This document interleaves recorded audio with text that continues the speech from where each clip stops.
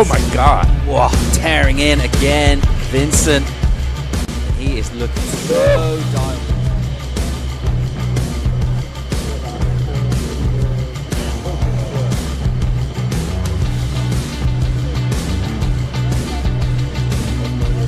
The athletic Smith. Awesome wave. Now he's coming to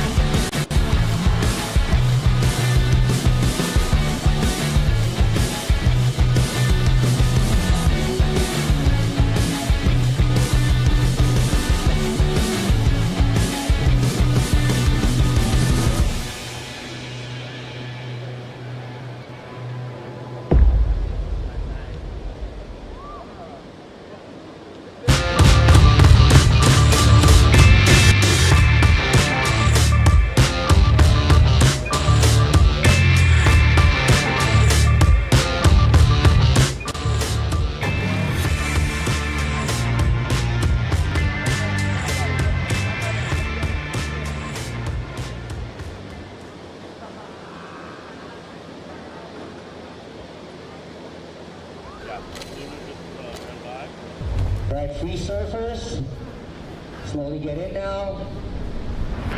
Gotta go our last waves. So we can start with our awesome day. Great surfing overall. Hoping for fun conditions tomorrow. Pretty confident it's going to be pretty good. We're going to come back for a 7:30 call for potential 8 o'clock start.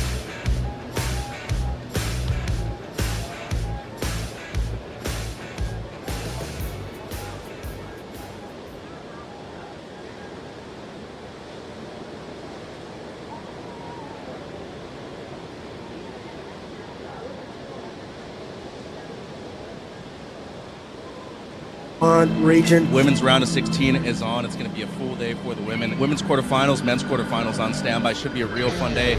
Lovely end section there, 6 to the air, And he pulls it off. Not bad. Lovely full spin there. Section Bronson netting again. He'll boost. Whoa! Stop it. He's got a bit of speed. There's a section. He'll go to the air and he'll land it as well. his last wave. Bang! Big, powerful, confident turn.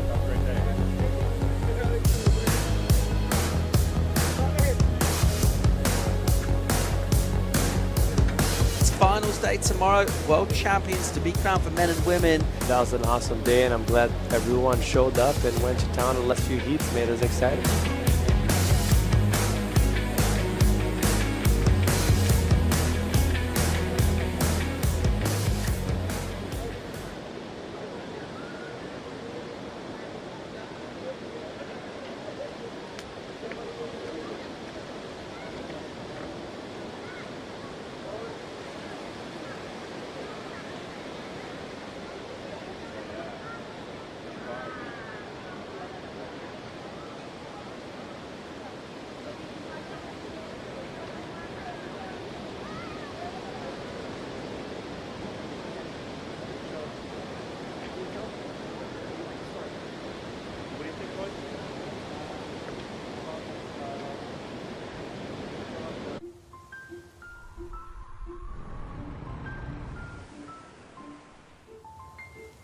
When it's love, it welcomes you. It appreciates you. It inspires you. And gives you a reason to go on. A reason to do great things. And conquer great heights. It is there to give you courage, to empower you, and honor your strength. Love is always worth the wait. It is a deep dive into a life of wonders. Wonders that are found in the smallest of things. And in the sweetest little moments. But always better in full view. Better for all to feel, better for all to see, and better for all to share. This is how you know that love is real. When it expects nothing in return, yet makes you yearn to give it back. When it leaves a mark on your soul that you'll take everywhere you go as you walk into the new chapters of your life. But even if you can't fully understand it, even if you can't put it into words, sometimes knowing it's with you is enough. Because when it's love,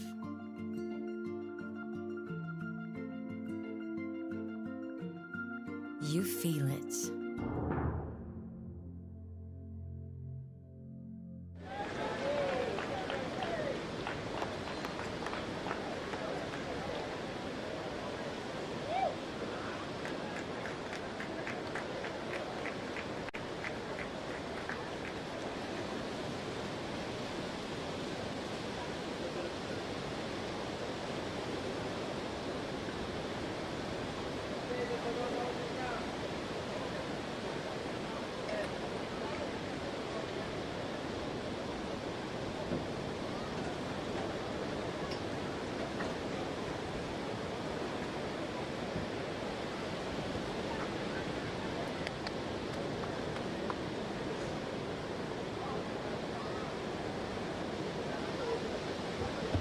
All right, free surfers, please clear on the lineup. Thank you, free surfers.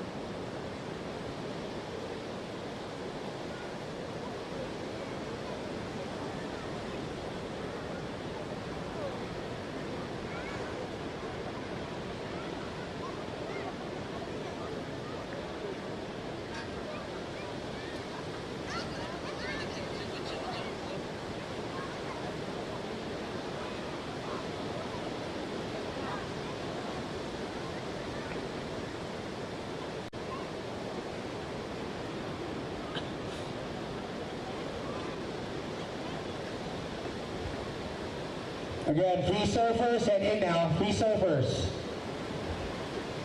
Please clear the lineup. Free surfers, please clear the lineup.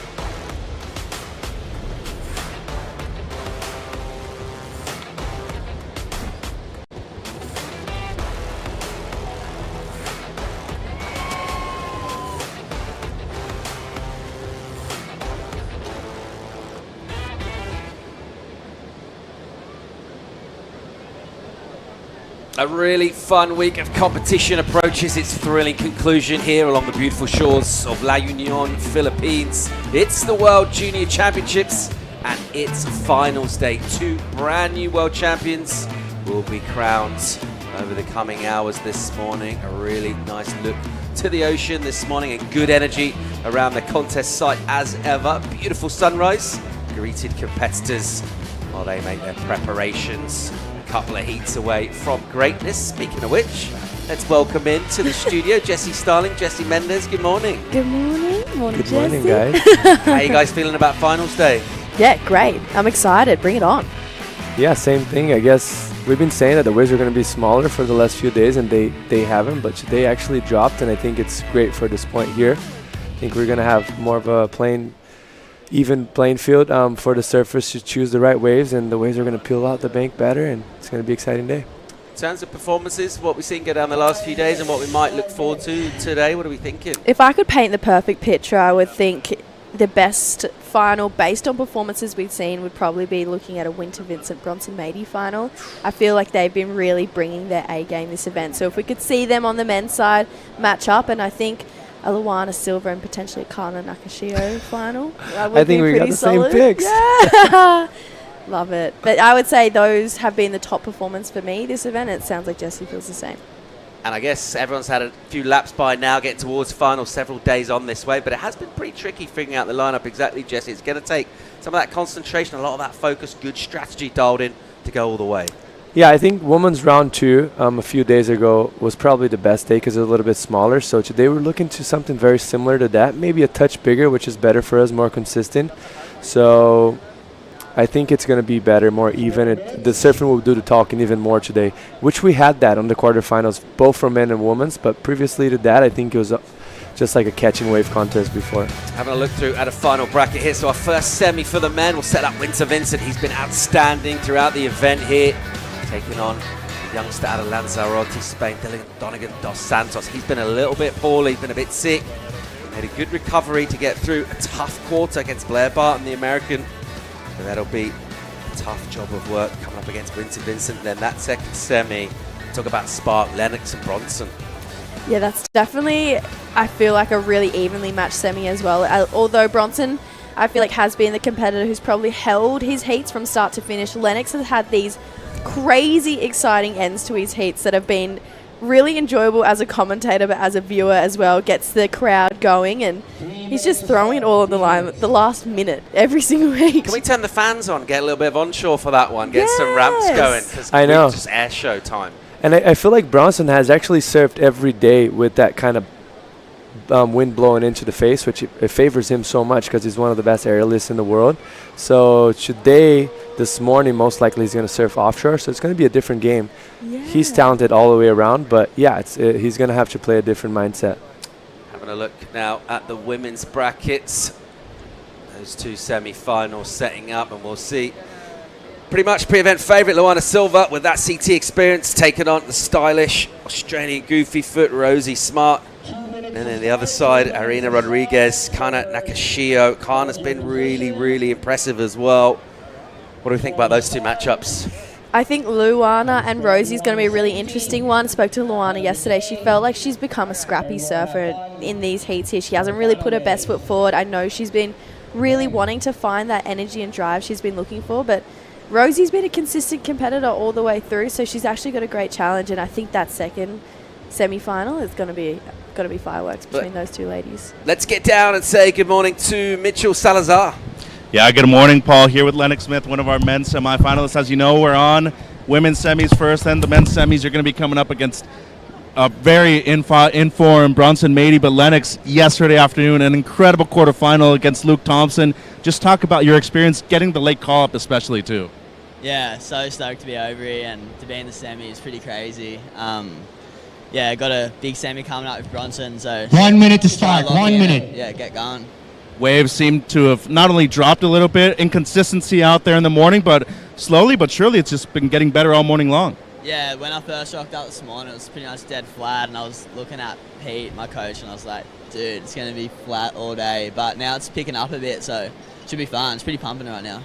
I told you off camera the other day, Luli Pereira, the head judge, mentioned that you had one of the most beautiful roundhouse cutbacks he's seen in a while. When you get that kind of compliments from people as valuable as him, what does it do for your confidence, Len? Yeah, that's pretty crazy. I didn't know that, but yeah, thanks, heaps. Feels good when people say some good stuff about you. So yeah, frothing. Best of luck. Could be seeing you crown World Junior Champion later today. Yeah, thanks, heaps. Paul, let's crown some World Junior Champion, baby. Let's go, Mitch. Thanks so much. Love the energy from Lennox Smith. He's absolutely frothing. Such an entertaining character as well. Doesn't look like he's feeling the pressure too much either. He's enjoying himself. Yeah, he's very just, how you going, just super cruisy. He has that real Aussie, just, you know, whatever goes kind of attitude. He's so Australian. He is, especially just that interview he had with Stacey the other day was just epic. Just those two true blue Aussies just going at it for a good 5 minutes. But yeah, I feel like Lennox has got a big challenge today, but I think he has the talent to rise to, you know, the heat that he has against Bronson. But this heat in the water, I'm actually excited to see how these two ladies battle it out, because I think heat IQ-wise, both of these ladies, either one of them could win this heat. Yeah, it's going to be a tough feat for Rosie, isn't it? Coming up against Luana Silva. Everything she can do, you mentioned she feels like she hasn't performed at her best as yet. Well, that's actually a pretty good way to approach an event. Come into finals day, peaking, bringing your best. What's it going to take from Rosie to get past Luana? Rosie probably needs to get a good start. I would say she probably needs to try and swing on the first best wave that comes through and capitalize on that first section. Obviously, first heat of the day is always a hard heat because you kind of are the puppets, but I feel like once you get into this deep into the draw, it's not so much the case. So I feel like Rosie knows what a 6 looks like. She knows what an 8 looks like. So I feel like if she can just identify the difference in this heat, stay super calm, and just maybe push a little bit harder than she has been in her previous heat, she should be fine. She's got through with a lot of 5s and 6s, which has been great, and it's got her to this point. But I don't know if you want to win World Junior Championships on 5s and 6s. You know, you want to really try and get yourself up in that excellent zone. And to be fair, Luana's only been in that 5 and 6s world as well, so both of them probably need to try and dig a little deeper today and yeah, put their best foot forward. Yeah, two really smooth, polished styles, opposing stances, but both that similar approach where they just make everything look really nice. But to your point about pushing a little harder, I think that's going to be crucial for getting the big numbers out there, getting into the final here this morning. So you can see that flag just hanging limp on the pole. It is super glassy out there, super clean. Waves on off. I saw some warm-up waves. There's a bit of a feeding frenzy going out there with all sorts going down. People getting warm-up waves, free surfers ripping it up. But right now, just 2 in the lineup. One of these two will be heading to the final of the World Junior Championship here, presented by the Tourism Promotions Board of the Philippines. I feel like they don't need to do a whole lot of promoting for this place. It speaks for itself. It's absolutely gorgeous here, Jessie. Oh, it's the best place. It's one of my favourite places to come and travel to, and I've been lucky enough to travel to Siargao a few times now, but then to come here to La Union and experience, you know, one of the beaches on one of the bigger islands we have here. We're only a 4-hour drive from Manila, which is pretty much where you fly into with that international airport there, and it's just so beautiful, and it's got that same vibe and energy so consistently through the islands. You know, everyone is so welcoming. The waves are incredible. The people are just beautiful. They are just the loveliest people, and the food's great. It honestly ticks every box. Waves are great. There's just not many complaints over here.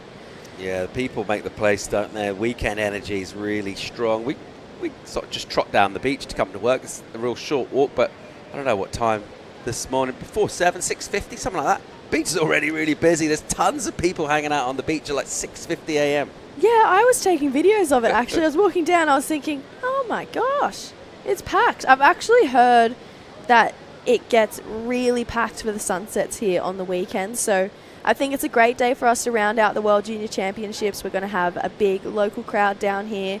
And I think it's always fun for a competitor to surf in front of a big crowd and feel that energy and love the cheers from the beach. So hopefully we get that going for our athletes. But yeah, there's a lot of support for both of these ladies. Looks like we may have a couple waves on the way. I feel like this has kind of been the tone for every first heat of the morning. It does go a little bit slow, and we wait for the start from our athletes, but I think there's still plenty of waves out there. Like Lennox said, it's dropped off a little bit, but still looks super fun. Beautiful views up and down the coast here on finals day as we think about World Junior champions, some of the great ones in the past. Think about names and sort of status coming into this event. Surfers like Luana Silva already been on the championship tour a couple of times for her before not making the cut. But just think what it would mean for her in terms of where she's been with her career. Came on pretty young and was part of that whole youth movement, but getting that world title, having a trophy in the cabinet, it's cool to get on the championship tour and have a ranking from there, but actually having that world title and being a champion, that'd be huge for Lulu. Oh, absolutely. That accolade to have next to your name, it's definitely, it's sets a statement amongst our industry, amongst our peers. You think about all of the greats who have a World Junior title next to their name. Get back to this thought in a second because looks like we've got a paddle. Rosie from deep. And it might actually have been Luana who's in a slightly better position there. But obviously no priority at the start of the heat, so the surfer who is deeper gets to go. And just a little bit of a misfire in terms of positioning there, although watch what could have happened on that wave. No significant points added, but it will set up our first priority. It's Luana Silva who will have that. And now she'll wait to try and dial in an opportunity. So lost nearly 6 minutes of this without too much going down really, other than a bit of positional stuff and some patience, which it's going to take. And you would probably back the surfer with the slightly more experience at the highest level in terms of not overthinking things too much, not getting ahead, thinking about world titles at the moment. It's about catching two waves. Yeah, definitely. It's so funny how easily we can overcomplicate it as competitors and as athletes. When you just break it down, it's 30 minutes, 2 waves. It's just being... Mitch keeps saying what Jake Marshall says, it's about being the best surfer in that 30-minute time frame. You just got to put your best foot forward. Rosie, I understand why she went that way, but it did look like Luana was in that better position, so feel like potentially maybe just a bit of a blocking maneuver, a bit of a defense play, even though we are at the very start. But at least now we know we've got no restarts in this heat, so the ladies are locked in for the next 28 minutes. But Rosie, surprisingly paddled back up deep again. I thought she was maybe potentially a little too deep on that last one, especially when those sets came through as well. They did miss those first sets that came through during the heat, so maybe positioning error, but this wave keeps me super humble every time I make a call like that. Usually it changes and a great one comes through deep, but these guys have surfed this wave all week now, so they probably know a little bit more than me, just sitting in the booth here. You see quite a few scores come through with surfers without priority. Managing to snaffle things, positioning has been a bit of a key really throughout the whole event here. It's something of a level playing field for most of our athletes coming into this wave, not knowing a whole lot about it. Been quite impressed by how early some of the competitors got here, even a couple of weeks getting laps done of this wave. Here goes Luana Silva, representing Brazil with a really nice opening snap from her. Bang! Another turn into the lip, and it's crisp and clean. And then just has to sit down a little bit, but recovers it well on a flatter face. So decent opening wave for Silva. That was beautiful energy. Luana really met that wave with power, and I feel like she looked the most vibrant on that wave. I've seen her the entire event. Let's break it down. Love this first section here. She really just lays into it. Nice bowly section, so she's identified a great wave. This turn, I know it was kind of a mistake, but I loved it. I loved the way she regained composure, had to get the hair out of the face and just flick it away. But that was a really great wave. Not a lot of downtime in between each turns, which just shows her excellence and her ability to just manufacture a great wave from start to finish. And yeah, I think that was a really awesome start for Luana. Really well surfed, just knew exactly the kind of wave she was waiting for. She found it there. Good stuff from her and a good way to apply a bit of pressure to Rosie. Smart now will have that priority and will be just wanting to get involved.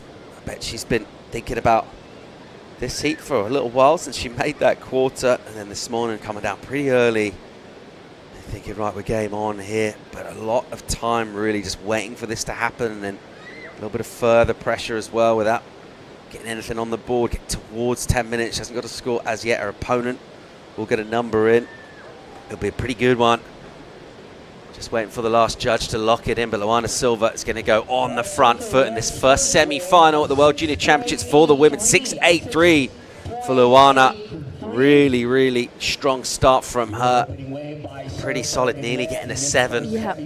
Yeah, that's the best score we've seen from Luana all event, actually. So that's 6.83. I love the energy she brought to the wave. Like I mentioned, chatted to her yesterday, and she just didn't feel like she's been able to put her best foot forward at this event so far. So I'm excited to see the fact that she started off so strong.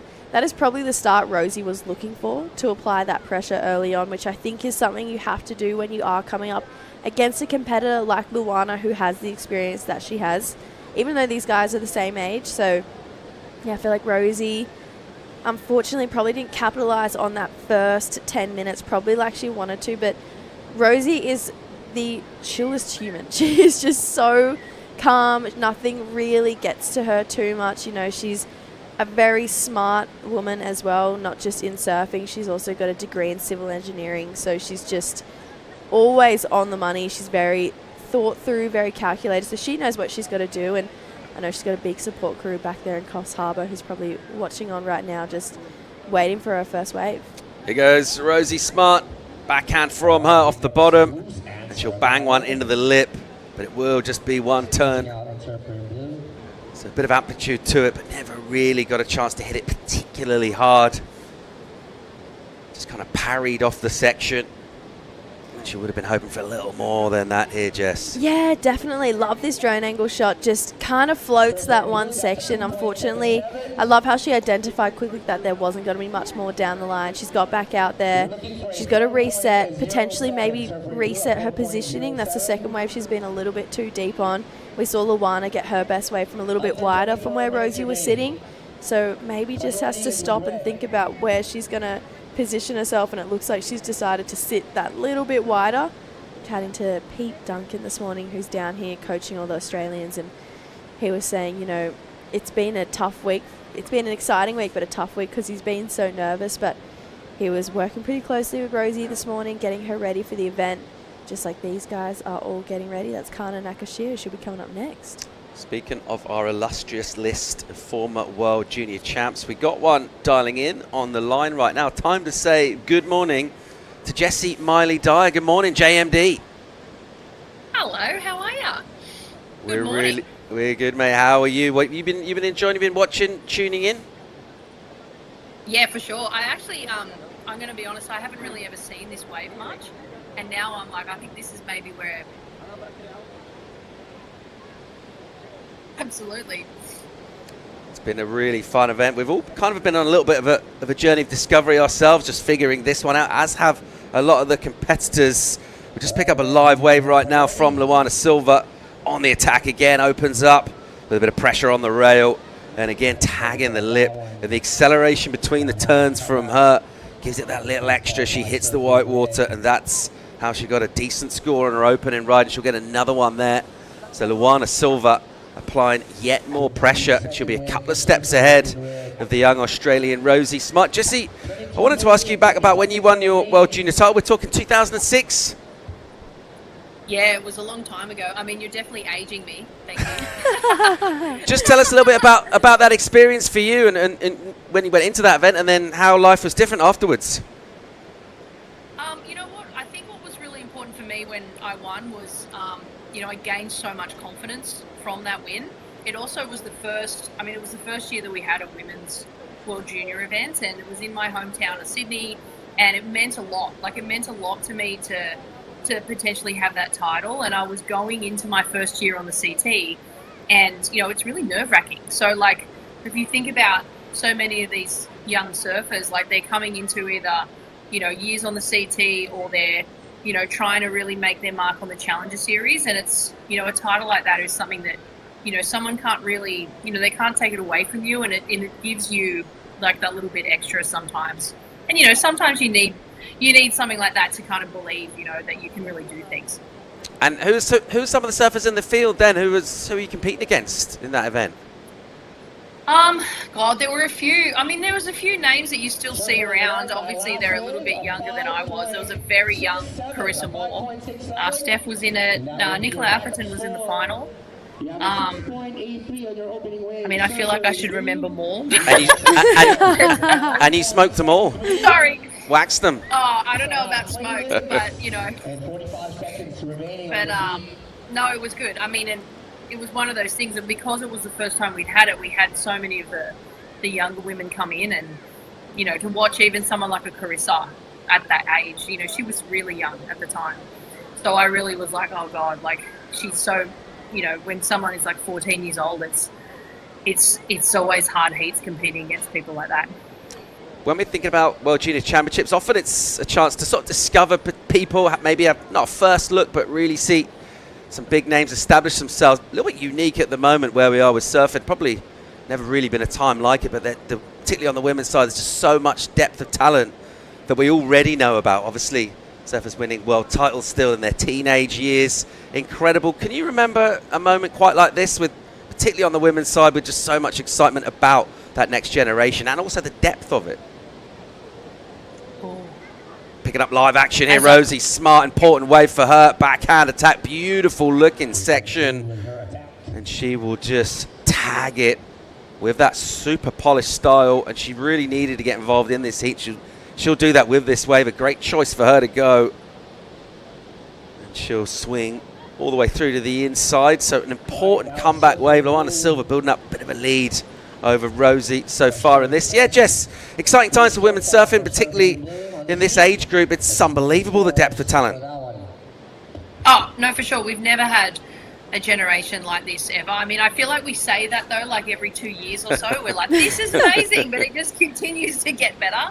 I think, when you think about some of these young women coming up and how much they've driven the sport, we're going to have a 24 on the CT, and a lot of that is really due to the talent that's coming through. So, they're demanding things like this by surfing so well.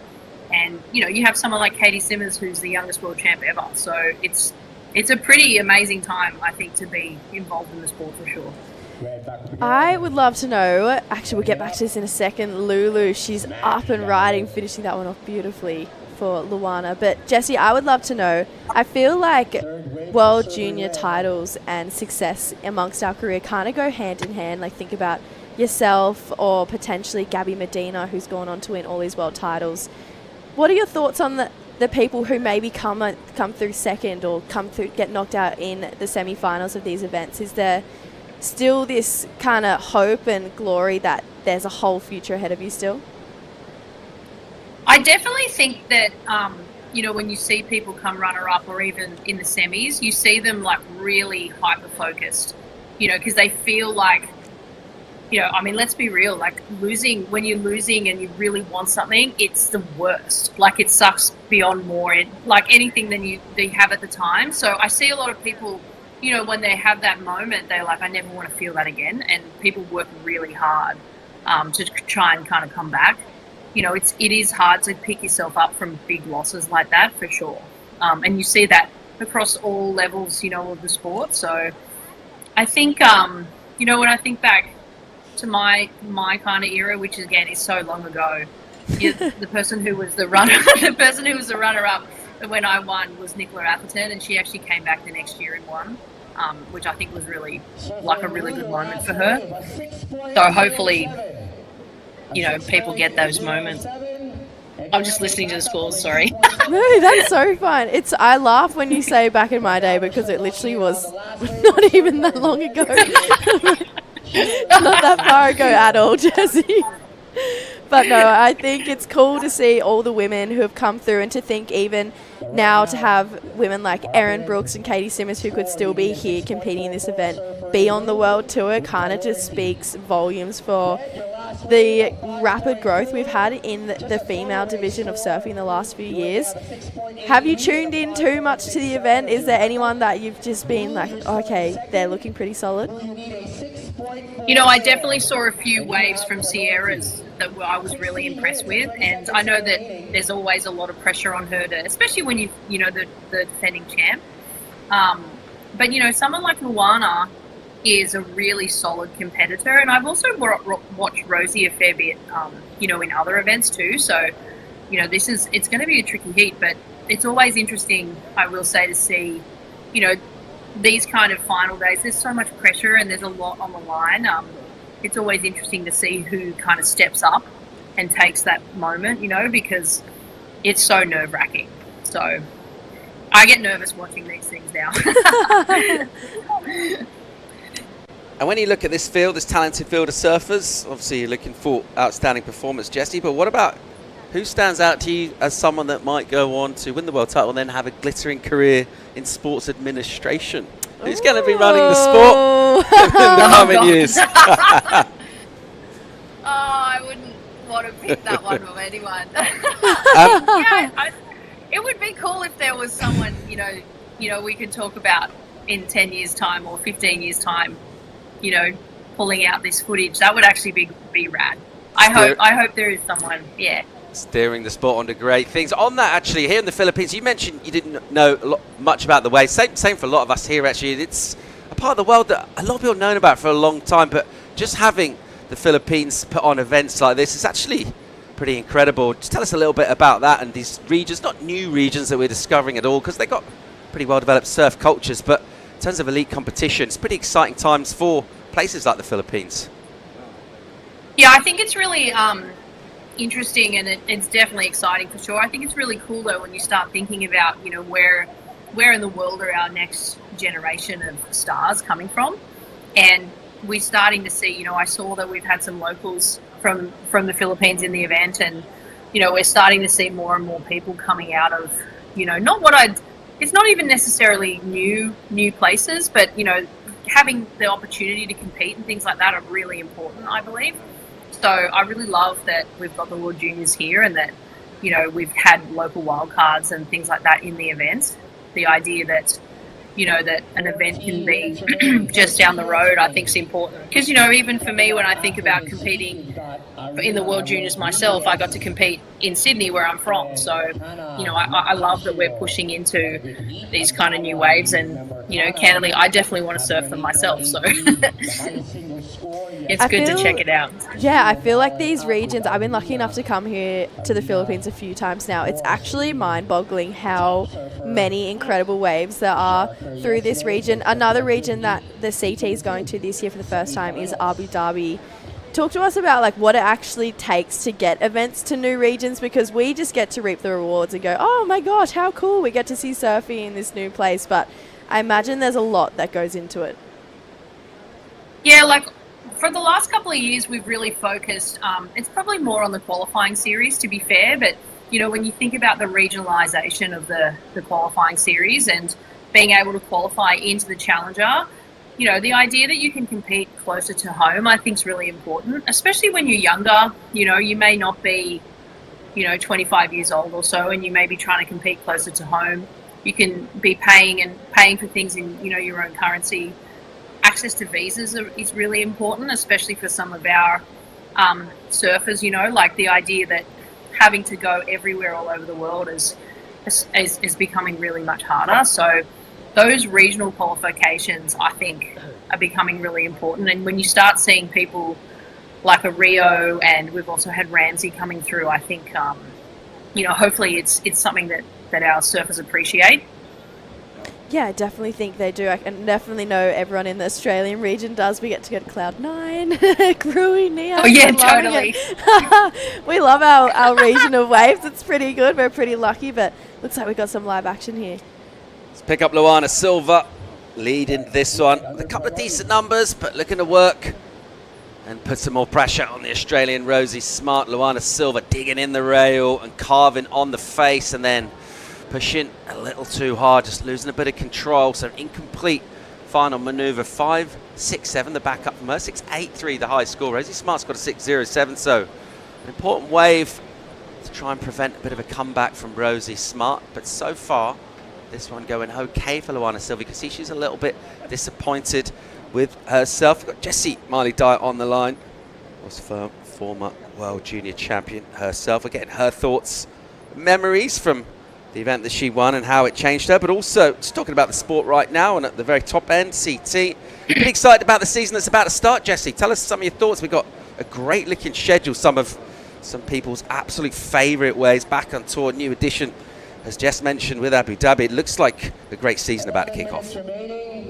Yeah, I mean, this is like that huge kind of time where, there's so much momentum coming into pipeline at the start of the year, and there's so many things that happen that are that are exciting, you know, giving out for WSL to be holding the awards and presenting our world champions with their trophies. Like, in a lot of ways, it's almost like a back to school kind of vibe, you know, those first days of school where everyone comes in and you've got new things and you're showing everyone, what you've been doing in the off season / your school holidays.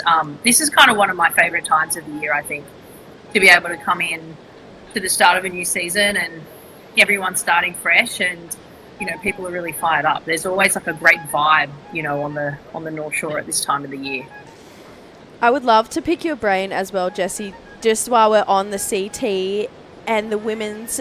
We have, I would like to think, probably the best set of women to take on a Pipeline that we've ever had in history. If you think of the likes of really the three ladies who dominated last year, Molly, Betty, Katie, and then now we have women like Erin Brooks, Vahine Fierro, even Steph, she's back on tour. It just seems like this year's feeling like it's going to be potentially the best year yet for the women at Pipeline.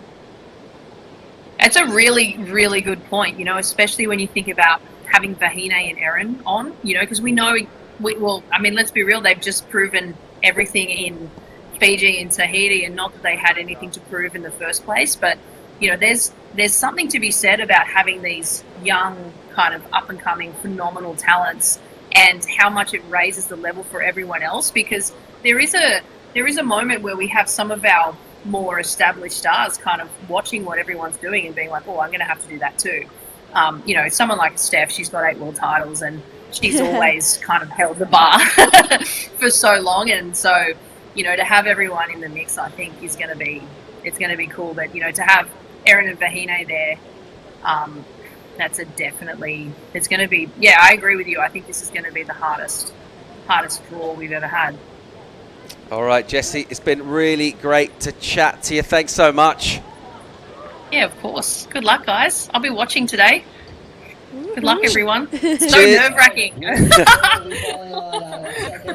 Cheers, Jessie. Let's pick Thanks, up Jessie. the action here. Rosie Smart with a quick wave, 8.5 on the clock, and she needs to get a backup score in. She's very close in terms of the numbers. Her high score, 6.07. She's right there, but she needs to get another number of that order, 6.44. The requirement for her at the moment, 8 minutes on the clock. And she's in touch here with Luana, but she needs to really try and strike a blow. Oh, that was the wave to do it. I feel like that first turn had a lot of mongrel behind it. That second turn looked great as well.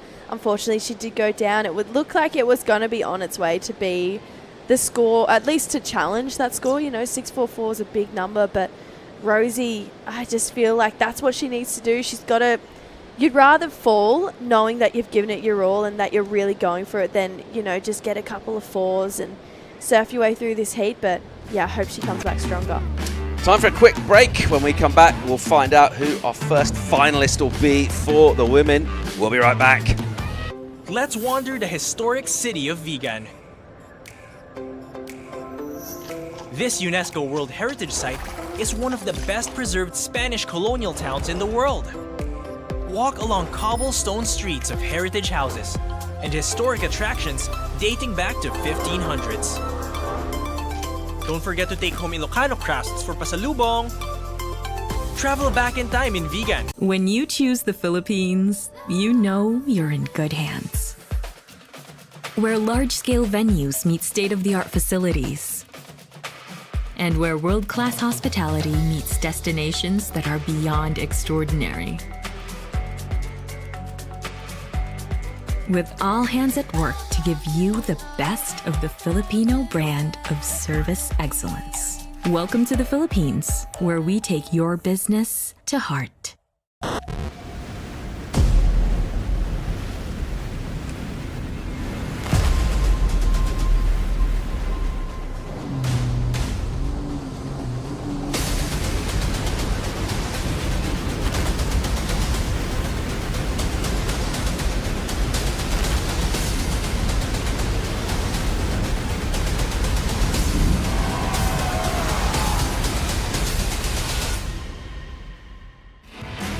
First semi-finals for the women at the World Junior Championships in the water at the moment.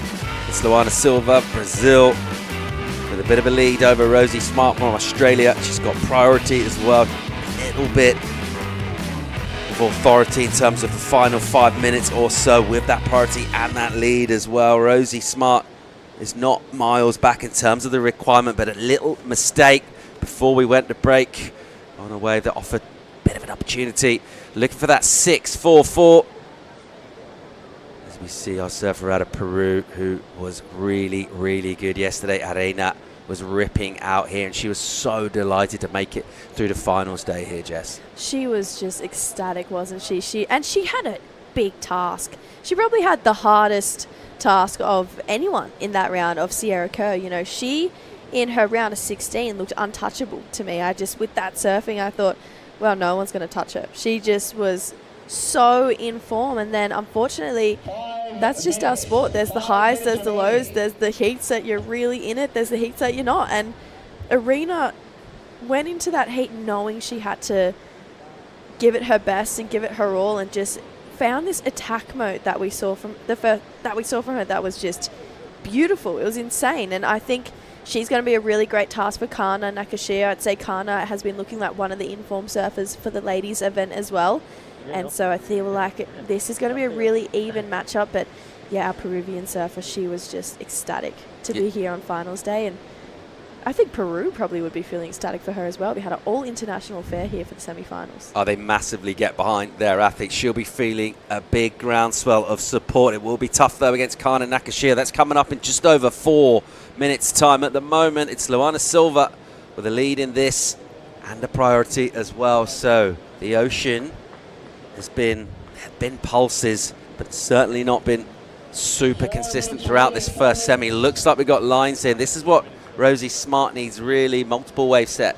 Yeah, she needs Luana to potentially pull the trigger on the wrong wave, and then Rosie to really capitalize on the one after, or at least hope that, you know, Luana makes a mistake for Rosie's case. But I just think Luana's such a good competitor. She's just, especially when it comes to rounding out heats, she's got that pretty much on lock. Rosie, unfortunately, is going to get this one on the head.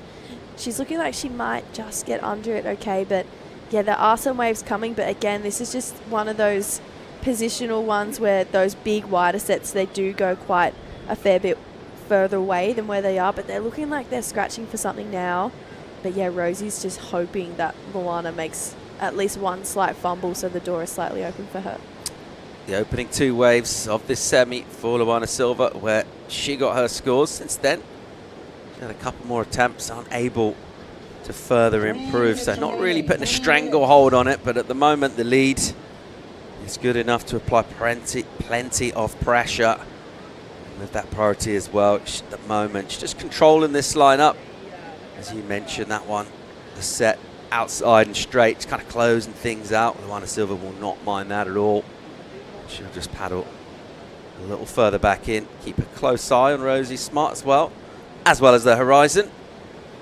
But it's been a pretty good performance from her so far. Again, we haven't seen her really go mad out there, but no, she's getting her improvement through performances throughout the rounds, and if you can do that all the way through the final, feels like the formula for success. It's funny though, like we say, she hasn't really come out of her shell, and that 683 was definitely shades of that traditional Luana Silva we know, but to think that she's probably going to get to the final in 2 minutes time, I mean, you never know what's going to happen, so I can't really jinx her, but say she gets to the final in just over 2 minutes, she's going to have got to the final with really not having given us her best, which is actually a compliment and an accolade to her surfing and how good she actually is and how lethal of a competitor she is too. So yeah, I feel like that is almost a blessing in disguise for her to save the best till last, but Rosie's going to try and challenge that for the next 90 seconds. But the ocean is looking a little bit quiet now, Paul. It's not the best feeling in the world when you're in Rosie's position there, but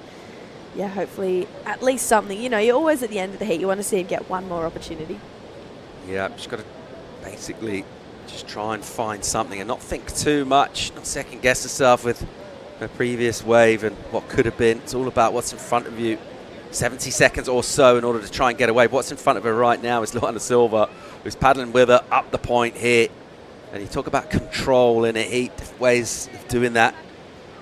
But overall, Luana Silva has looked very much polished in terms of everything she's done, the way she sort of moved around in the lineup from that opening exchange. Rosie was deeper before we had priority established. Rosie just kind of stood up deep behind the section. Ever since then, Luana on her next wave got a big number with a really good read on the lineup, and it's been a pretty polished performance. That's what you'd expect from someone that's been on the CT twice. I don't expect anything less. Yeah, I feel like she is the most well-rounded surfer in this draw. She has the most experience out of any of the women on this draw. This is kind of what we expect from her, to at least be in the final. You know, we expect her to really challenge for that title. And I know it's not fair in some cases to put expectations on people, but when you're Luana Silva coming up against this field who hasn't had the experience she has, you do expect her to be there. Here goes Luana. Took this wave to block Rosie, and she'll swing through. Just flicking spray off the rail. A slightly smaller wave, but she identified the fact that this could potentially have offer the 6-point ride that Rosie Smart needed, so didn't really need asking twice, just took it, swung, and a solid performance from her. She'll go through to the final, as we mentioned, not really lighting the place up as such, but the very, very best in the world know they need to come and do it for the final. That's when it matters most. Our first finalist is set. Commiserations to Rosie Smart. She surfed well. Certainly no disgrace in a semi-final performance. We'll be coming up next with the second semi-final for the women. Looking at Irina Rodriguez of Peru, Kana Nakashio of Japan. We'll be right back.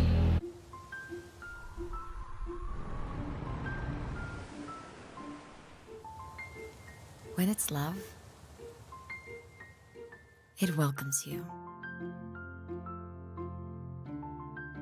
It appreciates you. It inspires you and gives you a reason to go on. A reason to do great things and conquer great heights. It is there to give you courage, to empower you, and honor your strength. Love is always worth the wait.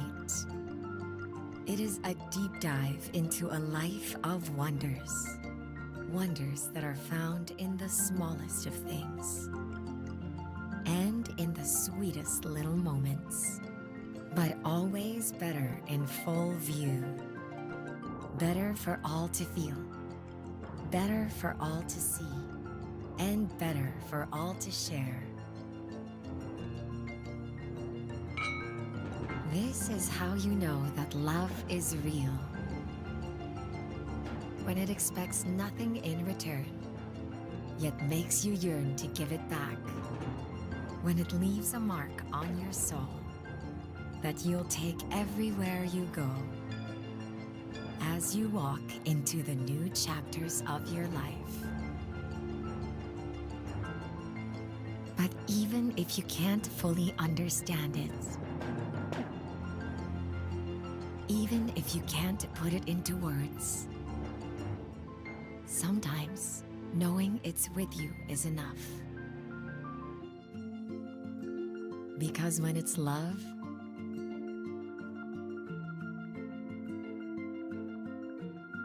you feel it.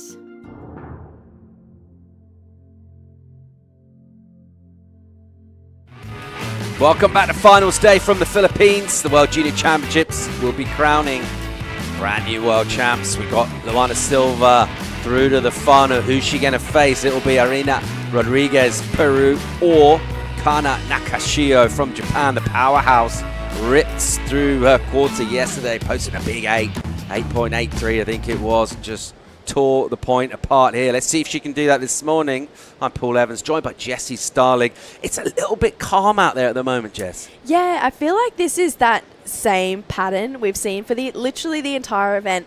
The first couple heats of the morning are a little bit slow. We kind of rock up, we see the free surf, it looks like there's waves everywhere, and then once the event starts, it actually does show that it is just that little bit slower. It's just the fact that no wave goes unridden in the free surfs. Everyone's on everything. But these ladies, yeah, they are being that little bit more particular about what waves they're taking, which I understand is fair enough considering this is one heat away from the final. But yesterday we saw Kana. She only got 2 waves in her quarterfinal. She got an 8 and a 6, which are 2 great waves to have. But yeah, I feel like I would love to see them turn a couple more waves and roll the dice a few more times. Let's get some insights from the lineup. Our first finalist, Luana Silva, is with Michel Salazar. Absolutely right, Paul. And a late addition to the draw, too. Lulu, you've made it count. You're into your first final here at the World Juniors. The addition of the 5 minutes into the 35-minute heats today, how important was it in a slow lineup out there?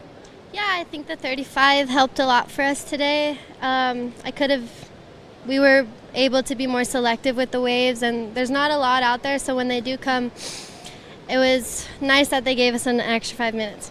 Is there a certain language you have to think in order to motivate yourself or push yourself a bit more? I know myself, my attitude and my personality changes from English all the way to Spanish. Yeah, I mean, I feel like when I speak English, I'm a bit nicer, but you know, I'm a nice person, I would say, speaking both languages. But when my dad speaks in Portuguese to me, I know it's time to fire up. He'll say some words that aren't appropriate for but yeah, I think I get fired up speaking more Portuguese. All business this week, traveling alone with your father, as you said, and it's really been free surf in the morning, go surf your heat, free surf in the afternoon. What's it going to be not only this week, getting into the final already, but being crowned World Junior Champion would be a huge moment for South America and for Brazil, Lulu? Yeah, I'm just trying to take it heat by heat. I mean, you've seen my heats. A heat win is a heat win. It hasn't been the best heats that I've surfed, especially even this one. I switched boards, but I think I'm switching back to the other one. And being crowned champ is like unbelievable. So we have another 35-minute heat to go, and hopefully we'll take it down. I like the attitude. Uma palavra em português para Brasil. Obrigada a todo mundo que ficou acordado assistindo. Beijo para todos e vambora. Muito parabéns, boa sorte. Paul? Thanks, Mitch. Luana Silva looking dangerous. The smiling assassin, isn't she? Just calm, happy, but at the same time deadly in the water. When you get fired up and sassy, do you think in French or English?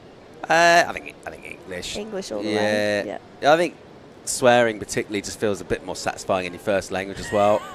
I don't know. It just doesn't mean as much.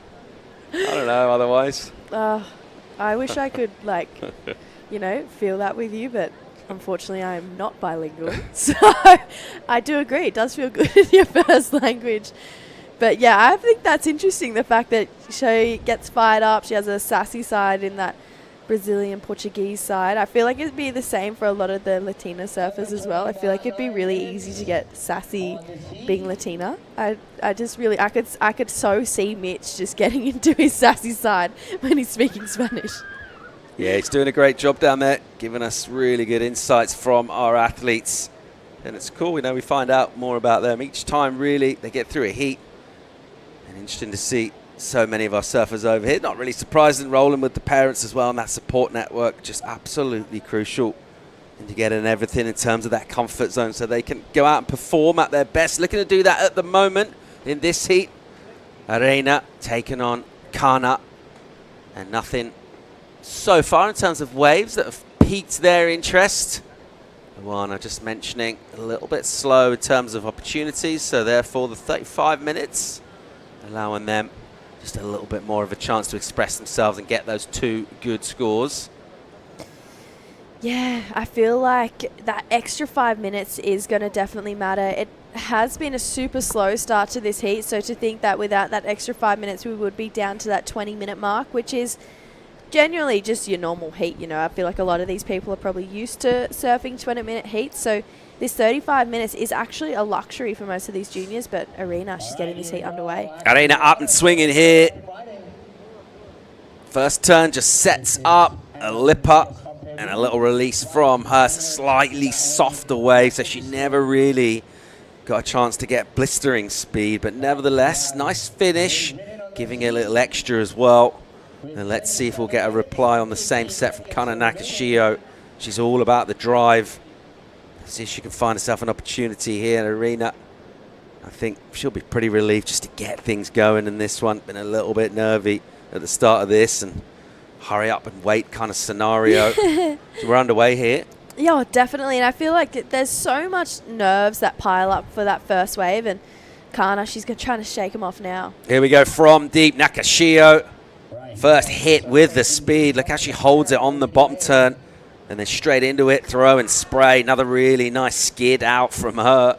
And then driving on a softer section, carving back to the whitewash. So from the opening exchange, certainly in terms of speed and visual impact, this felt like the better wave. Yeah, love that first turn down the line. Then she held her rail through this one. But this turn, Paul, loved it. That's textbook Kana Nakashio. Just kicked the fins out the back, held her line all the way back. That was probably just more of a, all right, let's keep the flow, let's keep the momentum going at the end of that wave. 367 for that first one for Arena. But yeah, I agree with you, Paul. I'm thinking that way for Kana.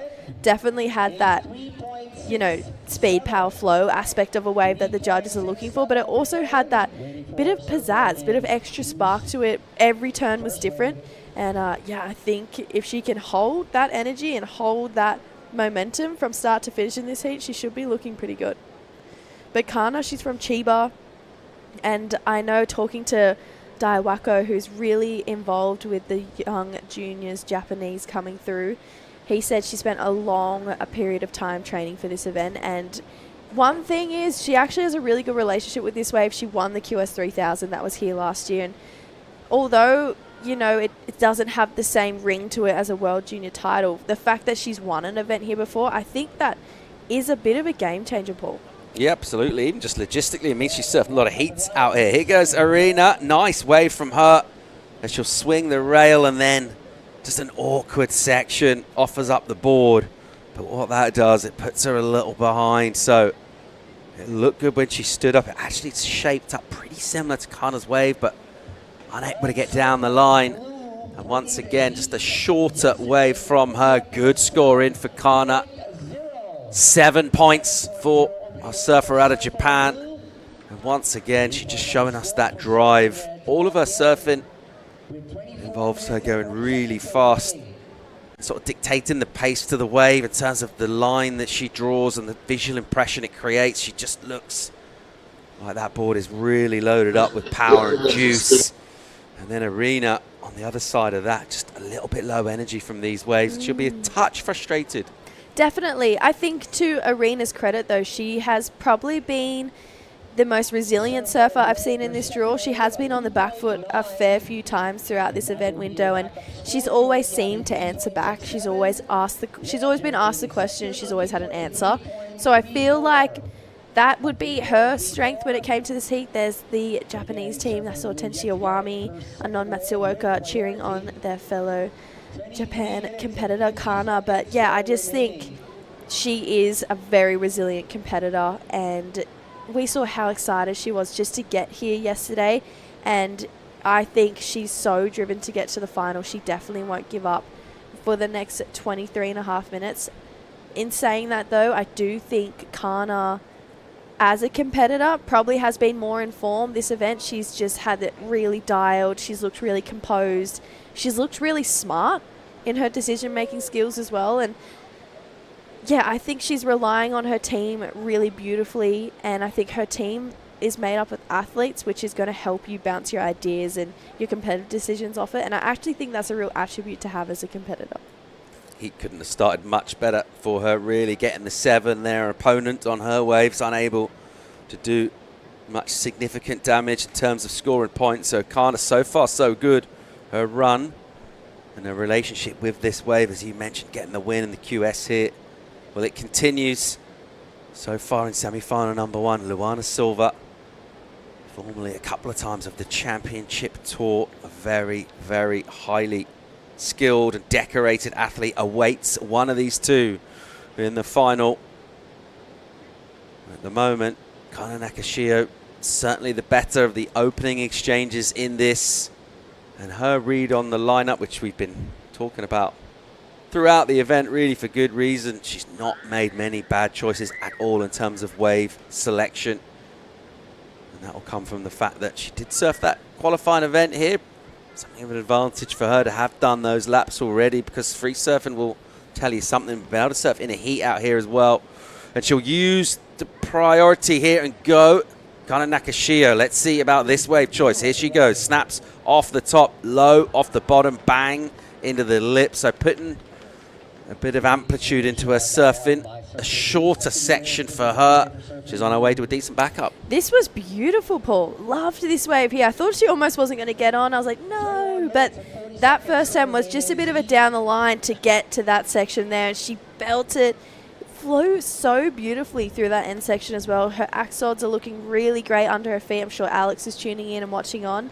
But Kana, she's just looking so switched on. We talk about the relationship she has with this wave and the ideas and the lineup relationship she has as well. But, you know, Arena, she came here on the 31st of December.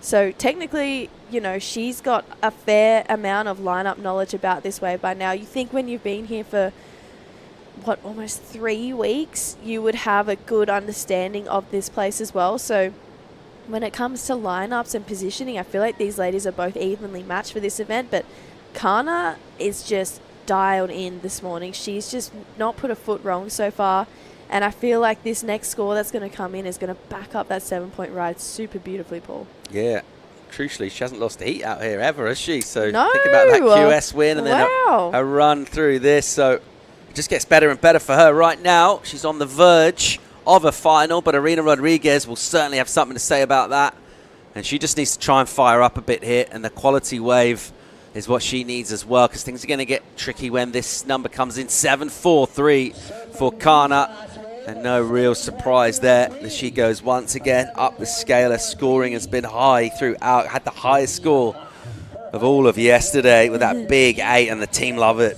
They are absolutely loving it. You can see Tenshi, he's stoked, Anon's happy, Kokona is in the background there too. So yeah, beautiful times here from Team Japan, and I love how much they all get around each other and support each other, and I think that's a really awesome attribute to all the nations now. I feel like it's almost become, it's obviously it's an individual sport, but it almost has become a team sport when you go to events like this or the Challenger Series. It seems to be all the regions kind of band together and support each other. We've seen a lot of love from the Europeans, a lot of love from the Aussies all together, the Japanese team. So yeah, I think it's so important to have that support system to rely on, and to know that win, lose or draw, you got people to come in who love you and are proud of you no matter what. It makes a huge difference, especially at this level.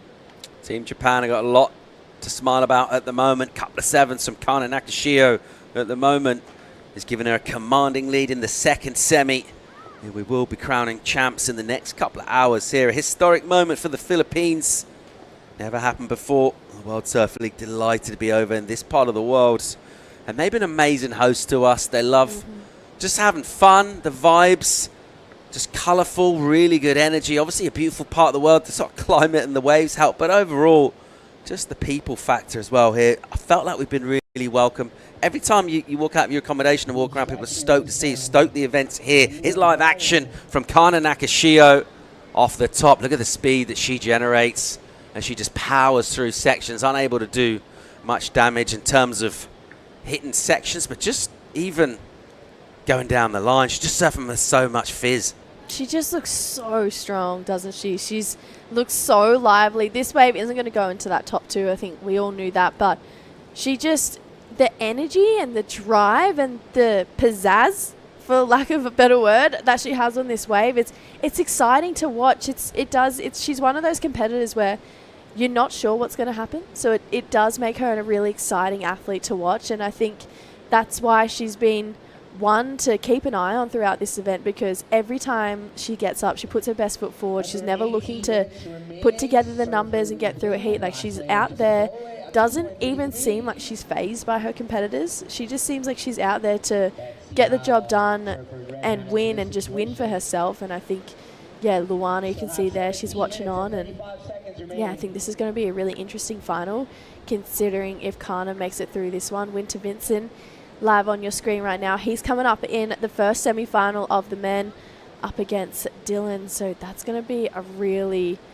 solid matchup, that one. Two different surfers, but I feel like they're going to be, yeah, a bit of a back and forth battle maybe. Yeah, let's see what we get there. I think fair to say Winter Vincent, heavy favourite for that one, just with the extra experience he's got, what he was able to do in the Challenger Series this season as well, and his performances so far in this event. Another surfer, even though he has actually kind of scaled the heights in terms of the score, I still feel like he hasn't expended loads of energy on his path to semi-finals. I feel like Winter Vincent's got plenty more in the tank to show us as well.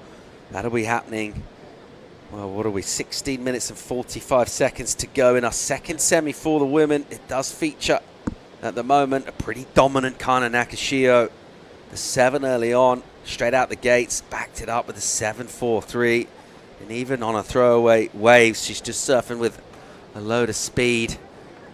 We need a bit of a comeback from Arena Rodriguez if she wants to stay in this heat. This is an important wave for her. Opens up, sets up, and then into the lip. Nice bit of spray, and then almost looked like she was stalling for a tube there. I'm not sure what was going on the end. I feel like her fins weren't quite engaged the way she wanted them to be. It seemed to be that they were just plateauing straight. She really needed to get that rail on edge, dig that fin in so she could get back up. And you could tell she was trying to bottom turn, but it wasn't quite working out for her, so she was just too much on that edge rail. But yeah, let's look at this replay. Had a beautiful double up to it. I thought to myself, oh, this is going to be a good one as she paddled in. You could see potentially a lot of thought going on this wave, and then, yeah, she just couldn't engage her fins quite like she wanted to. That was always going to be a hard section with that line she drew. So, yeah, maybe a lot of thought on that wave. It felt like she looked like she was thinking about what she was going to do rather than just doing on that wave. And I think when she does surf by just feeling, that's when we've seen her put up her best scores. Yeah, maybe a little bit of tension as well from her, just in the way she's surfing at the moment. Understandably, it's the semi-finals in the World Junior Champs. It's a big stage, big pressure. Here goes your leader in this heat, Kana Nakashio. She'll tag one and gives herself a sort of wry smile that the wave will just close out. But by contrast, just a bit lighter in terms of her overall energy. And the way she's surfing a bit looser as well. Arena, a little bit of tension in her surfing. She's not found great waves. This one, a bit of a straight one here from Yeah, lost a bit of speed on that takeoff there. It looked like it might have had a two-turner opportunity, but yeah, just that takeoff kind of did dictate the rest of that wave. Just the one turn, but you could tell she was kind of laughing at the end of it, just like, oh, well, that's kind of what it looked like to me. But yeah, 7.43, and that 7 does have Arena looking for a 14.43 combination. We're well over the halfway mark too, 14.5 to go. So yeah, she's definitely going to have to find a bit of energy, a bit of flow in this back half of this heat if, you know, she wants to rise up to the challenge that Kana has really set for her. A little over 14 minutes to go at the moment. A surf out of Japan, Kana Nakashio. She's got 1 foot heading towards the final to face Luana Silva. Find out if Arena Rodriguez can mount a comeback when we come back from break. It's all happening at the Lexus Pipe Pro, presented by Yeti. Gianca, where'd he go? He's out! He takes off so deep on this one at backdoor. Spit loose up to the Johnson. Seth Moniz, spit, and he comes out. Molly putting her head down, grabs the rail of pipeline. Super deep, Mamiya comes out! Let's wander the historic city of Vigan. This UNESCO World Heritage Site is one of the best preserved Spanish colonial towns in the world. Walk along cobblestone streets of heritage houses and historic attractions dating back to 1500s. Don't forget to take home Ilocano crafts for pasalubong. Travel back in time in Vigan. When you choose the Philippines, you know you're in good hands. Where large-scale venues meet state-of-the-art facilities. And where world-class hospitality meets destinations that are beyond extraordinary. With all hands at work to give you the best of the Filipino brand of service excellence. Welcome to the Philippines, where we take your business to heart.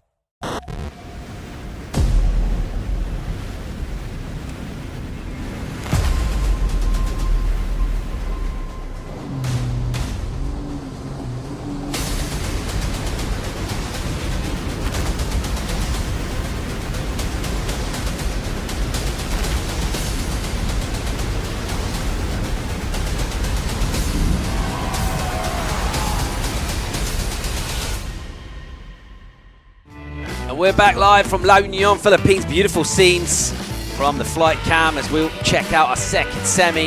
Having a look at Arena Rodriguez out of Peru, taking on Kana Nakashio from Japan.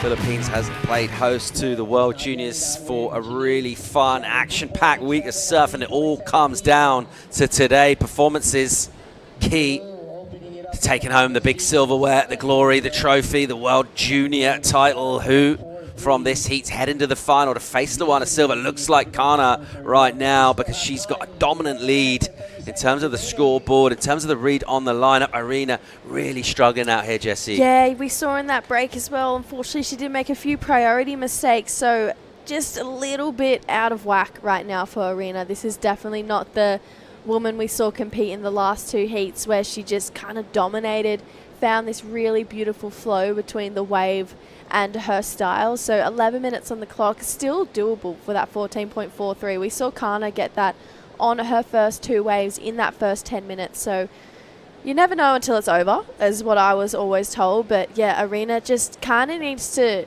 shake it off and just reset and find herself something that, as Stace would like to call it, a bit of a perso wave, so that she can find that energy, use it, just finish a wave and be like, okay, there it is, there's the baseline, now let's build. Couple of sevens is the requirement for her. 10.5 minutes, totally doable. Having a look at our surfer out of Lanzarote, Dylan Donegan dos Santos. And a really fun, positive energy kind of character. He'll make his way down the beach. He's got a bit of a heat on his hands here. I think he'll relish a chance to take a win to Vincent. I think he wants to surf against the best. He wants to measure his surfing. And he'll get to do that in a tough semi-final at the moment, making his way down the beach. He was feeling a little under the weather, I think. Feeling much more healthy now as he strides down the beach to go out there and try and get a spot in the final. Already had success at junior level in the ISA, and now looking to do that here. First of all, he's going to get past Winter Vincent just to get himself into the final. I'll tell you what, those men's semis are so stacked. That will be the first one, and then Lennox Smith taking on Bronson Meddy in the second semi. Cannot wait for that matchup. That's going to be huge. I feel like both of those guys have a very similar bag of tricks. Lennox is incredible at airs. Obviously, Bronson is really well known for his airs, and that's his strong point. Lennox probably has the edge of him when it does come to turns and rail work and, you know, putting a heat together in the last 2 minutes. He probably has that edge on Bronson, but Bronson is just so dialed in at this event, and he looks so confident and just comfortable in the jersey as well. And I think probably the most comfortable I've ever seen him in the jersey. Right now, though, Kana using priority. Yeah, she'll go here. Stands up. Is patient for the opening section. Nice whippy snap turn from her. And then builds up speed. Holds that one a little longer on the rail. Ain't done yet. Little clip on a foamy section. Through to an inside runner. These have gone a bit soft throughout the day. It'll happen again here. But again, just super sharp. She just kind of had to play that card because she had to ensure the clock wind down that little bit more so that Irina doesn't get as many opportunities. So obviously I don't think there was a 7 on that wave, but Kana kind of had to play that card to keep Irina off. So playing a bit of defense here in that last 8 minutes 20, looking like a wave might be coming through right now. I'm hoping she can get her flow and energy going, but that one just doesn't work out. Oh, this is getting a little bit hard to watch. I really want to see her just do it, you know, in this last 8 minutes. Just show us what she's really got, you know. Bit of an opportunity here, though, for Irina. She'll have priority. She's got 8 minutes. A couple of waves is what she needs. She is in a combo at the moment. 2 sevens the requirement. Vincent with his mum. Looking very relaxed as ever. Doesn't seem to get overly perturbed about too much. Does he win or lose? Keeps things on an even keel, does young Winter? I don't think I've ever seen him frustrated, annoyed, like anything. He's just so chill, and he's always been like that ever since we were Groms running around the northern beaches at regional titles. You know, he's just always been whatever. I love it. It's one of the things I love about Winter. Makes him a great competitor, being a bit nonchalant, you know. He'll be feeling pretty confident as well, based on his performances, what he's been able to do at this wave as well. It's brilliant surfing from him from the very first day. Really sort of CT caliber, a lot of the maneuvers that he's throwing down. That's what our co-commentator Jesse Mendez has been calling his surfing. I think we'd all agree with that. He's been really, really quality out here But the job ain't done yet. He's got to win 2 more heats if he wants to win this world title. First of them will be up against the Spaniard, Dylan Donegan. That'll be 6 minutes, 40 seconds time. At the moment, Arena Rodriguez, good news for her. Priority, run of the lineup. Bad news, combo. She needs a couple of waves. She's all alone out there, and she's not had much going at all. I really like your point when you mentioned that she looked like she was thinking while she was surfing a little bit. Feels like a lot of the good stuff that she's done has been really timing-based, particularly yesterday in the quarter. And she maybe trying to get up a little early. She just looks like she's kind of wanting it to happen before it actually does, rather than let it happen, which is what Kana's been doing. Yeah, I think she's so desperate for it to work that it's not working for her, you know. And I think yesterday when we saw her really dominate those 2 heats she competed in, there was no desperation. It was just attack. It was just pure flow, pure attack. So I think if she can try and tap back into that, obviously it's so much easier said than done. I can sit here and be like, don't think, just do. But when you're out there and you're in the rushy and you're in the semi-final of the World Junior Championships and you're so close to getting there for battling for that title, it does hurt, and all these thoughts do start to wash into your head. And I feel like right now she's really poised, she's sitting, she's looking out to sea, but what looks like a lot of calm probably is a lot going on upstairs. And I think any competitor ever, no matter what sport you're in, has probably felt the way she's felt right now, just being, please let a wave come, or, you know, please let me hit this ball out of the park, you know. Like, I just think she's got what it takes to be there. She definitely does. She's proven that to us this week. But with 5 minutes, she's going to have to make something happen now to be able to get back out there and challenge for that next score. And to be fair, she only needs a 4-4-3 to break combination. Yeah, what she basically needs is a wave, and that will just totally change her mindset. If she can click into one, aside from the situation in the heat, just to feel good about her surfing again, start to get that into that flow state and out of the thinking state. At the moment, it's basically sit there and wait for your chance to come. You see Kana's taken up her position. Pretty close, just keeping an eye on things with the second priority. She has been in control throughout this one. So it's really a contrast of fortunes between these two. Kana just going, finding really good opportunity and going really fast on her waves. Arena unable to really get going through the gears. 4 minutes or so to do something about that hit. Let's just try and see her get on a decent set wave with that priority and just show her surfing. She's been really quality, competed amazing late yesterday afternoon when we had some really exciting, fun heats, and she really rose to the challenge. And she looked great value to come back for finals day here. For whatever reason, hasn't quite clicked for us so far. Still some time, a little bit of interest being shown here. You can see how that wave will just stand up and go a little soft, just break at the top of the point, but not a lot down the line. So a good choice for the first one not to go. Just have a little look here. I think this will also not be the wave she's looking for. Time ticking away here, Jessie. Yeah, it's disappointing at this point in the heat when you feel this way, and you know, so much hope and so much joy and energy and all this hard work goes into the very start of the heat. And you think, great, I've got 35 minutes to challenge and put my best foot forward, and sometimes it just doesn't happen.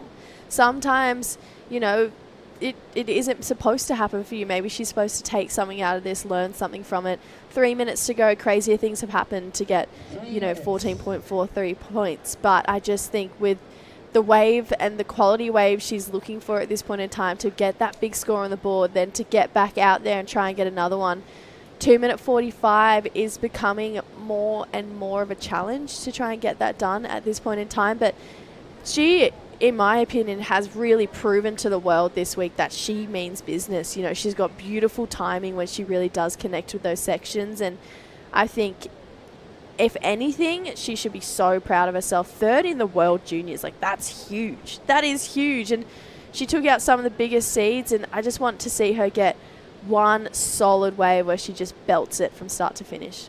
Yeah, absolutely. 3rd in the world's incredible. She'll be absolutely delighted with that. But when you get this close and start to dream and think what could be, but I think her career and her future in the sport looks locked in. Very bright. Peru, but absolutely delighted to have yet more talented performers from their region doing it out on the biggest stage. against the very best in the world. She's come up against someone in this who's just been in such good form, dominant form throughout. Kana Nakashio, I tell you what, if things remain as they are, which is a pretty good chance they will, minute 40 in a combo. If it is Kana that goes through to the final, Luana Silva is going to have a tough final heat. Absolutely she is. Kana has just been looking switched on, and like scarily switched on. She really hasn't put a foot wrong this whole event. She hasn't lost a heat here. Like you said before, crazy stat. She's never actually lost a heat at this way. Huge statistic to throw down, Paul. I was like, well, never thought of it that way. But yeah, she's a big challenge between her and Luana Silva getting that title. And I think if you haven't watched this event and you tune in and you look at who's in the final, you go, oh, Luana Silva, Kana Nakashio. Luana's got the name, she's got the history, she's got the CT in the Olympics to her name. But so most people's eyes would probably go to like, oh, Luana will take the title. But she's got a very healthy challenge of Kana Nakashio, and a scary challenge too. So I'm excited for the women's final. 45 seconds to go. You're going to have to think that Kana's done enough to get herself there. But Irina, she's been a real standout to me this event. And yeah, it's a shame she couldn't quite get going in this semi-final, but she should take this result and just run with it. And like Jessie Miley-Dyer said, sometimes when you're that close and it hurts that much, you lock in so much more and you come back so much better. I will be seeing her on the Challenger Series and beyond, I think, for sure, in the coming years. She's certainly not disgraced herself at all. Well done to her performance here, but we've got to say, what a final we got set up now. Luana Silva taking on Kana Nakashio. One of those two will be crowned World Junior Champ. That title either going to Brazil or to Japan. That'll be happening in the coming hours. It is finals day here at La Union, Philippines. And another commanding performance from Kana Nakashio, the Japanese surfer, couple of sevens. And blistering pace throughout her campaign. She'll take that to the final, well, where she'll meet Luana Silva. We'll flip over to men's semis now. A great looking matchup in the first of them. We'll see Winter Vincent taking on Dylan Donegan. Stay tuned. Let's wander the historic city of Vigan. This UNESCO World Heritage Site is one of the best preserved Spanish colonial towns in the world. Walk along cobblestone streets of heritage houses and historic attractions dating back to 1500s. Don't forget to take home Ilocano crafts for pasalubong. Travel back in time in Vigan. When you choose the Philippines, you know you're in good hands. Where large-scale venues meet state-of-the-art facilities. And where world-class hospitality meets destinations that are beyond extraordinary. With all hands at work to give you the best of the Filipino brand of service excellence. Welcome to the Philippines, where we take your business to heart.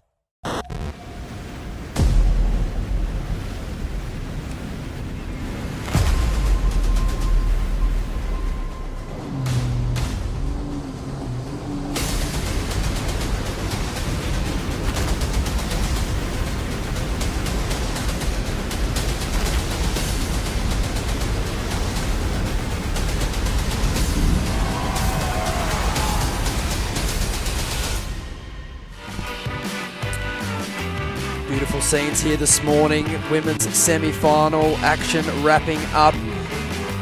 Nakashito victorious in that last heat over Irina Rodriguez. The Japanese contingent will be stoked to see her progressing through the final. She will reach Luana Silva when she gets there, and that is going to be a cracking final. They will fight out for a World Junior title. In the meantime, we're going to load up semi-final heat number 1. Winter Vincent from Australia, the form surfer of the event, will be competing against Dylan Donegan dos Santos, representing Spain. My name is Stace Galbraith, joined in the booth by the 2018 Triple Crown champion, Jesse Mendes. Good morning, Jesse. I feel like I haven't seen you for a week. I know, it seems like, right? It's been some long days here, but yeah, good to be back in the booth with you, my friend. Absolutely. We've had a couple of long days, but we've got a short day today, but the waves are pumping. I know. I think the size suits us very well for this point here at Mona Lisa. Obviously, we had some waves on the bigger side the last few days, and it's been a little washy, but today much cleaner. You can see how smooth the waters are, and It just hits that bank much better. Yeah, and even since this morning when we first got down here, it actually looked a little small. I was kind of thinking, oh no, hopefully it's gonna turn up, and it has. It's been the morning's been so fun, plenty of opportunity, as we see Kana there embracing her friends and team. She's so good. Mitchell Cruz's brother's surfboards. Oh, I know that. Yeah, Axel. I've seen that. He must be tripping. Yeah, Aldo, if you're tuning in, so good. Alex knows a thing or two about having a world title in the neighbourhood. He does, huh? His best mate Jack brought home a couple. I remember that. Wouldn't be foreign to him. And as we see the gentleman setting up for their heat there, Dylan Donegan dos Santos is he's doing well. He's the younger of the two competitors. He's holding down the inside. We have opted for 35-minute heats here this morning at Mona Lisa Point. While we wait for this heat to get underway, we might have a little wave here. Mitchell might just keep you on standby. We'll see if Winter or Dylan opt to get things underway here. Both posturing. Dylan lets it go. Winter's going to activate here. Oh, no, he's not. Thanks for the setup, Winter. Mitchell, you still got me. Take it away. I do, Stace. Good morning, and thank you very much, because we have our second ever Japanese female finalist here at the World Juniors. Amuro Suzuki was able to win the event in Taiwan a few years ago, and Kana, just another incredible performance. Congratulations. A message back home to Japan. You have your best result so far in your career. 応援ありがとうございます。すごいスローなヒートだったんですけど、とにかくファイナルに行くことができて、次ワールドチャンピオンとジュニアのワールドチャンピオンとってCSN の道もかかってくると思うので、次のファイナルも一つずつ大事にして最後は楽しんで出てくるので応援よろしくお願いします。 Congratulations, arigatou gozaimasu, Stace. It is only fitting that we see an Asian surfer within their region make the final right here in the first ever World Junior Championship in the Philippines. Yeah, spot on, Mitchell. It's a great thing to see, and the Japanese contingent, they do so well around the world, but particularly here in this region. And I know they'll be stoked and obviously tuning back in over in Japan. So anyone that can understand my Australian English over there in Japan, good morning. Jesse, how's your Japanese, mate? It's pretty on point. Is it? No, obviously not. I mean, it would be nice, Nothing right? would surprise me with you. I know. We've been there a few times, and it would have helped a lot. But hey, everyone in Japan is so nice that they go out of their way to actually help you out, even though they're not understanding or you're not understanding what they're saying. And yeah, it's a place that I miss on tour. Oh, it's such a good spot. Definitely ended up on a few wrong trains there, but other than that, it's such an amazing part of the world, and yeah, great people. Talk to us, Jesse, about the young European surfer here. He is not giving Winter Vincent an edge, and we haven't seen Winter really get tested like this so far this event. That's true. He's actually been starting with fireworks every heat, but I think it's smart of Dylan doing that. When you have the guy of the event for you to beat in front of you, like, you have to apply pressure early, otherwise get you free, and most likely he's going to do damage. Mostly he's a big guy, like, he can go to the air. He has so much in his arsenal to actually put in a wave together, and I think it's a smart decision of Dylan. 5 minutes extra on the clock today. It's an interesting tactic to see the youngster do this straight from the get-go, but I think, as you mentioned, it's the form surfer of the event. You can't give this guy an easy start, as we see a bit of separation here between the two surfers, which makes me think that Dylan's got a really good read on this lineup, and he's kind of thinking to himself, okay, if he wants to be over there, that suits me just fine. I'm going to hold it up here at the top. Yeah, definitely, and which that many reps that they had already in the previous heats, they know the lineup very well by now, so he knows how to identify different waves as well that comes through. He's not just looking for something specific, mostly me thinking, like, obviously he gave priority to Dylan right there. He gave there right away, so he's probably trying to get a little sneaky and find something different, not just that typical wave that you're looking for with first priority, and he'll be scaring in any wave right now. Talk to us about Winter's strategy and how he can sort of take the pressure off himself just by getting the heat started, because, you know, as we know, he is the form surfer of the event. It's nothing against Dylan Donegan, but the more time on the clock for Winter, the better. The more opportunities he can give himself. Whereas Dylan might be thinking the opposite. He'd be happy to let this clock run down. I think that's a perfect explanation that you had. I think a good word for you to use that Dylan wants to slow cook him. You know, make that heat tight until the last few minutes, and then he gets maybe a good wave, gets a 5, a 7, or a 6, and puts pressure in Winter and doesn't give him time to actually come back. So yeah, what he said, it's perfect. And on the other hand, if I was Winter in this situation, got high scores in every single heat, smashed it, surfed the best. Judges are seeing that, and they appreciate his surfing. I'll just try and get things going and maybe set priority and let that freedom go, you know, like, hey, now you got to make the decision for yourself, and you're going to have to obviously make the most of it, because once it's my priority, most likely I'm dropping a hammer. Yeah, that's right. And like you said, once the decision goes back to Dylan, he actually has the P next to his name, he's got to make a decision. Even if Winter's opening ride maybe isn't that strong, he then starts the heat off. So as we see some smaller looking waves approach the lineup here, I'd be very surprised to see Winter Vincent sit still for too much longer. As you mentioned, Jesse mentioned, that he's just got too much firepower and he's got so much variety in his surfing. I'd be surprised to see him really get into the tactics here at the start of this heat.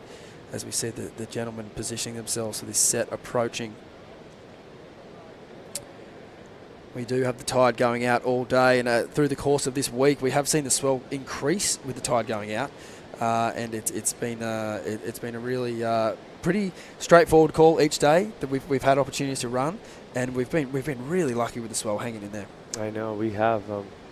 I expected this place to be much smaller when I first came in. Obviously, you don't see it much on YouTube. I try to research a little bit just to have an idea of how it looks, but the typical days that you see on YouTube are days like this, a little bit in smaller size, but last few days have been pretty solid. Like, it's not massive, it's not Hawaii solid, but still pretty big, and it's kind of fun to see the boys kind of.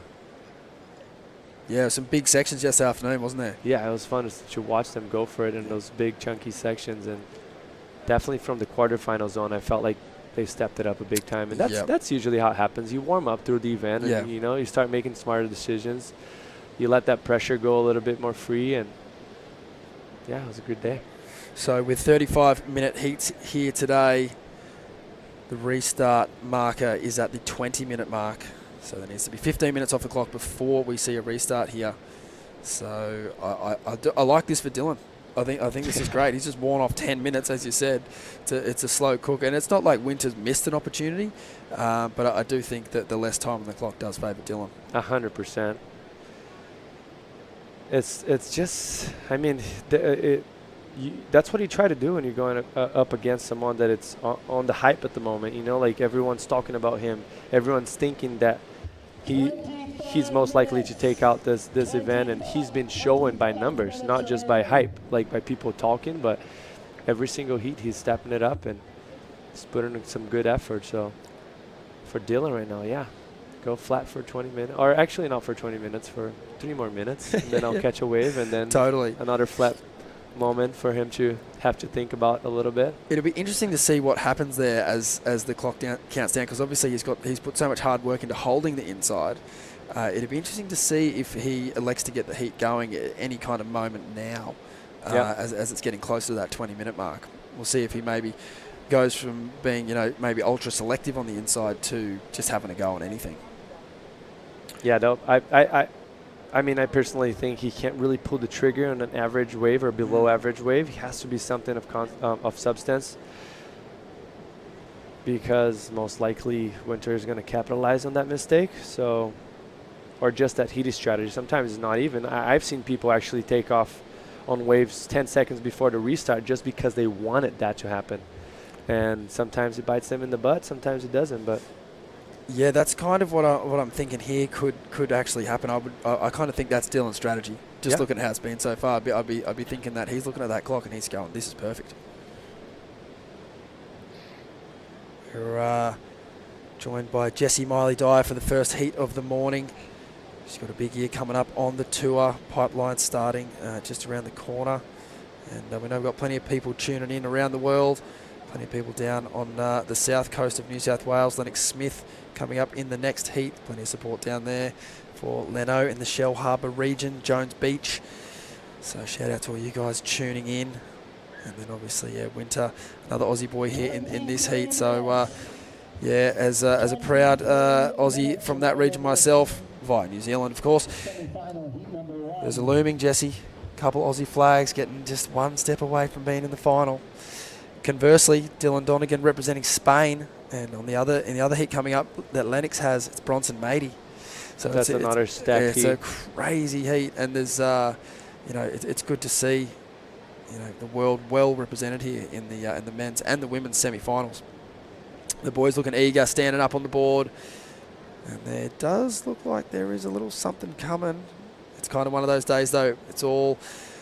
Everything's the same colour. It's kind of hard to tell. Is that a wave or is that just a shadow? None of the boys looking too fired up just yet, still sitting on their boards. That's a lot related to the texture of the water. Yeah, it gets so oily clean that it's like no winds. It's hard to figure it out, like where the wave's going to pop up. And mostly we have kind of a broken swell as well, like low period. So see all sorts of shadows and makes you think the wave's just about to move somewhere else. You just got to really be in your A game and confident that you're sitting in the right spot and you're making the right decision. Otherwise, you can get caught in your own head and just move to the wrong place sometimes, and you're in the perfect spot. We did see that a lot in the earlier rounds, didn't we? Yep. It's like you mentioned, everyone's starting to find their rhythm now, and there's been a lot less mistakes. But pressure's a funny thing, It's you can have a good lineup all week, but then all of a sudden, as you said, if you get into your own head, oh mate, we're only human at the end of the day. So it is important to remember your lineups, remember the part of the bank you like, and stick to that. But unfortunately, really, in this heat so far, there hasn't even really been. There's been maybe half a decision that the boys had to make at the start of this heat. They both opted to let the wave go. But other than that, there really hasn't even been anything on the cards as we get down to the 21-minute mark. How did you go on finals day, Jesse? Would you like a quarters semi-final roll-up, or were you happy just to start in the semis and get it done in 2 heats? I think it didn't really matter for me. I think my problem usually was early rounds. Like, that was my problem. I feel like if we go from quarters on the QS, obviously, but if you go from quarters on, I barely have any quarters as far as results. I have a few semifinals, but mostly finals. So when I got to that point, it felt like I let it free and I let my serve do the talking more.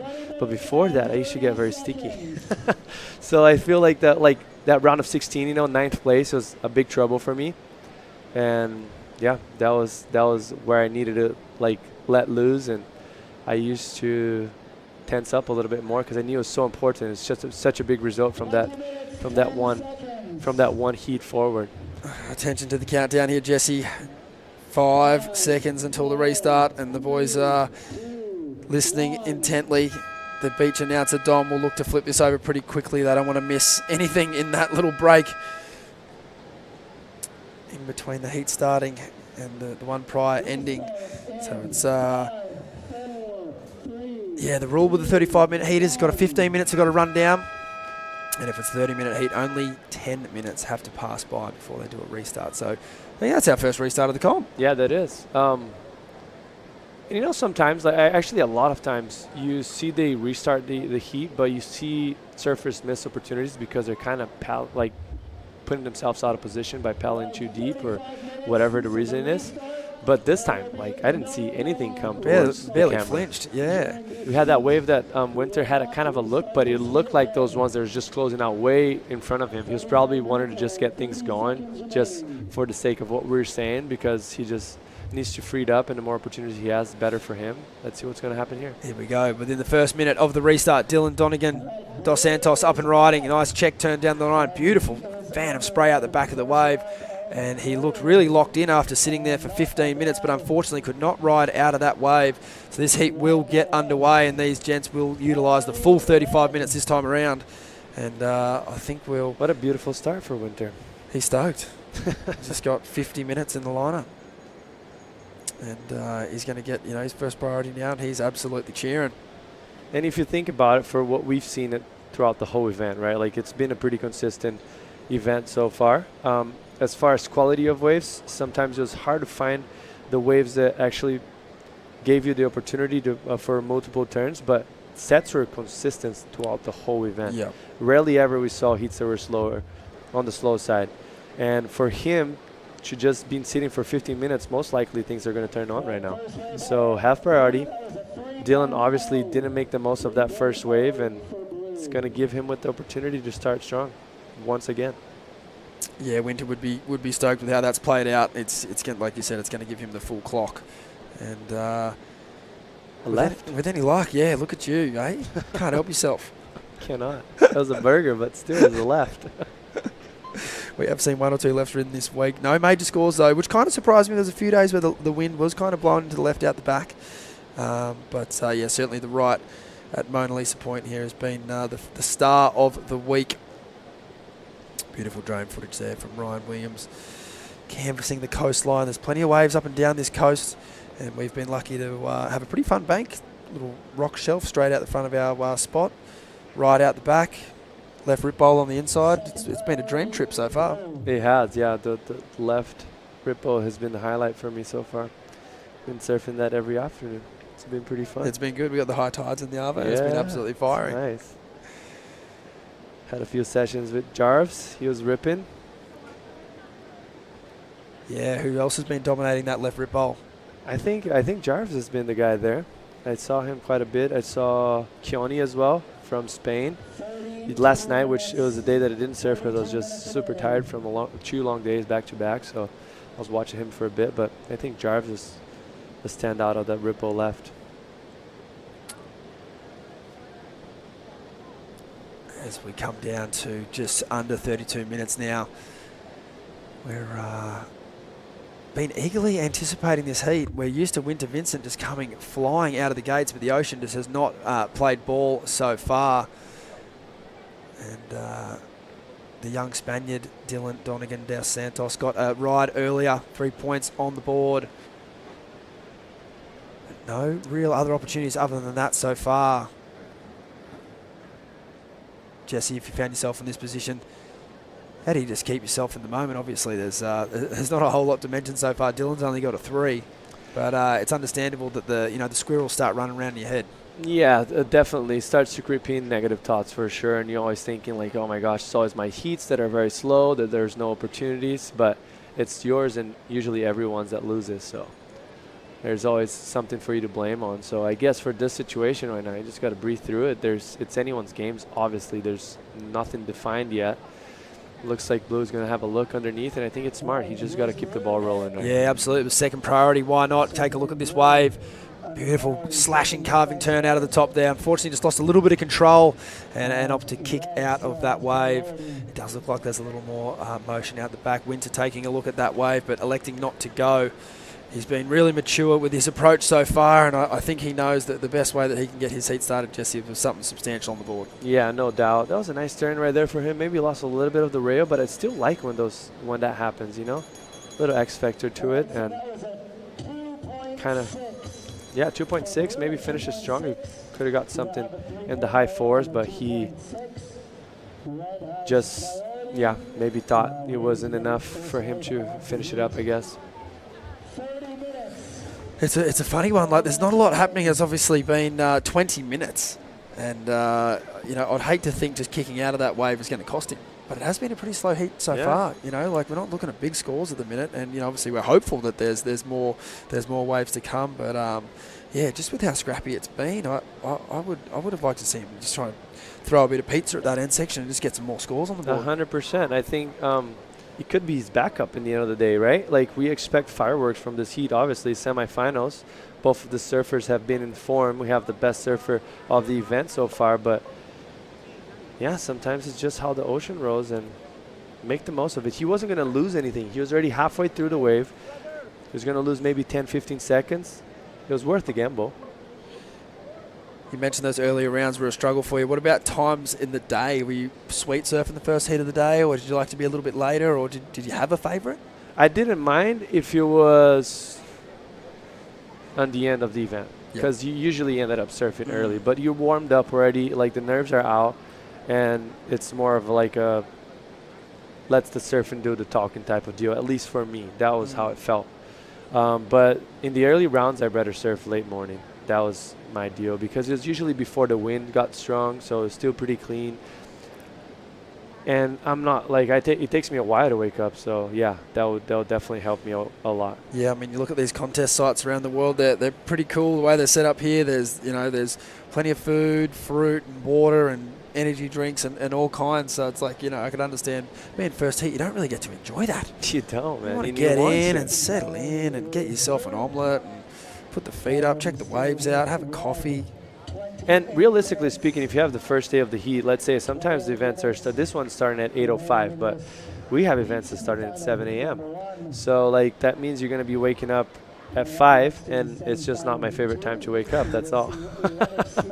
I would have liked to sleep a little bit longer and take it slow. So that's just personal. But I feel like most of people, unless it's for me, Bolito was the only place I didn't mind surfing early because I knew it was going to be offshore most likely. Yeah. And as soon as the wind got in, it was so tricky to surf like that. Yeah. Kind of cross onshore wind just gets everything very messy and bumpy. So Yeah, if there's an opportunity for a tube, it's a pretty about as much motivation as anyone needs, really. Yeah. Bolito's one of those places, as you know, scoring a perfect 10 there. And what year was that? 2012? 2011. 2011. And yeah, we know there's plenty of quality waves around the world like that. And whether you're surfing a heat or not, you're up early. You're excited. You want to look out the window and see what it's doing. It's the same thing as people say, oh, I'm never going to that place. It's so cold. It's like, yeah, I understand. But if the waves are firing, you're not thinking about how cold it is. The only problem if the waves are bad. And then you don't need to surf, right? Yeah, if it's cooking, it's warm. Yeah, it's always Your warm. soul is warm. Your heart's frothing. warm. You're frothing. So Winter Vincent's mum on screen there, just eagerly awaiting her son's campaign to start here in this heat.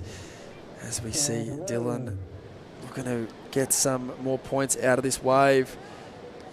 We had plenty of action to start the day in the women's semis as Dylan brings that one through to the inside. A nice little fin drift there, but still not going to be a score of much substance.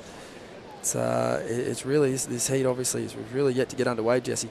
Yeah, just a flat wave right there as he took off. He was probably hoping it was going to grow down the line a bit, which it did, but it just lacked a little bit of energy to actually get the coping out of this shallower part of the bank. As you see right here, there was a section, but just very, very flat. I think he's going to be scratching himself because this wave, he went way further in than the previous wave, and the previous wave had more opportunity for him in offer. As we see a set approaching out the back here, Winter Vincent looking excited about what's on offer. He's eyeing it off. These waves have got kind of multiple spots where you can take off on the wave. You can sit a bit deeper, or you can sit kind of in the centre of the bank like Winter is. And there we see some motion out the back. They're good signs. Winter on the first wave of this set here, driving hard off the bottom. Beautiful carving manoeuvre out of the lip. That was a statement. So was that turn. He's waited a long time for this wave, and it has absolutely paid off. Two really solid turns with the third connecting, and he'll kick out of that wave there. But tell you what, Jesse, that's it's a really noticeable thing when you see someone as locked in as Winter Vincent. Definitely, and let's just mention how solid he looks on top of the board. No wiggles, no downtime. Have you tried yourself and sitting for 40 minutes before you stand up on a wave, right? Like, it's tricky. It's impossible when your surfs only go for 20 minutes. Yeah, right? Like, it's crazy. So man, that's just wild. For you in your local beach and you sit for 40 minutes and all of a sudden you have an opportunity in front of you, like, it feels like you're going to bog, and that's what happened most of the time. So he looks on point, and that was a great way to start. Probably hoping for a little bit more criticalness on that wave, but still, damage was done. He's going to start with a solid start. Yeah, totally. He's just done his job by getting clearly the best wave of the heat, and he did his best with the sections he had, Jesse. Yeah, definitely. Right there, just beautiful snap. That's when the wave kind of lets him down a bit. It just kind of goes into that deep sea and gets a bit flat, but damage was done on the first few turns. The spray was still in the air by the time he was doing the next turn. That was just beautiful surfing. As we see here, the judges absolutely lapping it up. A 7.5, quite clearly the best wave of the heat. It is really the first wave we've seen of men's competition, though, today, Jesse. I did not see that coming that high, but I guess that's it's fine as long as they keep the scale the way it should be, right? Like, this is what's setting the tone for this heat specifically.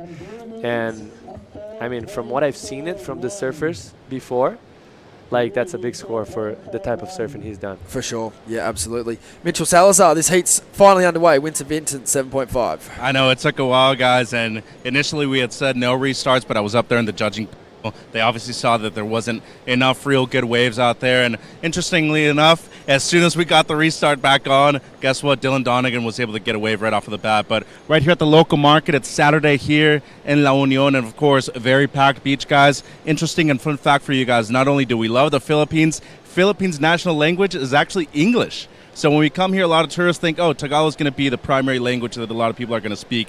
English is actually their first language, and it's the one that's promoted the most to invite tourists like ourselves to this beautiful country right here. That is an interesting fact. Thank you very much, Mitchell. What about one off the cuff? Or have you got a joke for us? I don't know if I have one. I think, actually, I do. This is the best result we've ever seen from an Asian surfer outside of Japan in the semifinals with Bronson Maid. He's coming up against Lennox Smith, which to me, guys, is going to be a very interesting heat. You're going to have power versus progression right there. And I do want to say fantastic and phenomenal by our judging panel so far this week. Not only have we had the right results, I'm really enthusiastic about the future because we see a very young judging panel right here, Stace, and I'm excited about that. I think we need more judges to be promoted at a young age, and a lot of people don't want to do that because they still want to focus on their surfing career. And much like you in the behind-the-scenes stage of your life, I think it's really important to be able to promote that, especially here with international events. Look at how beautiful this place is where we're at, and look at how beautiful your job can be when you actually get into that position yourself.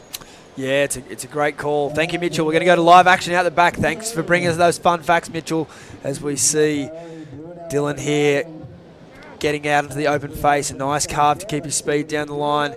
But as we've seen the characteristics of a few of these waves this morning, once you kind of get up past that second section, there hasn't been a lot of vertical face to work with. The swell slightly smaller than yesterday. Dylan bringing that wave through to the inside with a nice little reverse as he gets the finish there. A well-surfed wave. He really milked everything he could out of that ride, Jesse. Yeah, definitely. I like how complete that surfer is. Oh my gosh, looks like here we go. Winter's on a bomb right now. This could be trouble. Wow. Huge big turn out of the lip there. And he did so well just to concentrate on the one section and not get too far ahead of himself. And, you know, we've been talking about that all week. Like, we've seen so many surfers that just show his maturity, like the type of surfing that he's able of doing. Like, no wobbles, no downtime, no overrunning waves, just straight to business. And the judges have been loving that. Obviously, wave got pretty flat, but that was damage on that first turn. Yeah, we've got a couple of guests potentially queued up on the line to join us in the next heat. I don't want to give it away just yet. I'd like to keep a surprise, but one of the guests that we're bringing in, one of his favourite things to do is always make sure he rode the wave behind the surfer that was, you know, up in front. You know, hey, I'm still in this heat too, guys. And that's exactly what we saw in this exchange. And he usually looked better, right, that guy? So that was smart of him to do that. But yeah, that was beautiful surfing from Dylan, and I just love the variety. Obviously, coming out very clean of that rotations on the smaller side, but got a bonus section right there, finish it off strong. Wave on the inside a little bit more. The judges have been penalizing a little bit when you lack that powerness out the back, which that's what Winter just had it right there. But yeah, not a wave that kind of let him down. I think he's just hoping to find that multiple maneuvers out the back that gives him the critical sections. But yeah, it's going to be an interesting exchange for the judges to break down. And two completely different styles of surfing in there. You know, with the surfers in there, you know, second scoring ride for Vincent, and then it was Dylan's fourth wave there. You know, Dylan ripped that wave, but it was just kind of smaller. It was a bit slower. It was a little softer, and you know, he did his best. But Winter obviously had that big, tall, steep outside section. He absolutely belted it. Didn't get too much after it though. So it's going to be a really interesting exchange here, and I think it's, you know, it's something that the competitors need to pay attention to. The surfers obviously in this heat, but then also the second men's semi-final coming up with Bronson and Lennox, because the theme all week so far has been the bigger set waves with the single turns have still scored really well. And Dylan's put a good score in here, 6.5 for his wave. So he's well and truly put himself into this heat. He should be thrilled with that number because it was definitely a small wave and he absolutely got every single point he could out of it. Now we wait for Winter's second wave to come in. He needs a 2.1 to get back in the lead. We know he'll get that. The question is by how much? This is a great start by Winter, but it's probably one of his slower starts with how good he's been. Impressive, right? Like started at 7.5, probably going to get a decent second score as well. So let's see how it goes. There it is, a 5.5. So the judges really appreciating the variety, I would say, out of Dylan's earlier ride. He did carry a lot of speed through that wave. That's certainly a standout thing the judges are looking for when the conditions are at this size, how you hold your speed, the variety of manoeuvres. And he certainly got the job done on that wave. So it's game on. It's, you know, there's no one's really grabbed a hold of this heat yet. This is the replay of Dylan's last wave. Man, also let's mention there's a little bit of a missed opportunity on that wave. If you would have taken off on that proper part of the wave, you would have got a big first section right there for him. It was probably going to be the best turn of the heat, of that wave so far, and then he would have combo it up with this nice flare of rotation right there, finish it off strong. So there's a little bit of a missed opportunity there, but I like the scale right now. Like, I understand the fact that, in my opinion, they went a little bit too high on that first wave, but everything felt in place the way it should have. Yeah, totally. Yeah, there's obviously 3 different scores here that are scoring at the minute: 5-5, a 6-5, and a 7-5, and they're all very unique. But the scale and the separation seems fair. Yeah, it seems fair to what. Like, you know, like, and that's fine. Like, it doesn't matter if you start with a scale too high or scale too low, as long as you keep the scale properly throughout the heat. And sometimes they like to spread up a little bit, so they saw that probably there's not many waves ridden, and it slowed down a bit, so they don't want to get everything too compact in the 5-point range, which it gets very tricky for you halfway through the heat to put numbers. Yeah, you kind of just put pressure on yourself as a judge to create a close heat, when if you see like a moment of it wasn't an excellent score from Winter, but it had an excellent moment in there. Overall, it was a great wave and a nice wave to watch. So obviously, if you've got an opportunity to put that score up into the high good range, you've got to take it, and then it's given the judges a beautiful space here to fill in the scores underneath. And just on that, setting the scale, Jesse, how important is it when you're in a heat like this? Say if you're Dylan, for instance, he doesn't really have a second scoring ride yet. How important is it to kind of get that in your column before you start really trying to break down what scale the judges have set? Because at the moment, he hasn't seen Winter's waves. He's only got a 6-5. The 3's a throwaway. You've really got to put some information out there to really then start to break it down. Yeah, mostly because he's been watching the contest the whole time. So for him, let's see if he's going to take a look on this. He's going to take a look. Let's see if he's going to catch this wave. No, he's not. He's been watching the contest the whole time, and the judges kind of keep a scale throughout the whole event, but he changes heat by heat and also changes day by day. Mostly in a day like today, much smaller waves. So for him to stand up on the board and know what a 6-5 looks for himself and how he had to surf that wave in order to get that score, it just keeps his mind much clearer for what he needs ahead. Winter Vincent here. This wave does have a nice looking shape to it. He's been absolutely spot on with his wave selection this week, but that was a rare mistake there for Winter. First mistake of the for the whole event. Not bad. 15, probably half an hour now into a semi, and it's the first time he's had a real slip up. So that's pretty good going. Can't blame him though. That wave, even obviously from our perspective on the screen here, it looked pretty good as he was stroking into it. Yeah. Definitely looked. But he had size, and that's one of the things that you probably be looking up over here. Mostly a guy like him, probably like 6'3", and what catches the eye so much it's the amplitude and extension of his turns, because he's such a big guy and he still is very dynamic for his size. So it's in my mind it's clear for him. He just needs to pick those bigger waves and he's going to get rewarded very, very well. How exciting is it when you see a big surfer like Winston, so dynamic? We'll hope to see a bit more of that on the other side of this break. Action just starting to warm up here in semi-final men's number 1. Don't go anywhere. We'll bring you more action right after the break.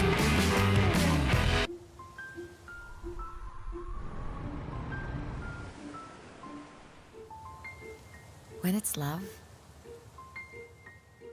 it welcomes you. It appreciates you. It inspires you. And gives you a reason to go on. A reason to do great things and conquer great heights. It is there to give you courage, to empower you, and honor your strength. Love is always worth the wait.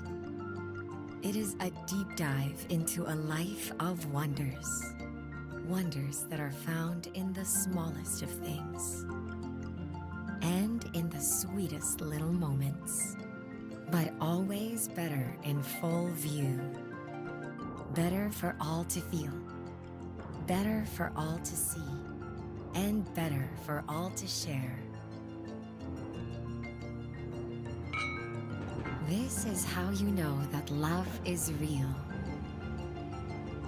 When it expects nothing in return, yet makes you yearn to give it back. When it leaves a mark on your soul that you'll take everywhere you go. As you walk into the new chapters of your life. But even if you can't fully understand it, even if you can't put it into words, sometimes knowing it's with you is enough. Because when it's love,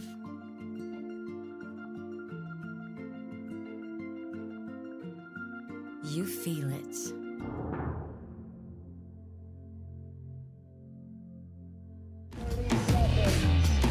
Welcome back to the World Junior Championships here at Mona Lisa Point. This is men's semi-final action. Winter Vincent from Australia versing Dylan Donegan dos Santos from Spain. From the Canary Islands to be exact. Lanzarote. You would have competed there, Jesse. Beautiful part of the world. Yeah, I know. The waves are great. I love that place. I've competed there a while ago, in 2010. And one of the best trips I ever had, actually. It was my first trip outside of, on the Changas. Changas? Outside of Brazil. That would have been called a prime then. That was so fun. Yeah, it was a prime. It's called a prime. The good old days. We got some action heating up while we were in the commercial break. This was Dylan Donegan dos Santos, unfortunately coming undone there. We did see him try to get the double up on the inside here, Jesse. Yeah, it looked like a nice wave on the start, and it's going to double up right here. Not really. And then this is damage right there. Great double up, just a nice space, first critical snap, and this is where the money's coming. Look at the acceleration throughout the turn, the board control. And then just one more to tag it around, but that second turn was money, and this is going to give him a massive score. Like, for me, in my opinion, that's the best way of the heat. It's clear in my head. Such a strong punctuation, that layback turn, and just so impressive, his sort of control and read off the bottom. Oh, wow. The flare, like, for how big of a guy he is, so he gets the amplitude from being a big guy, but he still is dynamic as a 5'6" type of guy. For sure. Like, it's very impressive. It's such a hard combination. There's only a very few in the world that are able to do that. Oh, wow. Once again. There we go. I mean, it's just such a skillful act to have, that small wave surfing, and they're making it look so good as well. Style in the air and style through his maneuvers. There's not a body part out of place, Jesse. Yeah, definitely. And look at that. Barely had any time to set up for that air, barely had any space for him to actually generate speed. 1, 2, third pump already into it. And like, we're not talking about long pumps. He was just basically weaving the board around and able to get that tail very high. I don't see that coming over a 7.5. I thought his first wave was better than this, but he looks on point. And if we look back at it, like history of surfing, how many guys of this size actually look that good? Like with how dynamic he was, how unreal he is, and just, yeah, it's just impressive to see. I mean, first it comes to mind Jordy and Owen. Totally, yeah. Dane wasn't that tall, but he was definitely a solid dude. So Dane Reynolds. Just like power airs and power, just the whole setup. I mean, he's kind of like a bigger version of Philippe.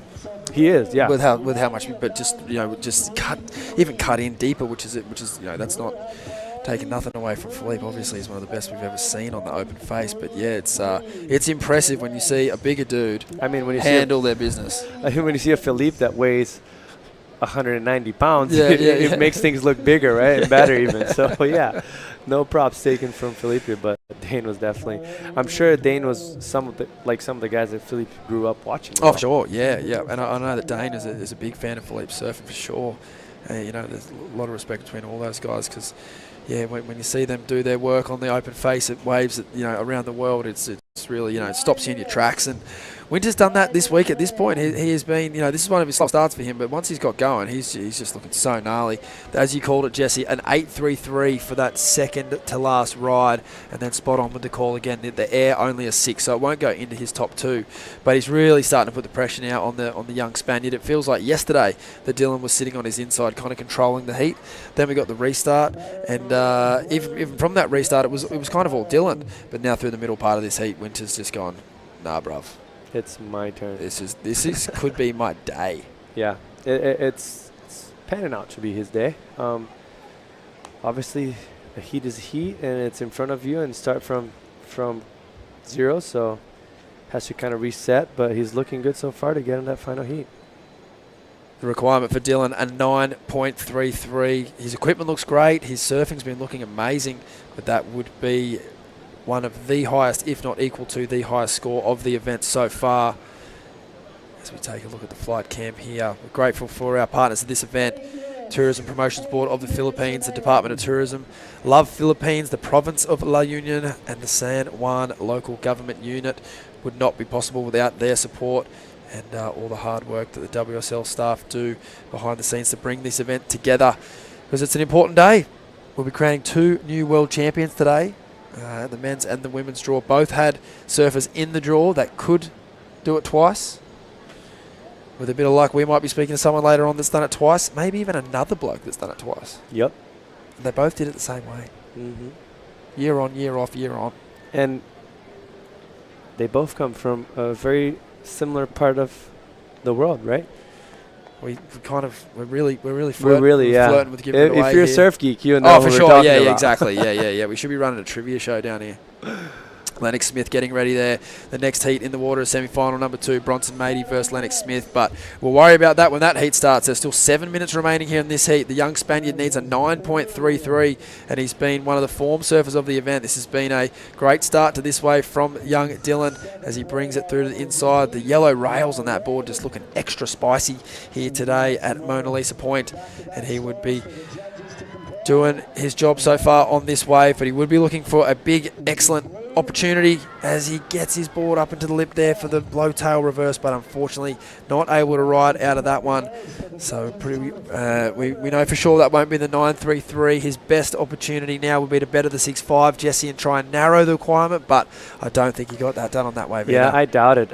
And I think throughout this whole heat, I think he's been looking for that specific, both surfers actually been looking for the specific wave.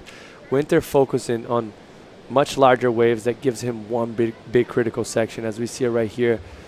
Beautiful cutty, so smooth. The wave gets steep. Oh my gosh, that was massive. He does not look like falling, does he? And I just love how calm he is throughout the turn. He accelerates, but his body is just getting all that amplitude that you want to get out of a turn. And Dylan, on the other hand, he's been trying to find those low rotors that kind of run down the line, but the problem on that, they lack a little bit of energy and power. So the surfing will be a little bit smaller and less critical, even though he's mixing it up and bringing a lot of combinations with nice airs, but it's usually down by the point already, and the judges have been loving those critical sections that Winter has been finding, and not just for him but for everyone throughout the whole event. For sure, and it's a pretty easy one for the judges to adjudicate. All the risk is at the start of the wave. It's on the back, it's on the outside section, and Winter's been doing that great, Jesse. No doubt about it. And oh my gosh, that was massive. Oh wow. But yeah, and it's crazy. Like Winter's still got another gear. Yeah. When you see it turn like that.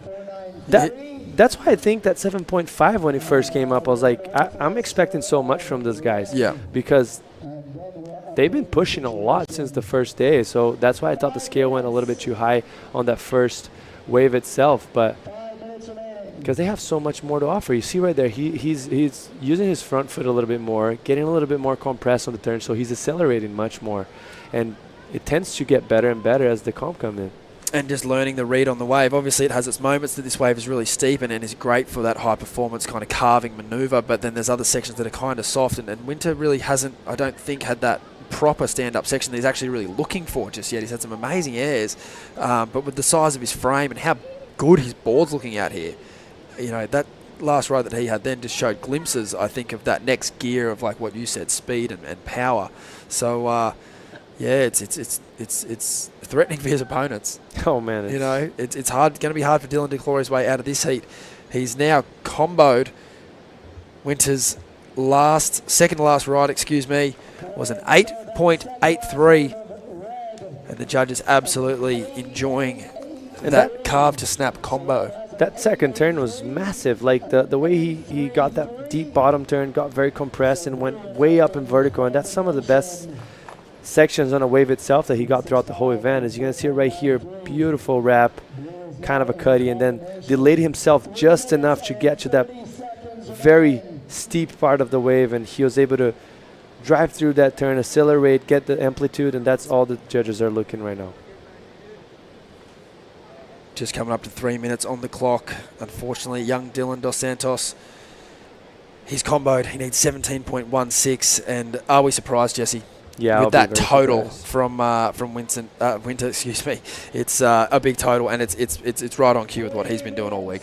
And also just the type of surfing that he's been done. You know, for you to match that, like, on the conditions he's surfing as good as you can. And this is the 883. We're getting back to it. Just that beautiful first carve setting up into that massive snap right there, and he was like, okay, it's done. I know I got an excellent. Absolutely done. And then I think this is the 833 from earlier, Jesse. Yeah, just beautiful amplitude on that turn, accelerating through, driving through that lip line, board sliding, and just another tag, and bring the board back into the foam right there. But the damage was done out the back, and it's been clear in his head, and he's been doing that just fine. This is a great wave from Dylan, just a little bit of a mistake. That section right there was critical. It had a lip to it, it was out the back, and he was probably going to get better timing on the second section too. So this was crucial for him to get in that wave from a 6.5 where he got it to probably an excellent score as well. And at the time of the heat, Winter only had a 7.5, so he could have creeped in his head a little bit and applied more pressure to it. Something we picked up on day one, just that positioning out the back is crucial. You know, we look at this wave with a nice clean glide in and how much better opportunity it gives you to start the wave strong. Yeah, definitely. And that wave the first section was a little bit more flattered than the previous wave that he had on the 6.5. So he was able to do damage and a big carve on that first one. Imagine on that steeper section, he would have made a big difference for him and comboing it up with that beautiful reverse into the snap to finish. And yeah, but all the criticalness that he got from his waves was always by the end of it, and the judges tend to not love that so much, and they're right. The most critical part of the wave is out the back. It has to be something really, really special. As we see Winter making his way to the shore, looking calm and composed. It's not quite Andy Irons v. Victor Ribas and Chile. There's only 1 minute remaining, but yeah, it is time for him to return to shore and get ready for the final, because he is most certainly going to be there. There's not enough time on the clock for young Dylan to get himself out of this situation, but nevertheless, he should be very proud of his efforts so far this week, particularly having to fight through a bit of an illness while he was travelling here, and he's found himself finishing up here with an equal third at the World Junior Championships here. He's one of the younger competitors. He's got plenty more years left in this competition. Definitely, I think he was a standout for me for the event. Obviously, there's the big names that you expect to do well, the stars, but this one, I didn't know much about him. I knew his brother a little bit. I knew him a little bit, but I didn't know how good he actually was in a jersey. So definitely a standout. Keeps the standards high, and he has a bright future in front of him. Certainly. 10 seconds on the clock. We see the next heat gearing up out there. It'll be Lennox Smith taking on Bronson Mady. And it's definitely a matchup that could easily be a final, but it wouldn't be right to say there's a final going down without this young man in it. He has been by far and away the greatest surfer this week at this event. He's just had such a good read on it. And the scores, they do not lie. An 8.83 and an 8.33. And he really, once he got his heat underway, he did not look like losing. Yeah, and another excellent scoring heat. 2 waves above the excellent range, and that's just so impressive to do. It's not easy. He doesn't look like he's even broken a sweat. We're going to take a break here at the World Junior Championships presented by TPB. Plenty of action coming right up. And a couple of special guests, Jesse. They're going to join us in the booth. Stay tuned. Let's wander the historic city of Vigan. This UNESCO World Heritage Site is one of the best preserved Spanish colonial towns in the world. Walk along cobblestone streets of heritage houses, and historic attractions dating back to 1500s. Don't forget to take home Ilocano crafts for pasalubong. Travel back in time in vegan. When you choose the Philippines, you know you're in good hands. Where large-scale venues meet state-of-the-art facilities. And where world-class hospitality meets destinations that are beyond extraordinary. With all hands at work to give you the best of the Filipino brand of service excellence. Welcome to the Philippines, where we take your business to heart.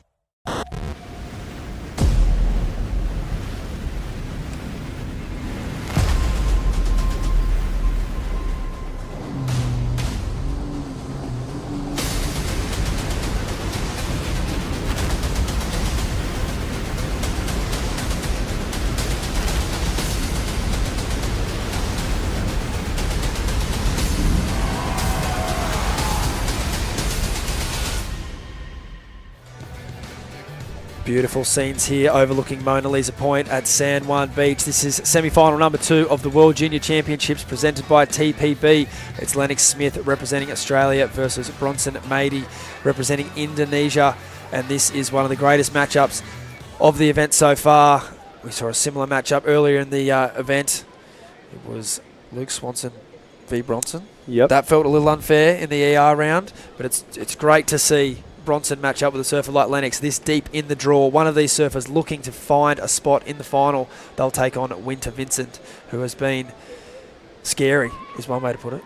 No doubt about it. And different paths throughout the event. Obviously, both kind of going to town, surfing 90% of what they're probably capable of, just really pushing the level there for on the men's side of the draw. But Bronson starting the heats usually pretty well, and Lennox just getting that buzzer beater.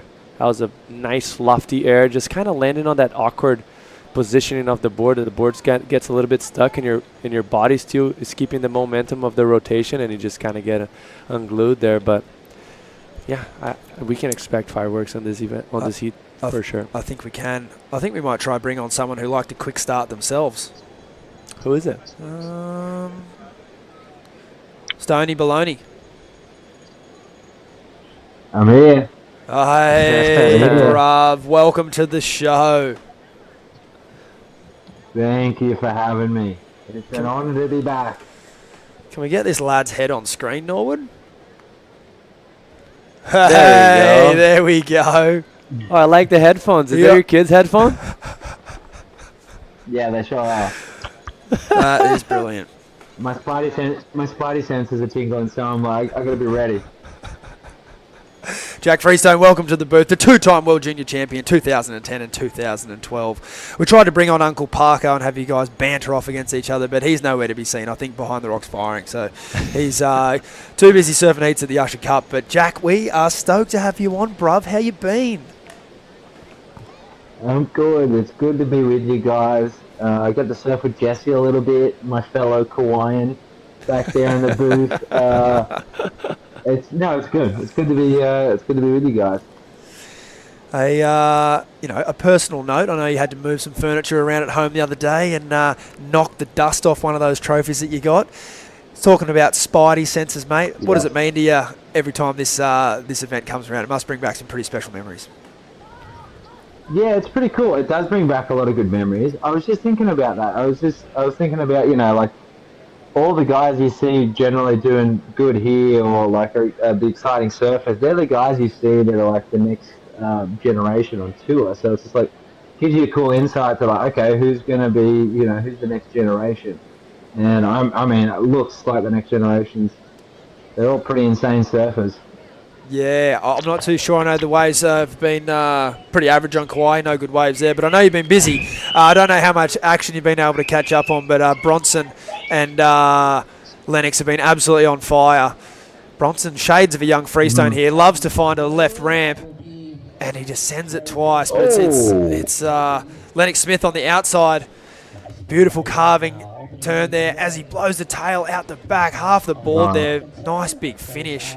Thanks for coming. We haven't seen many lefts this week, Jack, but if anyone's going to sniff one out there, it's Bronson with the wind fluffing into it. Yeah, I don't know. Maybe Jesse can give us some insight to the left. I didn't surf this point enough to You know, love the left?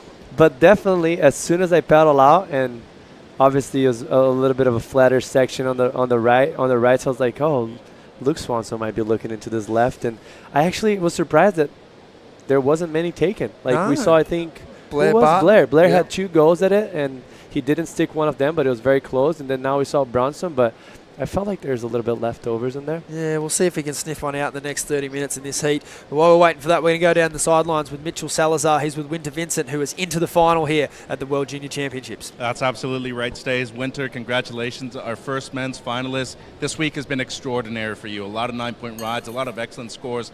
What would you say is the thing you've learned the most about yourself in the 7-day waiting period? Well, I went into this comp not really expecting much. Didn't expect to be in the finals.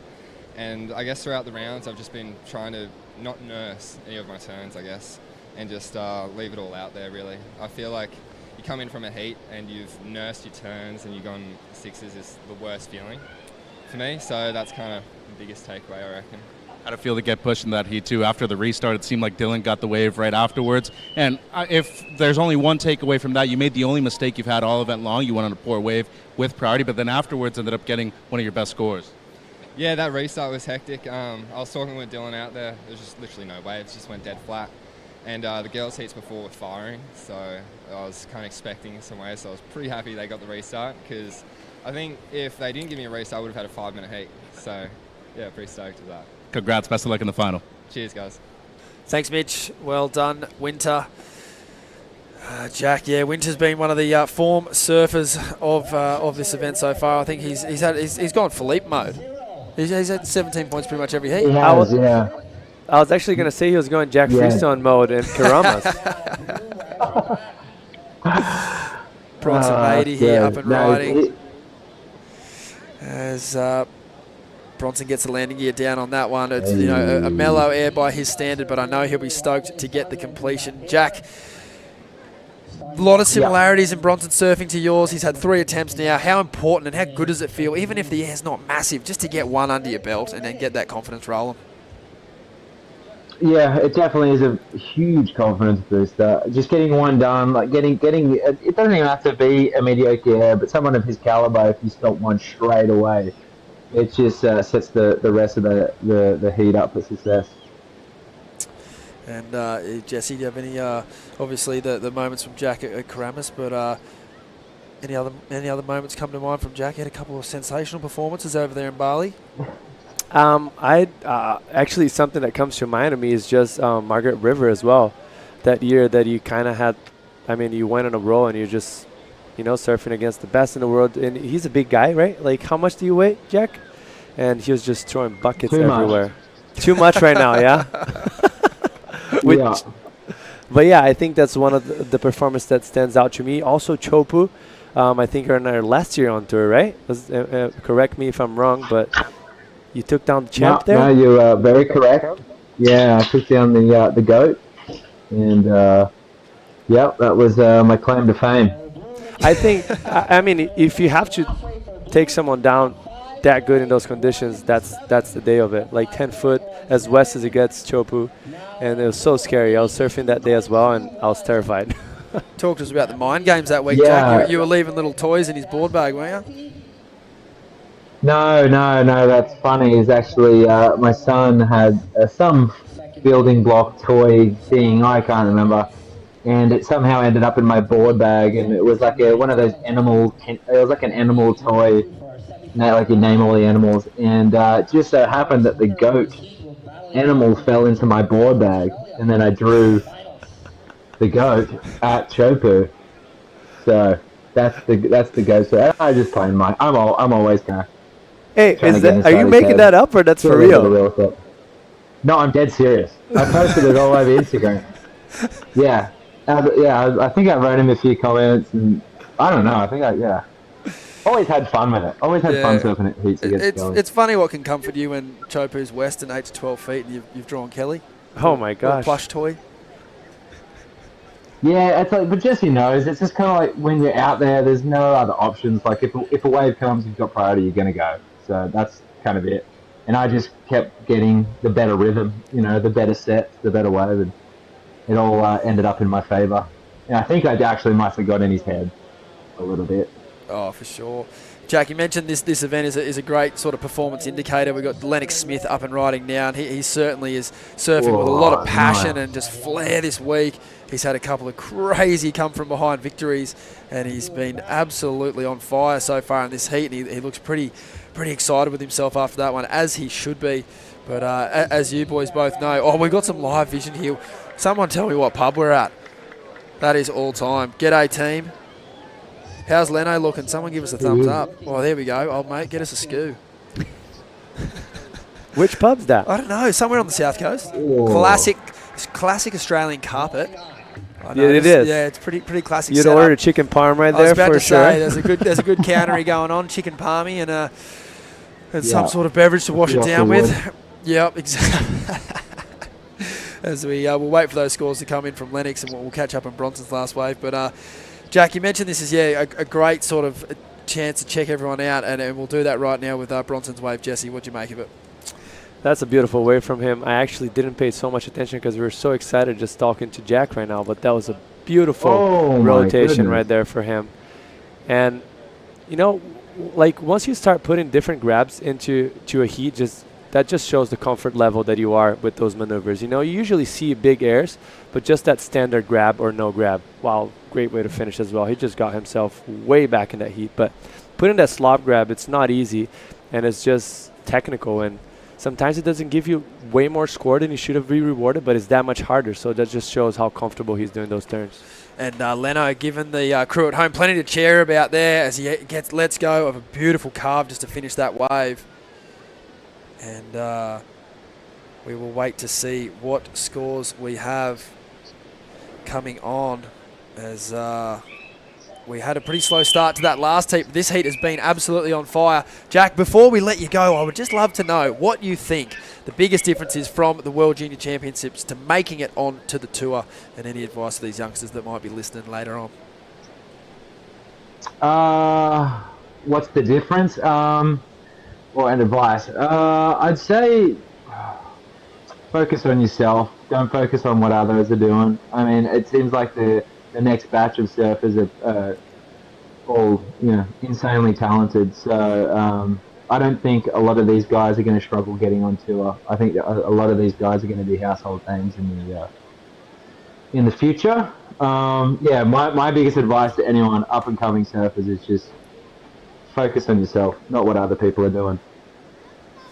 It's sage advice, and it is very important, particularly at a young age. It's pretty easy to look left and right, but as you said, Jack, all these dudes have the talent. They know what they're doing. Mate, we really appreciate your time. It's good to see your mug on the screen. You're not kicking me off already, are you? You're not kicking me off already. I'm here for the whole semi. You know who's trying to boot ya? You better not say Joel. Is it Joel? Is Joel trying to come on? We're trying to get both of you on. Sam, how do we get both of them on? Yeah, he's bogging. He can't log on. Oh, he can't because Jack is in it.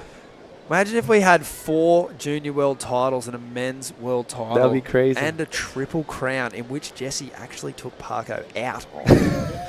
Hey, it was the luckiest day of my life. That was a good day, because Jesse also, that day that you won the Triple Crown, you helped me get back on tour. Oh, really? How? Because I think you needed to knock someone out. I can't remember who it was. What, maybe Zeke? I have no idea. I can't remember. Someone. It feels like 700 years ago. So it does. But it was important, and I think I got you a beer that night at the surf. Yeah, you did. That was a great day, by the way. I'll go back to that day. Great day. And repeat it. We might go back to the Hotel Savo and just have a good old-fashioned rewind as we see some big scores coming in here for the lads. Bronson Matey, 9-point ride, and Lennox Smith's last ride, a 6.9. It is the young Indonesian in the lead. And we have Lennox Smith with priorities and sitting and waiting patiently out the back. For Bronson to have a 9 in his scoreline this early in the heat, it's pretty clear signs of what Leno's got to do now, Jesse. Yeah, it seems like obviously Lennox was taking that heat into his hands, but all of a sudden, Bronson just with that rotation, with the slop grab, it was beautiful. And very free surfy type of style throughout this whole event. It's just so hard to do, and it's so hard for you to express yourself in a jersey with that freedom, and the way he was doing it, it was second to none, and well-deserved a 9-point ride. There's Bronson's support crew there, Riz and Ivan Tanjung and their boys. Riz's boys there, family and friends all cheering on it. There'll be plenty of people. I know Rio Wider for sure would be tuning in. Rio's done amazing things for his country on the World Tour, finishing 9th in the world last year, and he's given those youngsters all the inspiration in the world.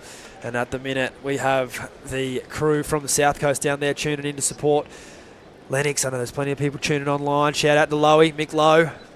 And here we have, look at that, wedges and sour cream fresh off the Kiama Downs Golfy kitchen. And it's a good day when you're all your friends, you know, watching the up-and-coming Grom.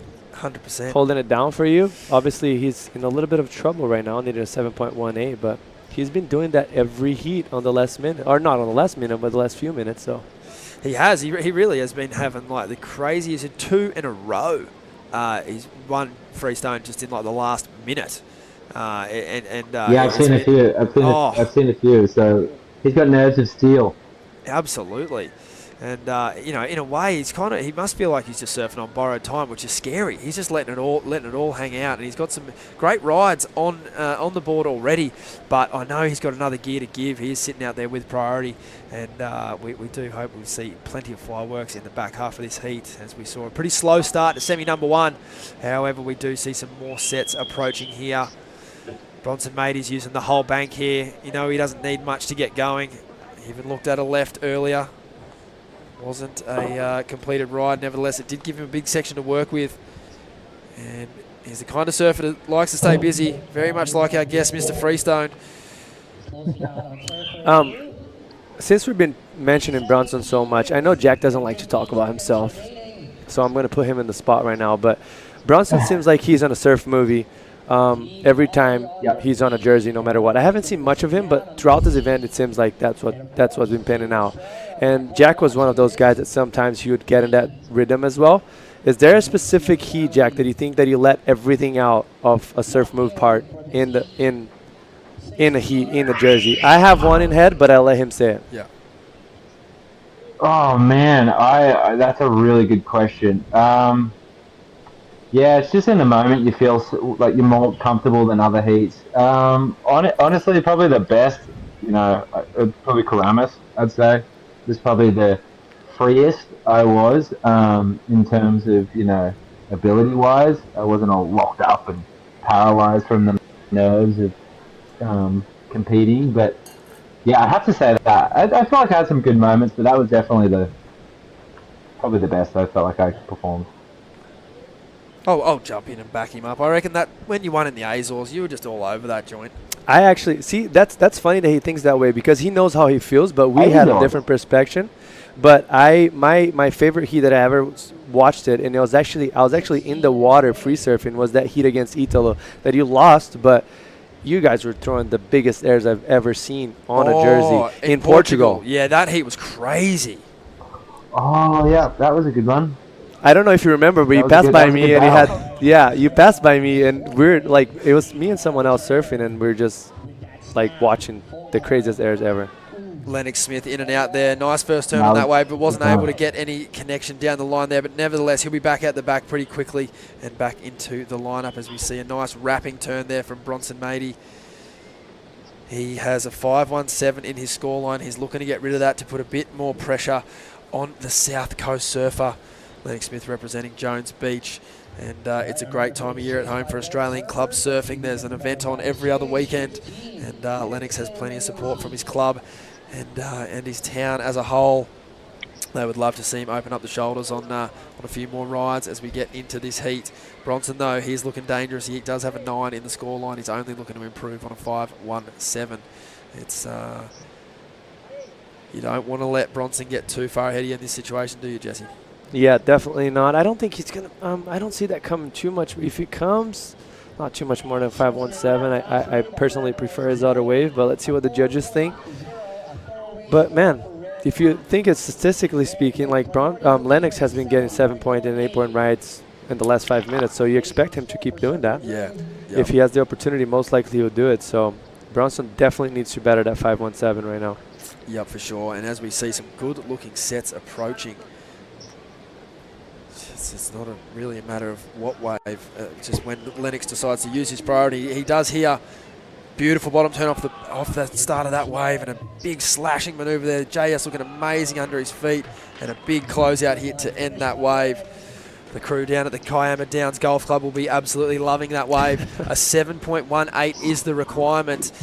Pretty meat and potatoes, but it was a great set wave and it was great surfing. It's just different to what we've seen from Lennox and Bronson so far in this heat. Definitely, but that was very smart. That's all he needed. He got probably the best wave of the heat so far, as far as size and steepness of the wave, and he kind of went back to what Winter has been doing, just solid surfing, straight bottom turns, top turns, finish it off strong, and that was beautiful for him. I think he's going to turn this heat over from what the judges have been throwing throughout the event. Yep, it's they've been loving that big closeout section, as you mentioned, and we will wait for that score to come in. 7.18 is the requirement, and the other good thing about that ride is he didn't spend a long time on it. He's already looking nearly back out the back, as we see Bronson, beautiful air reverse there on that wave as he looks to combo it up. He's looking to get rid of the 5.17. He likes it, and as he should.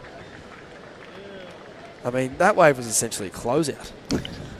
I think that's what caught most of my attention on that air. Obviously, that rotation was beautiful and smooth, but the amplitude and the projection he got to actually made such a high-risk maneuver into a transitional maneuver, because he came out with as much speed as he got in before the wave, before the turn, and was able to actually finish it off. Because if he would have only done that turn, most likely he would have not gotten a big score, but now with that combination, that was beautiful. See how much speed he got out of that progressive maneuver? That's very hard to do. It's commonplace these days, isn't it, Jack? Just using a casual air reverse as a transitional maneuver. Floaters, what for? Yeah, but I think the reason it's like really working for Bronson, and you know, like everything he's getting is definitely earned. But he's doing it at the start of the wave, which is so cool because you're risking the whole wave. So when you're doing something like a wow factor airs like he has been doing, I mean, you know, the scores kind of represent that. Yeah, for sure. He's so consistent in it too. Oh, it is ridiculous. And also, I think to the point that Jack just mentioned, those type of risk maneuvers, you need to build a lot of momentum to it. So it's way easier for you to build throughout the wave and finish it off with it. But right off the bat, it's hard for you to generate that speed and that energy in order for you to match for what do you need in order to complete that maneuver. So yeah, that's where all the risk comes from.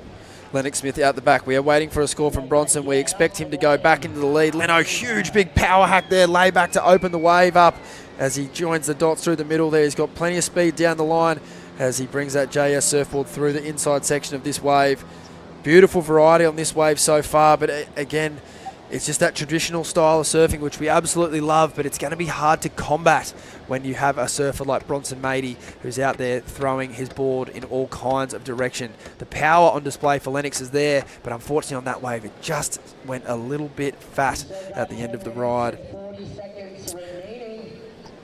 Jack, if you're Leno in this situation, are you sticking to the guns on the open face, or do you start to lean into your progressive attack? Because we know that Leno has that. Yeah, I mean, I think now's the time. 10 minutes left. You know, he's going to be chasing a pretty decent score. He's got one in the bag. Definitely a few attempts at trying to go bigger. But yeah, obviously Bronson now has got a pretty big combined total, so he's definitely going to have to throw something else. This is kind of where you got to step the game up. Yeah, you're right. And to his credit, Lennox does have an 8.17. He's well and truly in the mix with the single scoring highest ride, but it is the 7 that he'll need to bump up, and he'll need an 8.64 is the requirement there. Bronson's last ride was a 7.8, which has left Lennox leaving a pretty big number if he wants to jump back up into the lead. But as we've said it all heat so far, Lennox has been doing it every heat. I don't think he's had one heat where he's not come back in the last minute. So It must have been a stressful week so far for Lennox's friends and family and Dad Matt here on the beach. There's no fingernails left anywhere on the south coast, but no doubt they're cheering for their boy.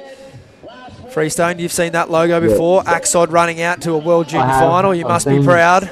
Yep. Alex Cruz Shapes is my best friend right there. He's, this is awesome. He's a local shaper on the Gold Coast. Shapes some insane boards, and this is really cool to see.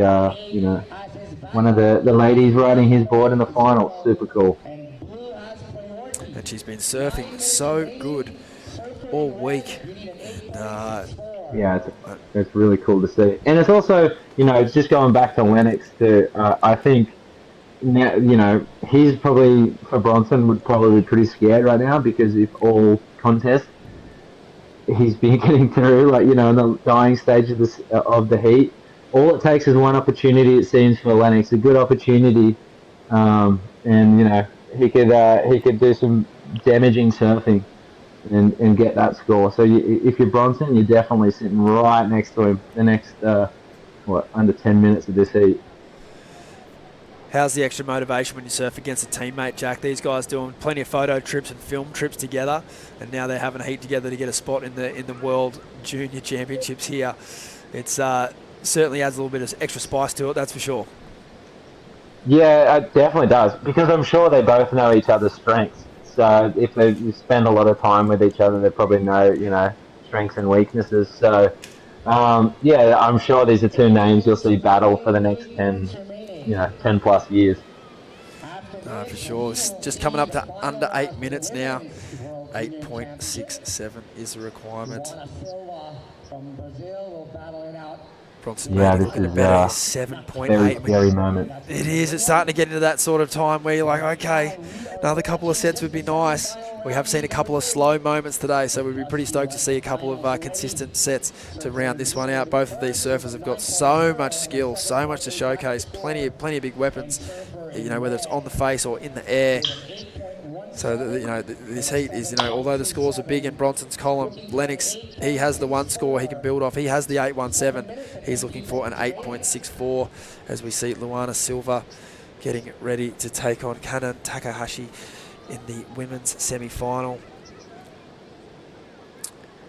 Luana has been a surfer that's been on form all week, but even by her own admission, she really hasn't hit into that gear.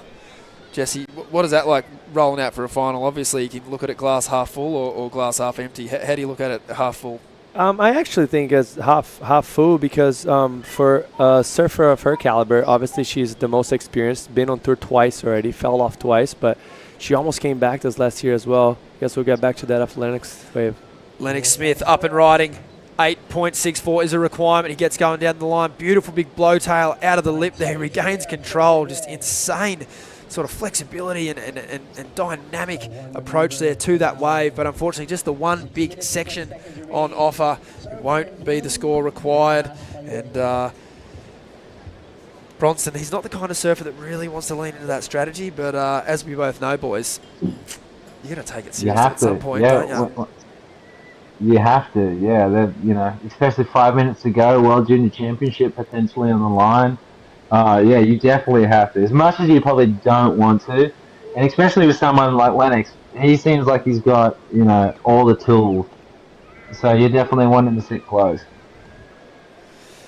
Lennox will just be sort of, slowly paddling back out there, hoping that a wide one comes. He had an amazing ride in the middle of nowhere in his round 3 heat. We kind of all thought he was done. He was well down the line, and the wave just appeared out of nowhere. So he'd be definitely trying to tap into that energy again and hoping he gets another opportunity to do that.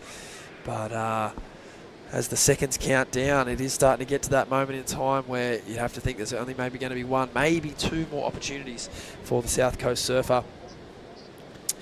And in Lennox advantage right now. Sorry to interrupt, Jesse.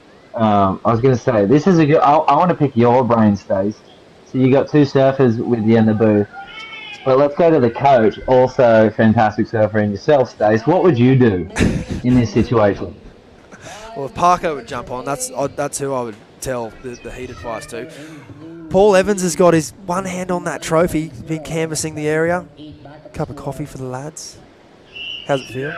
What would I do in this situation? Absolutely what Bronson's doing. And if I'm Lennox, you've got to paddle back to the top of the peak. You needs an 8.64. You'd love to think you're going to sneak one off the end, but it's a high excellent score. He's going to need it to be a tall wave, a steep wave, and he can't grind one out on the inside. So you're just going to kind of have to live and die by that and, you know, just hope.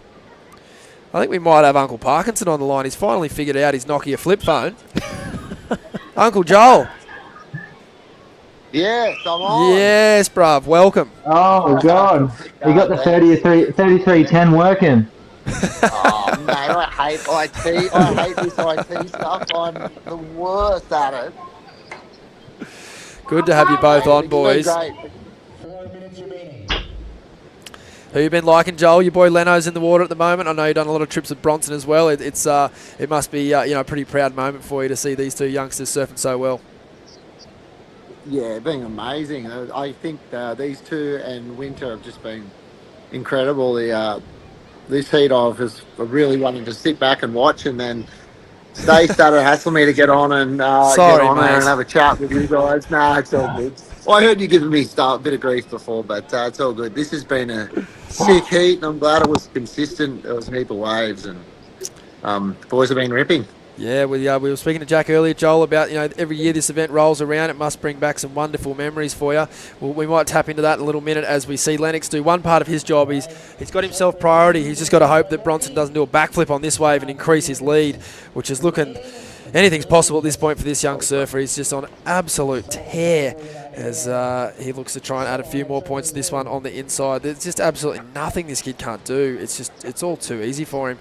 But, Joel, as we wait for that score to come in, we're talking about memories. Mate, talk us about Powell at Rivermouth, 2001 v Uncle Mick. Must have been a pretty special day down there in the depths of Victoria. Yeah, it was amazing. It was it's the final, actually. We got really good waves in the final, and the morning wasn't great. It was a little too high. It's a low tide wave. So once the final rolled around, it really started to pump, and I can remember we had DH with us, and Mick and I and DH just stayed together. We all surfed together, and we ended up in the final together and pumping waves, and it was a really fun trip down there. Yeah, and Jack mentioned it earlier, and obviously you and Mick are quite good examples of this. But how big a benchmark is this event? And obviously, you know, yourself and Jack taking out two of the things, and both had amazing careers on the tour. Obviously, you got the 2012 men's world title, and it is a true hallmark of success. This event, like, you know, and you guys are both examples of that. Is there, you know, I'm sure you're still full of confidence that these young lads are going to go all the way, regardless of the result here today. Yeah, definitely. I mean, it really is it's such a good stepping stone for going onto the tour, especially now that these guys get a slot in the Challenger for the year. So I think it's such a great event, such a good stepping stone to, you know, kind of, it launches your career, it launches your confidence, and, you know, I feel like it kind of gives you a good calibration of all the other competitors around the world at your age. Because, you know, once you step into the big league tour, I guess you feel like you get thrown in the deep end really quickly, and plus you get to make some great friendships with these as an 18-year-old, meeting people from all over in the same age and in the same path and same journey in life. Yeah, absolutely. That's one of the best parts of it. We're under a minute here. Lennox Smith, this is familiar territory for him and all of his supporters. You wouldn't want to count him out at any moment in this heat, and Bronson knows that. G'day to the crew down at the Kiama Golf Club, excuse me. A couple of Amber Sports Ales being enjoyed there. This is Lennox's family and friends live from Shell Harbour. The Kiama Downs Golfie, I think Lowy was telling me. And shout out to all Lennox friends tuning in around the world and back in Australia. I know they're hoping for one more wave. He's done it plenty of times, Joel. There is some action out the back. Will it get here in time? The requirement for Lennox is an 8.64. The lads are pretty comfortable out there. Yeah, I think they've conceded. And the young Indonesian Bronson Matey will be in the final. Wowee. Bronson v Winter Vincent. Two of the How good standout is that? That's going surfers. to be an awesome final. Oh, awesome final as we see the results there from that heat. Gentlemen, I want to thank you for the time. Joel, thanks for figuring it out, Yes. mate. Oh, wow. Hey, no, Oh my God. Oh, wow. Wow, save that for the final, Bronny. Yeah, exactly. Yeah, Don't well, bust that board. Looks great. thanks for tuning in, lads. We really appreciate your time and your insight. And yeah, it's great to go down memory lane and relive a couple of those moments with you both. And I know you'll be tuning in for the women's final now and the men's final shortly after. So yeah, thanks again, and we'll speak to you guys in a little bit. Thanks, Dave. Sounds good. Catch you, Good Jack. chat, fellas. Stay tuned. We'll be back right after this short commercial break. This is the World Junior Championships presented by TPB. It's all happening at the Lexus Pipe Pro, presented by Yeti. Shot, where'd he go? He's out! Katie takes off so deep on this one at backdoor. Spit through the top of the Johnson. Seth Moniz, spit, and he comes out. Molly puts her head down, grabs the rail of pipe one. Super deep, Mamiya comes out. Let's wander the historic city of Vigan. This UNESCO World Heritage Site is one of the best preserved Spanish colonial towns in the world. Walk along cobblestone streets of heritage houses and historic attractions dating back to 1500s. Don't forget to take home Ilocano crusts for pasalubong. Travel back in time in Vigan. When you choose the Philippines, you know you're in good hands. Where large-scale venues meet state-of-the-art facilities. And where world-class hospitality meets destinations that are beyond extraordinary. With all hands at work to give you the best of the Filipino brand of service excellence. Welcome to the Philippines, where we take your business to heart.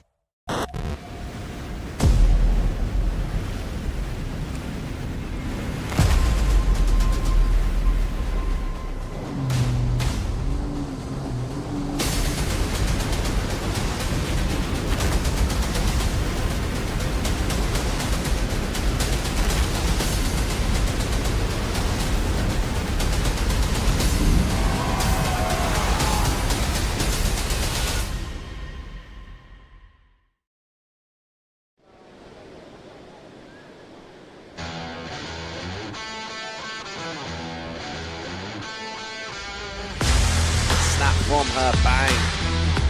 Off the top, low, off the bottom, bang. Into the lips and lip.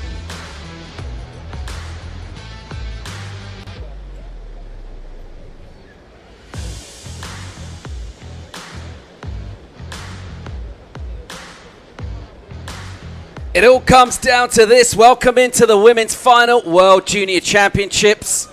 And a stacked field from across the planet. Just two surfers left in the draw.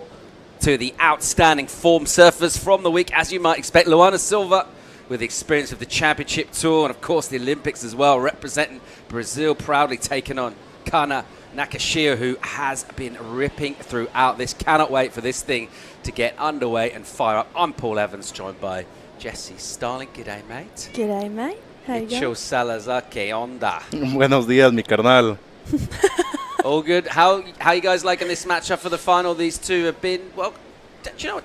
Almost kind of two different stories on their route to the final. First of all, Jesse, Luana, she's shown us flashes, but not really fired up completely thus far. Yeah, I think Lulu definitely has a lot more to give, and we were talking about this in her semi-finals. This is almost an attribute and a compliment to her surfing that she hasn't quite got there, but she's won every single heat, you know, then she's in the final. However, Kana, she's just been on an absolute tear. She's definitely been the standout, I'd say, and she's a great matchup to Luana in this one. In terms of pressure, Mitch, who do you want to be? The surfer with maybe a bit more hype on them on paper coming into this, or someone that's been really on the come-up, kind of just torn their way through the rounds? No, I'd rather be Kana in this sense. I mean, underrated, underappreciated by a lot of people that probably don't know her.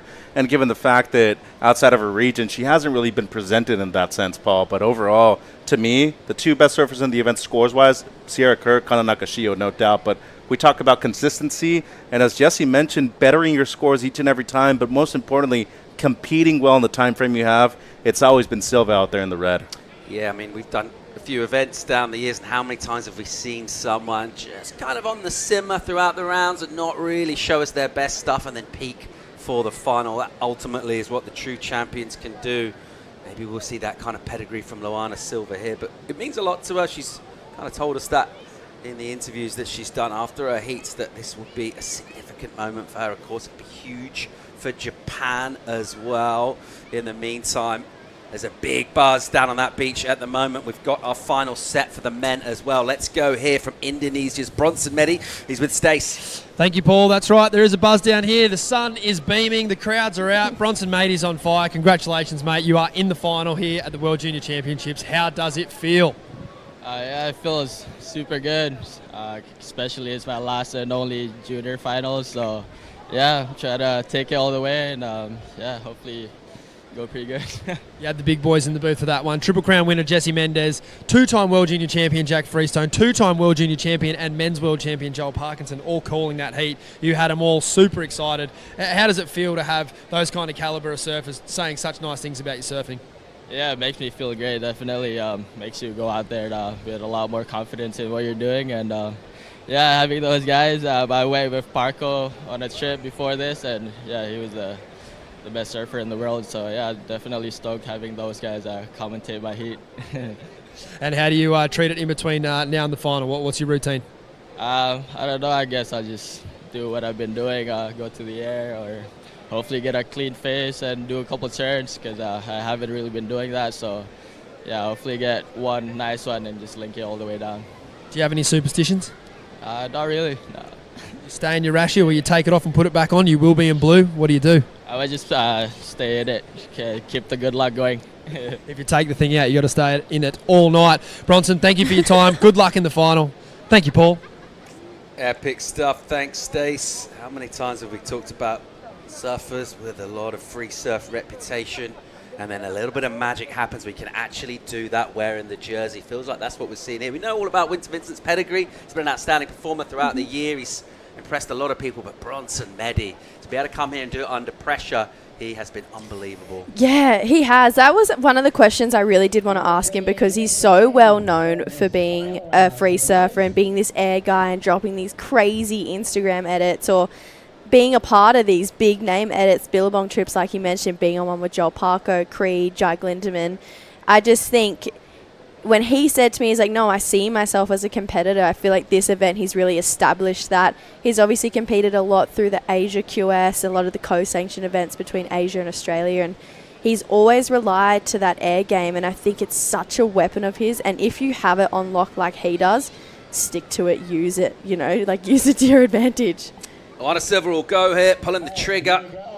First wave, got a nice bit of size to it. First turn, she'll open up on the face and then into her lip, kind of snatches a touch. Just gets a quick hit, so no major incisions there. Meanwhile, here's the drive, loaded up. Nakashio off the bottom, really nice slice out of the top of the wave and a good combo. So advantage to Kana, you'd say, from that opening exchange, Mitch. Yeah, definitely cleaner on the open face, but good start for Lulu as well. I mean, that's already going to be at least a solid backup score. The one thing I will say about Nakashio in this event so far, she hasn't been pushed by anybody with the competitive pedigree that we see from Silva and Red. First carve's not bad, Paul, just a bit off timing right there with the second one, but she did go on the first wave, making sure that she kept Nakashio off. That seemed to be the better of the exchange right here, though, Jess. Yeah, I love the fact that you pointed that out. She got the inside at the start. Kana, though, she just looked really clean on this face. Definitely connected better on that second section than Lulu got, but yeah, I feel like, you mentioned she hasn't been given that competitive kind of asset to try and really prove herself in.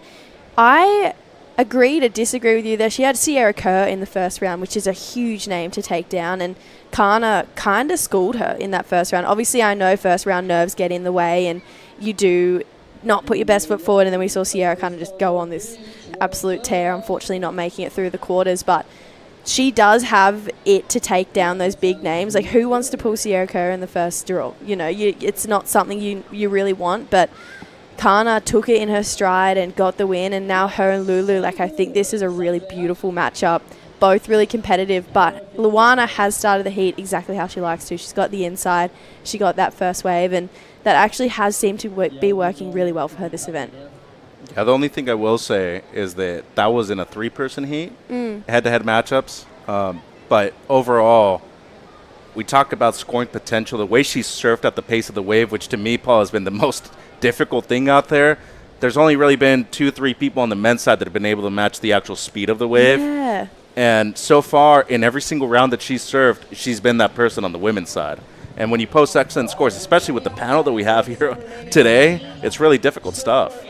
Yeah, you mentioned that actually earlier in the week, that you've been really keeping an eye on whether the surfers can match the wave, because it is a really tricky pace to try and surf to. Some waves go really fast, some run that little bit slower. I feel like there's a big difference throughout the wave, you know. But I feel like, what are your thoughts now when we're at the top end of the heat draw? Are you still feeling the same way with all of the finalists? Are some of them not surfing to that speed, do you think? I think the only person that's probably off speed, and because he can, just because of his sole talent, is Bronson Mady, actually.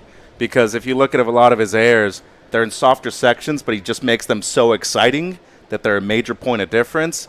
When we talk about flow, though, the edge in that final has to be with Winter Vincent, though. Just the speed, the power, the flow, everything integrated. But that's the one catalyst that the other kid has in his favor, Paul. Nakashio up here, a little bit of a fluffy section. She'll just probe and be patient. And then a hit, gathers the board underneath her, swings off the bottom. A little bit of a chop on a slightly flatter face. So that trademark speed that she's had, I can't think of anyone that's gone faster than her throughout this event. Not quite there on that particular wave. Nevertheless, that opening exchange went her way. Exactly a point between the split. And if you look at the surf and the section, the maneuvers that they did, but ultimately, just on that first exchange, because they caught waves so close together, Jess, she just seemed to be going quite a lot faster than Luana. Yeah, definitely. She looks really in tune with her surfing and her equipment as well. I know she has a really special relationship with that board in general. She got some of the local girls to draw on it, and it's a special board for Kana. And I just think she just looks so strong. Like, even you see her pull off that wave just then, her legs are so strong. She is just so good at generating speed and finding the sections. And that first turn, I kind of went, oh, I didn't expect her to get that release off that first turn purely because I thought the section was flat. But because of that drive and that energy she met with that wave, she was able to create a score that most people probably couldn't have manufactured on that wave. It was a bit of a smaller, weirder looking section, but she's got a 417 to back up that 567. It's interesting to think of the significance of a World Junior title in terms of who this would matter more to. Who would this be a more significant trophy to win? Luana Silva already really established. She's an Olympian. She's been to the Championship Tour, burst on the scene a few years back, that one final in the Challenger Series in Portugal, Gabby Bryant. And we've known all about her excellence since then. It'd be great to have this for her, kind of confirmation of her talent. But in terms of Kana, this really would be something absolutely huge, career-defining moment for her. Well, and we have to consider, as you said, who would benefit more. Luana's already qualified for the Challenger Series based off of her result last year on the CS. Kana's not there yet. Imagine not having to do the regional qualifiers. Your point, though, confidence and self-belief, that's really the victor right here. I mean, if you're Lulu, she's been struggling with that in the most recent of years, despite her excellent qualifications. I mean, you mentioned Olympian, one of the youngest people to qualify right there. But overall, it just brings you to a different pedigree and a different level with that kind of self-belief and confidence, Paul. But, you know, I correct me if I'm wrong, in the 20 years that we've actually had the women's division, I don't think we've ever seen a Brazilian female actually win this event. So, historic moment for them. We've seen a Japanese surfer with Amuro Suzuki do it over Alyssa Spencer a few years ago. What a crucial moment this is in a young athlete's career, a World Junior title. We've had some absolute legends of the sport dial in and give their reflections on what it did for them, how it changed things. Really cool to look back. Also amazing at the moment to look into the future. It's exactly what we're doing right now. These two, the outstanding surfers throughout the week here at the moment. Little advantage by way of Kana. Her second wave didn't have a lot to it, 417, so just a small number at the moment for a backup score. She'll definitely try and find a little more now. That priority with Luana Silva, it's been a conversation we've had kind of constantly, is that use of priority. And whether you can make it count, find a quality wave. We saw the improvement you mentioned, Jesse, in the previous round in the semi from her first wave. She got up there towards a 7 with her first score, but we're still really waiting for that one moment from Lulu. Yeah, I think it's super easy to be critical on a surfer like Luana because of all those accolades that we've been mentioning, you know, the Olympics, the CT, the Challenger Series success she's had there. And she's had Challenger Series success on a wave kind of similar, you know, with Ericero there in Portugal. Obviously, climate's a lot different, but I feel like the pace of the wave can be quite similar at times here, especially when it gets a little bit bigger.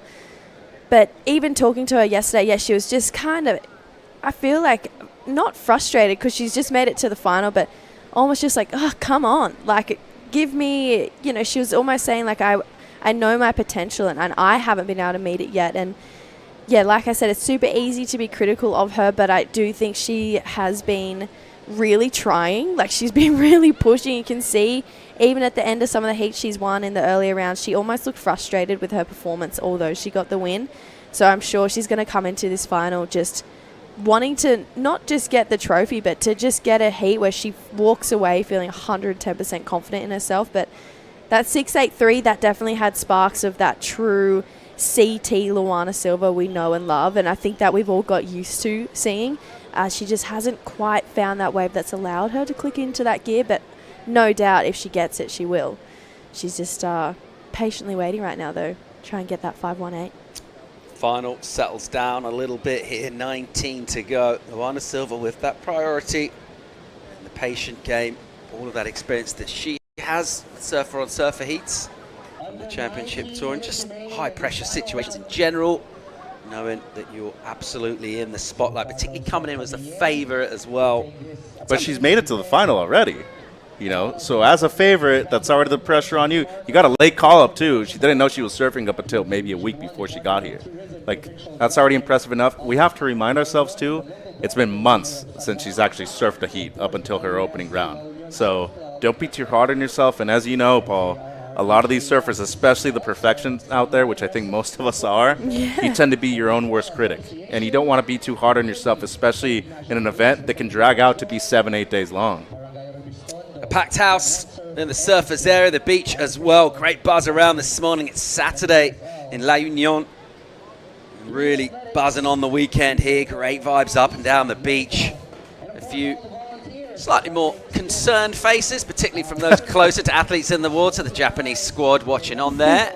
Kind of, yeah, I'd say pokerish kind of faces from them at the moment.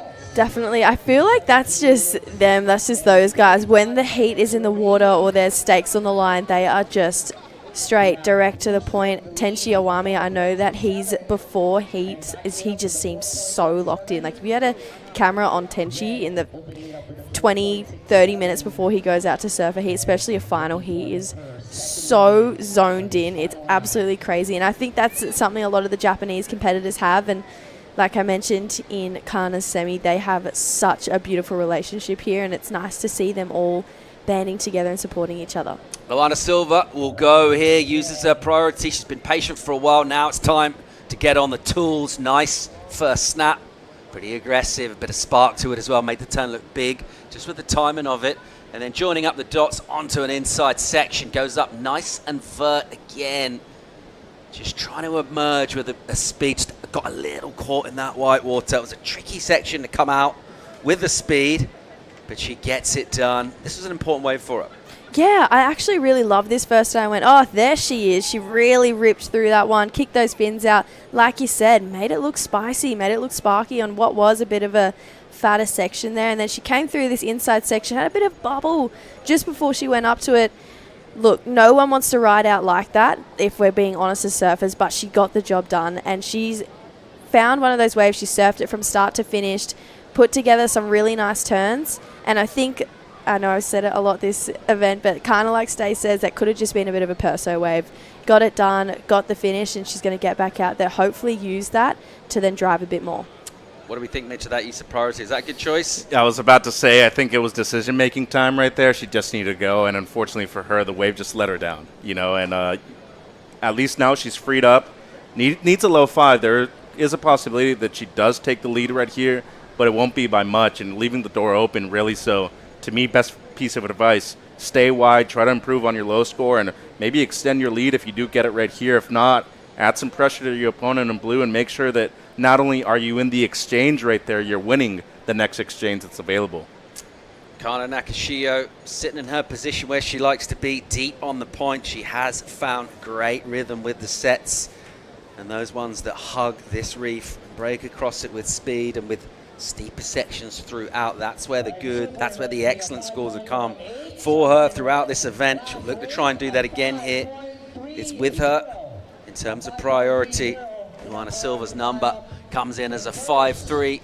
So pretty decent returns, really. Does get herself in the lead for the moment. 15 on the clock. So in terms of decision making, kind of study, was that a good call? Got herself into first place, scored some points, pretty decent. Yeah, it's a positive move, and overall, now you position yourself outside of priority, and you're making sure that the other person feels pressure. If you're working on the inside, there's always that sense of doubt if you should go and chase them at this point of the heat, Paul, but it seems like a couple waves rolling through right here. Yeah, well, she might do exactly as you thought. She's wider, she's scratching desperately to get on, just can't quite get there, and we've seen that a bit with this wave. She'll just assess that one retrospectively from out the back. Meanwhile, Kana just holding it down on the peak here, having a little look around. She doesn't seem to get too rattled in terms of what she does in the water with her energy. She'll just wait patiently. And when you got rhythm with a wave, she knows she does. She's had it throughout. Consistency of performance has been the key for her. She'll back herself to find a bit of quality. Also looking to do that. So from under prior, here's Luana just opening up. Gets a chance just to surf, throw some spray. Leaning into these turns. Moving the board around nicely, looking loose, looking sprightly. A little finish as well. Bit of variety there for that wave. A bit of time spent on the board. And decent decision tactically, Jess, to keep surfing. Yeah, I think that's something she hasn't actually really done in her heats prior. She's sat and waited a lot, so I love the fact that she's keeping the momentum building. Here goes Kana from deep here. First section steep, she'll get that wrap, and then a little wall in front of her hits it and gets a little bit of drift as well. Just kind of stings those fins through that white water. Bit of a crumbly lip. Nice control. Maybe, again, just not quite the incisiveness from some of the seven that we've seen from her, but that's just a reflection of what the wave offered. Yeah, I agree. I was going to say, I feel like this is the most untimed wave I've seen of Kana, but it was still so good. She got that beautiful first carve. This second section, a lot of foam on the face. It was a pretty hard section to navigate. Kicked the fins out the back, got a bit of drift, went for the one last, but just couldn't really make it happen. Lulu, though, I love the fact she's keeping the ball rolling here. This first carve was really nice. This was kind of a string together of really nice rail carves here. Love this first one the most. Then she starts really ripping into it here on the third and fourth. Gets herself a finish there. So I feel like Lulu knows the competitor she's up against. She probably watched Kana's semi-final and thought, if I'm gonna beat Kana, who has pretty much looked the most in form, I'd say, since we've been here, she knows that she's just got to keep building, keep improving on every wave, because if Kana gets the opportunity, you know she's going to take it. A really tight, poised women's final at the moment. Just over 12 minutes to go in this. Luana Silva, prior to that last exchange, with a narrow lead. Let's see how this one pans out. We're going to get a quick commercial break. When we come back, we'll be crowning a women's world champion around about 12 minutes time. Stay tuned. When you choose the Philippines, you know you're in good hands. Where large-scale venues meet state-of-the-art facilities. And where world-class hospitality meets destinations that are beyond extraordinary. With all hands at work to give you the best of the Filipino brand of service excellence. Welcome to the Philippines, where we take your business to heart. This is how you know that love is real. When it expects nothing in return, yet makes you yearn to give it back. When it leaves a mark on your soul that you'll take everywhere you go. Because when it's love, you feel it. Let's wander La Union's Tangadan Falls.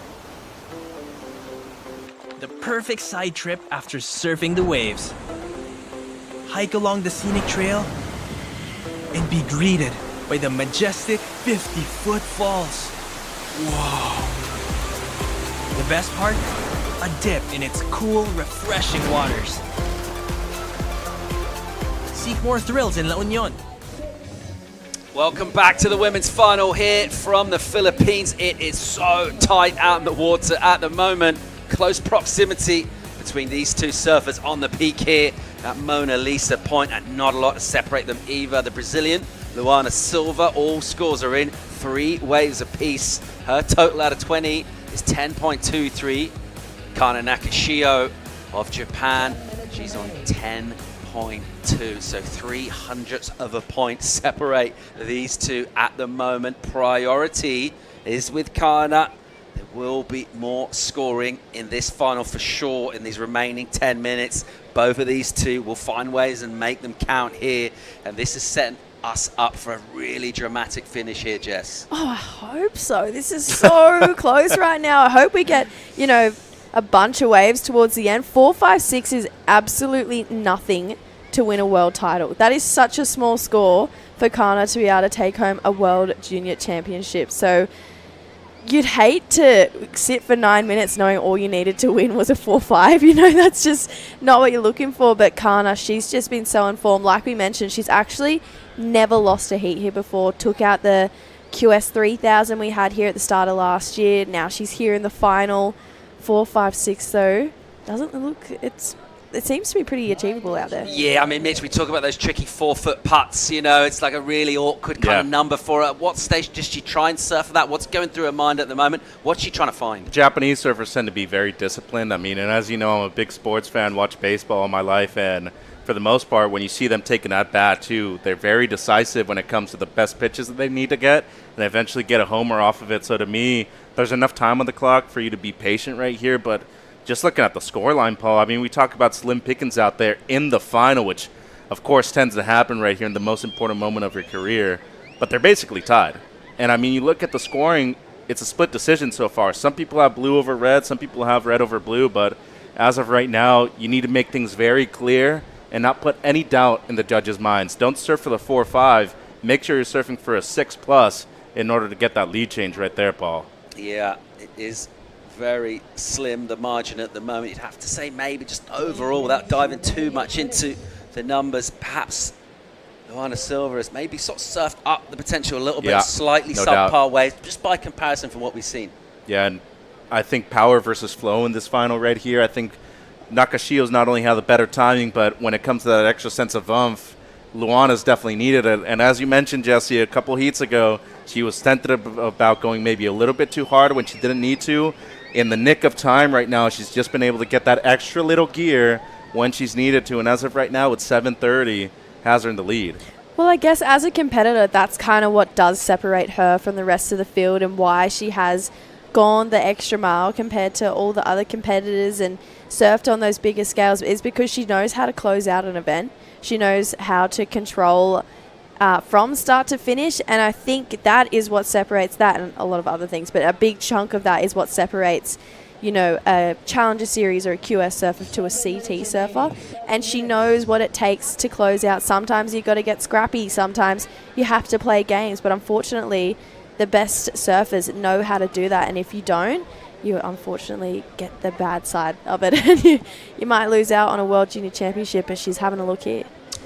Luana trying to stay a little bit busy in terms of being under that priority, which is the right tactic, but there just haven't been anything really to come through for her to kind of just ask the question, just probe around on. She's had to be just patient as well herself and unable to really do a lot in terms of trying to either rattle or sell or any of those things that we like to talk about in terms of the tactics at this level. 6:20 now remaining, and you're thinking maybe 1, possibly 2 more sets coming through the ocean.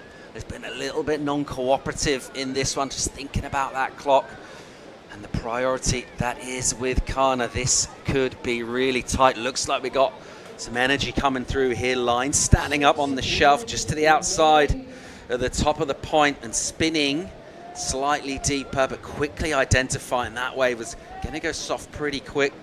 Luana Silva showing a little bit of moderate interest. We might see Kana fire up here. This looks a lot better, steeper as it stands up. Here she goes. Nakashio, important wave for her. Holds that rail line in, just gouges into the face a little deep.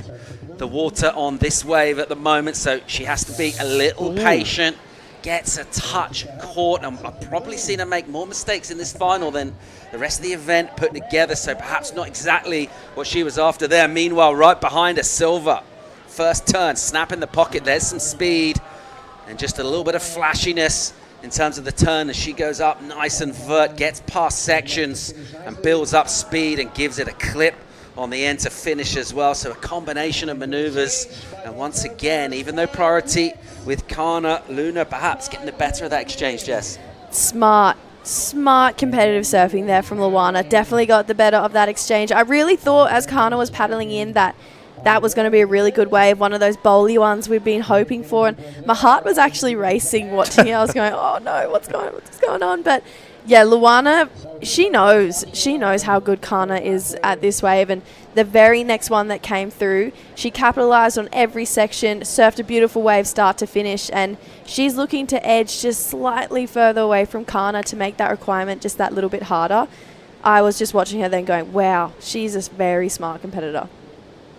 I don't know if Nakashio gets it right here, Paul. First turn, gorgeous, but rest of the wave, there's a lot of doubt in my mind. I mean, deep bottom turn, that's just real gorgeous stuff. So if she gets the score, it's really just based off the first turn because the rest of the wave's not really there. Little hung up on the carve right there, and especially coming out of this one.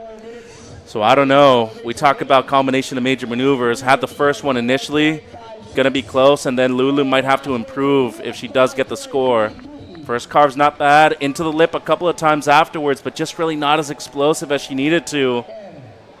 And to me, left a little doubt and not really the wave she was looking for. Did her job, though. We talked about her needing to be on a wave if her opponent was, and it seems like they really rewarded the quality of the first maneuver on Nakashio's ride. Yeah, absolutely. 5-3-3 in for Kana. So getting paid for some crisp rail work. And it is still super tight out there. We're waiting for the number for Luana. There's Winter Vincent, who's been a picture of calm throughout this event. Does not seem to be rattled by anything. Nice moment there with the Indonesian squad. Gives them a little shaka and a dreamy smile. And he will be ready to get down to it in about 3 minutes' time. And yeah, I mean, he's, seems like such a calm and sort of dialed back and measured young man on land, but out in the water, he's absolutely lethal. He's an animal. Yeah. Can't wait for that final. Bronson Medi, just electrifying, super cool as well. Styles make fights, Paul. We got a heavyweight battle in our men's final. Meanwhile, priority with Kana. She'll use it here. Another nice shiny section. First turn opens up with a bit more oomph and a bit of upper body. Throwing some arms, making shapes. Stands on the tail because she wants it to get steeper. Doesn't want to originally. Then it does, and she'll clip one into the lip. And just a little bit more swing in her surfing here. And some impetus. Gets a little catch through the inside section, but some nice maneuvers done. So we've got a score to come for Luana Silva, and then this number in just over 2 minutes, and it's super tight. It's exciting. Oh, I love the fist pumps from the crowd. Let's take a look at this replay. This is the best wave of the heat so far. That first carve was beautiful, so well timed.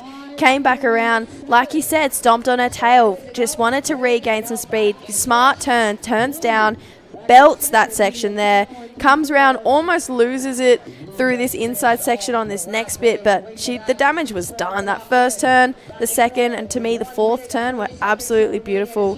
What were your thoughts, Mitch? Yeah, no, I really like the aggressiveness, as you said, but not over pushing anything, surfing at the pace of the wave once again, but look at the patience that she had on this section right here, Paul. Waits for it to bowl up, make sure that she presents a major point of difference right there on that wave too. It only surfed on rail, went up into the lip, and then just try to close it out here at the end of this wave. So real good work done, and scores in for the previous one of Lulu. Yeah, could this be a world title winning wave? We'll find out soon. There's a new requirement for it. Luana Silva drops to 5-7. They're tied. They are. This replay, though, Lulu got this while we were loving Kana's wave. So she's been smart. She's answered back every single time Kana has made the question. I just think this has been such a good back and forth heat. They're equally tied on 11 points. Very important waves, Paul. It's all tied at the moment, but I think really good chance Kana next year is going to go back to the lead when that score comes in. We're not going to have a lot of time left on the clock. Hang on. Score's dropping in now, and she's going to get this here. And there we go. She goes back to the lead, a 6 for her. We're still owed a score from that combo of Luana Silva, who will have priority as well. She's looking for a 5.98. It's so tight out there. It might just be a question of the clock now for Luana Silva, because her serving is... You really feel like her next wave that she stands up on, she's going to get a 6 or better, but is she going to have time? No, it seems like clock's going to run out, so it's going to come down to this last wave. And, you know, they're not only going to let the clock run out, they're going to watch the replay several times, compare it to multiple waves, because they obviously have the waves to do it right here, Paul. And they're going to take their sweet time because we're deciding a world junior champion. Oh, goodness me.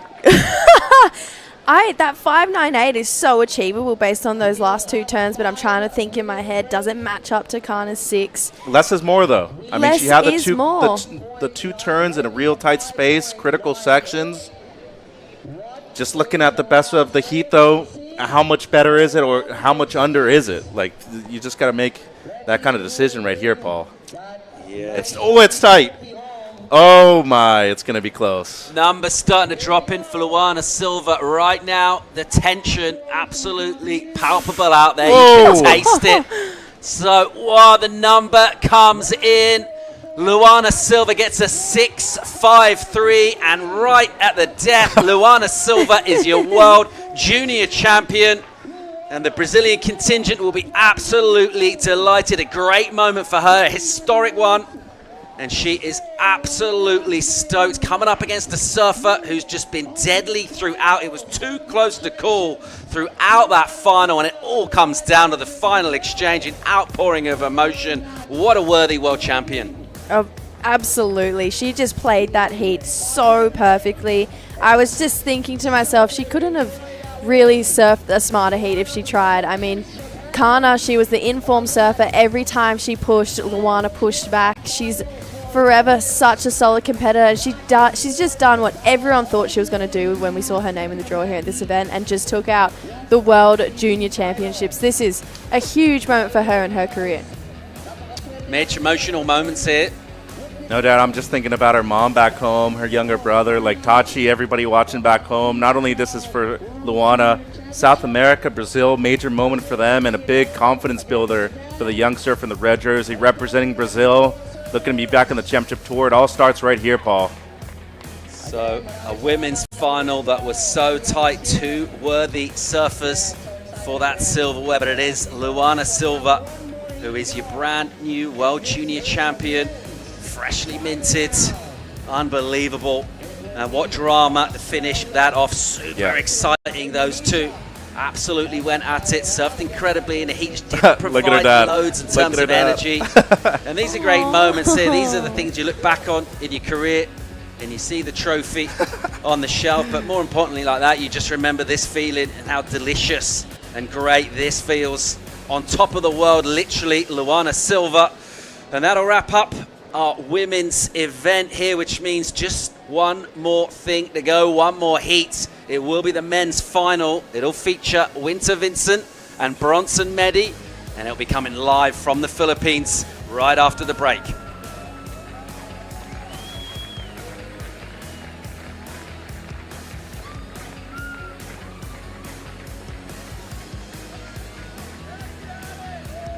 It's all happening at the Lexus Pipe Pro, presented by Yeti. Chionda, where'd he go? He's out! Katie takes off so deep on this one at backdoor. Spit through the top of the jump. Semifinal, spit, and he comes out. Molly puts her head down, grabs the rail of pipe one. Super deep, Mamiya comes out! Let's wander the historic city of Vigan. This UNESCO World Heritage Site is one of the best preserved Spanish colonial towns in the world. Walk along cobblestone streets of heritage houses, and historic attractions dating back to 1500s.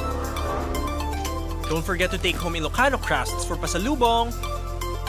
Travel back in time in Vigan. When you choose the Philippines, you know you're in good hands. Where large-scale venues meet state-of-the-art facilities. And where world-class hospitality meets destinations that are beyond extraordinary. With all hands at work to give you the best of the Filipino brand of service excellence. Welcome to the Philippines, where we take your business to heart.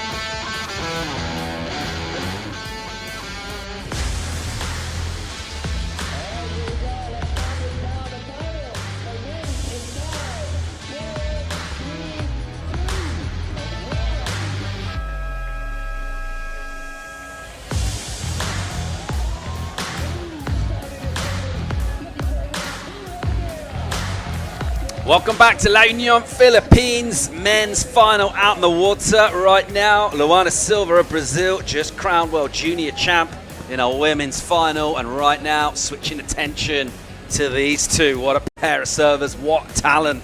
Cannot wait to see these two go at it. Winter Vincent of Australia taking on Bronson Medi from Indonesia. I'm Paul Evans, joined by a couple of Jessies, Starling and Mendez. How about this pair? We've been looking at the draw for a while and seeing these two and kind of thinking, we're going to get them in a final. Here we are. Let's go. Here we are. I feel like this morning we all sat here and I said, I think Winter and Bronson would be, I was about to say Winston, but match them together. A tongue twister there. But Bronson getting this heat underway and just doing what he does best, going to the air. I think this is a really interesting matchup between these two very different approaches to this wave.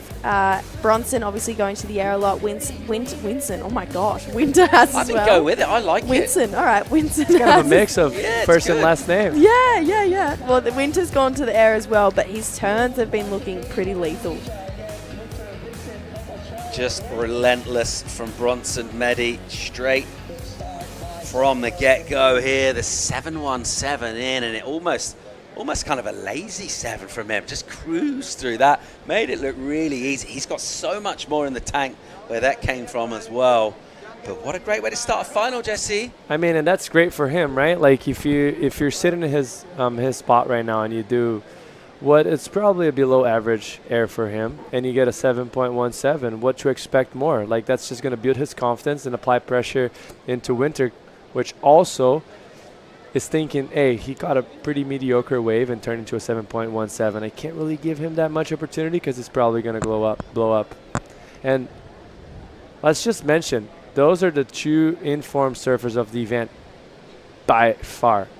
Like they've been providing the best maneuvers and the best combination of the turns we've seen throughout the whole event, but it resets and starts from zero. So it doesn't matter what they've done until this point, and only the winner is going to be the one to remember of this event. So they got to put in a good performance for us right now.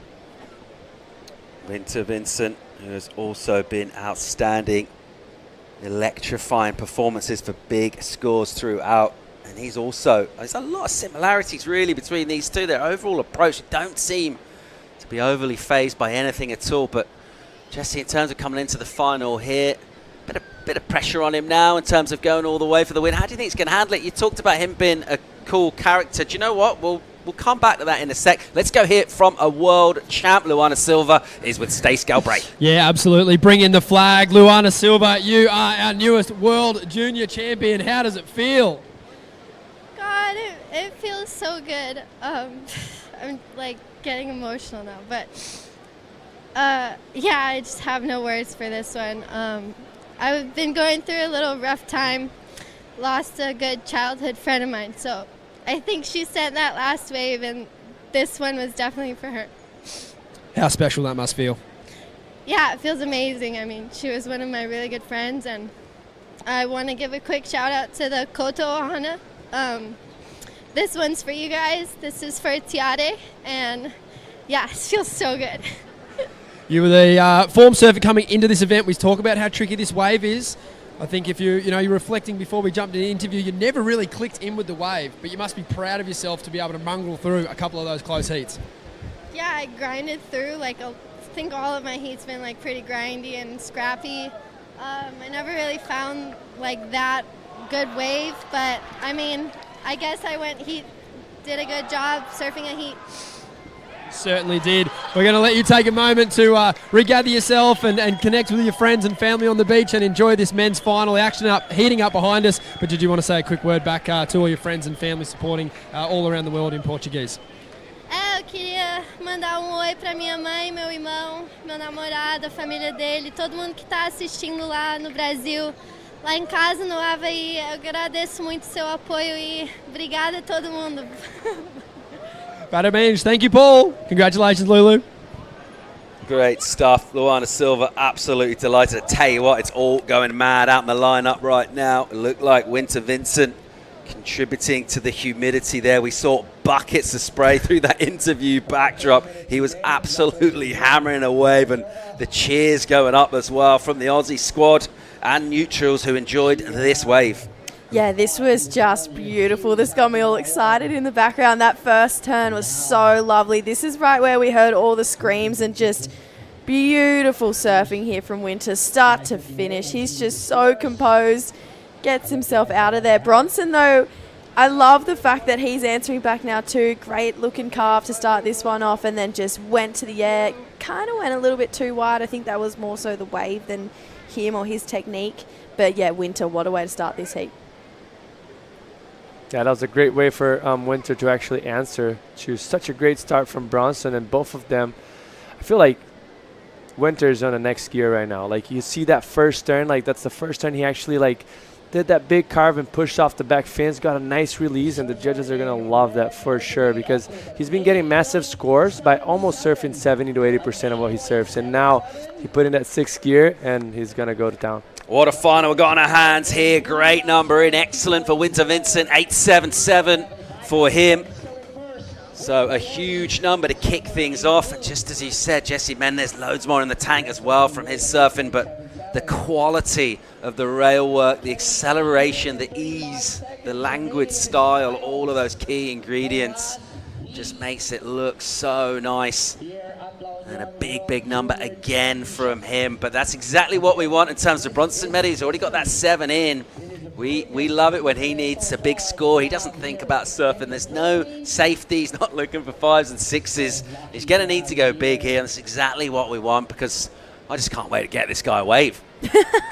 I can't wait to see what the heat totals are by the end of the heat. I feel like they're going to be pretty ridiculous considering, Bronson and Lennox Smith's heat too. Their heat totals were absolutely absurd. Let's look at this drone angle shot from Winter. Just like you said, Jesse, putting it in 6th gear and just absolutely going to town. These turns were so beautiful.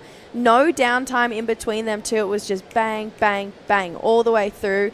Love the fact that he was still hunting for more, wanted to get more out of that wave. But 877, very first wave of a final here. These guys are going to, I have a feeling, to battle to the death to try and get this trophy next to us right now. And keeping the expectations, right? First of the heat, another excellent score. Every heat so far in this event, he's been getting excellent scores.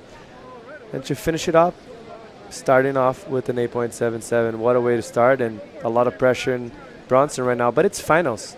He was feeling free already before the finals. I can only imagine what he's going to try and bring it to us in this last heat. And in terms of the technical aspect, some of those surfing, some of those turns that we saw there from Winter, what exactly has he got that we're not seeing from some of the other competitors in terms of what he's doing off the top, the control of the board? Just tell us a little bit about that because it's so impressive. It's almost a little bit understated because the style's so good. Sometimes it's hard to appreciate actually what he's doing.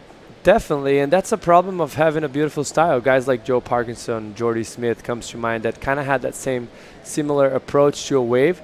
You're so relaxed and so composed. We'll get back to that after this wave. He's up here. Here goes Winter. Again, setting up for some speed. That wave not offering a whole lot. But I think the difference of point that he brings to the table, it's acceleration and how big his turns look. Like, obviously everyone's an amazing surfer out here, but he is surfing a little bit more on rail. And we're talking about a little bit of difference that ended up creating a more scoring opportunity for a guy like him, and any opportunity he stands up on the board. He's obviously bigger than everyone, and he's using his length and body to his advantage. He's cutting the water nicely, cutting more sharp than others, and extending, and the amplitude on the turns are showing up to be better. And in terms of what Bronson's bringing, obviously we're looking at the airs, and you think about the peak moment of that is when they're actually in the air, doing the rotation, doing the grab, but actually to set that up, there's something a little bit different about his technique as well. I've noticed a couple of his takeoffs seem a little bit unique. He's going really sideways. You've seen him go late a couple of times with the whitewater, but all of his flow, everything is about that moment, that impact down the line. Yeah, no doubt, and that's the style of surfing, right? Like, and I think it's smart for him to keep playing that, because if he's going to try and match power to power with Winter, he's going to probably get the short end of the stick, and vice versa. If Winter's going to try and match the air game that Bronson and the consistency that Bronson has, most likely he's not going to get up there as well. So smart of him, just eyeing it down those big sections, and here we go again. Here's Medi, big rotation, stomps again, stop it, and he'll land that. Wow! Unbelievable. Look at these scenes here. Two big airs. Hang on, Winter Vincent, beautiful. Flares out the tail and regathers and loads up and goes for an air reverse of his own. This is ridiculous. The level of surfing that we're watching right now, the show, the spectacle that these two are putting on. What an exchange. The scale just went through the roof right now. Like, what are you going to give for that first wave? Like, it's incredible. The type of surfing he's been doing. Are you kidding me? I'm speechless. This was absurd. That first, oh my gosh. And then Jess was sitting there going, go again, go again. Yeah, I was wanting to say it, but I didn't want to interrupt. Oh my gosh. Bronson knew how excellent that wave was too. Winter, I'm sure, would have watched it, and then he's gone, all right, want to see something else. He's just given us his piece of the puzzle. Goes for one again, and then just on this second turn, as we're processing Bronson's wave, he just goes and does that. So these guys, oh my gosh, 10-point ride. Last one of Bronson Mady. Perfect score. And we're literally 10 minutes into this final. I love this. And this is crazy for the judges right now. Like, the scale was set a little bit too high in the beginning of the heat, and this guy's actually put in the 6th geared, and that's what we expected for. And they were a little bit of hands attached right now, because I feel like the gap in between the 8.77 to the 10-point ride, there's a bigger gap in it. And not to mention, Winter's last wave was better than his 8.77 as well. Where is that going to lead us? We'll see where Winter's number goes. We know what we're getting right now is the very cutting edge of performance surfing. A perfect 10 for Bronson Medi. 2 big airs. Just incredible. It always had to be, really, when he saw him stomp that second one. Instant thoughts were, well, this has got to be a 10, surely. His mates as well. So Uncle Riz holding up the 10 fingers. The Indonesian squad cheering him on, numbering for Winter 907. Ridiculous numbers. Still 23 minutes to go right now, and this is absolutely mad. Here's another look. Look at that rotation, upside down, whipping that head around, and once again, the amount of energy that you have to put in an ability to do that wave was, oh my gosh, are you kidding me? That was next level. If I've seen anything or noticed anything of Bronson this week, I have a feeling he's going to try and land a backflip in this final. He said he's been trying all event. Hope this is the one he does it. Live action. Here's Winter at the moment leading this heat, and he's loading up and realizing not quite the section there. It's good to see some waves as well, just kind of pulsing a little bit and offering them opportunities, and they'll just keep swinging. And that's what we want to provide us with the entertainment here. But the surfing we're seeing is of the very highest caliber. And you can't help think back to names like Gabriel Medina in that junior event in France, the Grom event, the 210s. And that really was the moment that announced him. And we're just seeing Bronson Medi at the moment, who looks like he is loving his time in the jersey. You mentioned, Jesse, he considers himself a contest surfer, but I mean, just an entertainer, a performer, and still, he'll keep going and looking to do more of this. He'll be thinking now he's got priority. He'll be thinking about, like we said, the backflip. We've seen him a couple of attempts, and if he does do that, it's only really one place that can go school-wise, isn't it? Let's see. But I'm just loving the entertainment at the moment. The scores are massive. And Winter Vincent at the moment with that lead, because he's got his backup is an 8.77. But Bronson Medi, if you had to bet, you think, is he going to improve on that 7 as a backup? For sure. Yes, There's absolutely. 21 minutes left. Yeah. And I just want to refer something. Like, as much as I thought there should have been a bigger gap, I think those 2 best waves of the heat should have been a little bit further away from what we've previously seen. At this point, at this moment of the heat, I still think the guy in the jersey that's winning should be winning.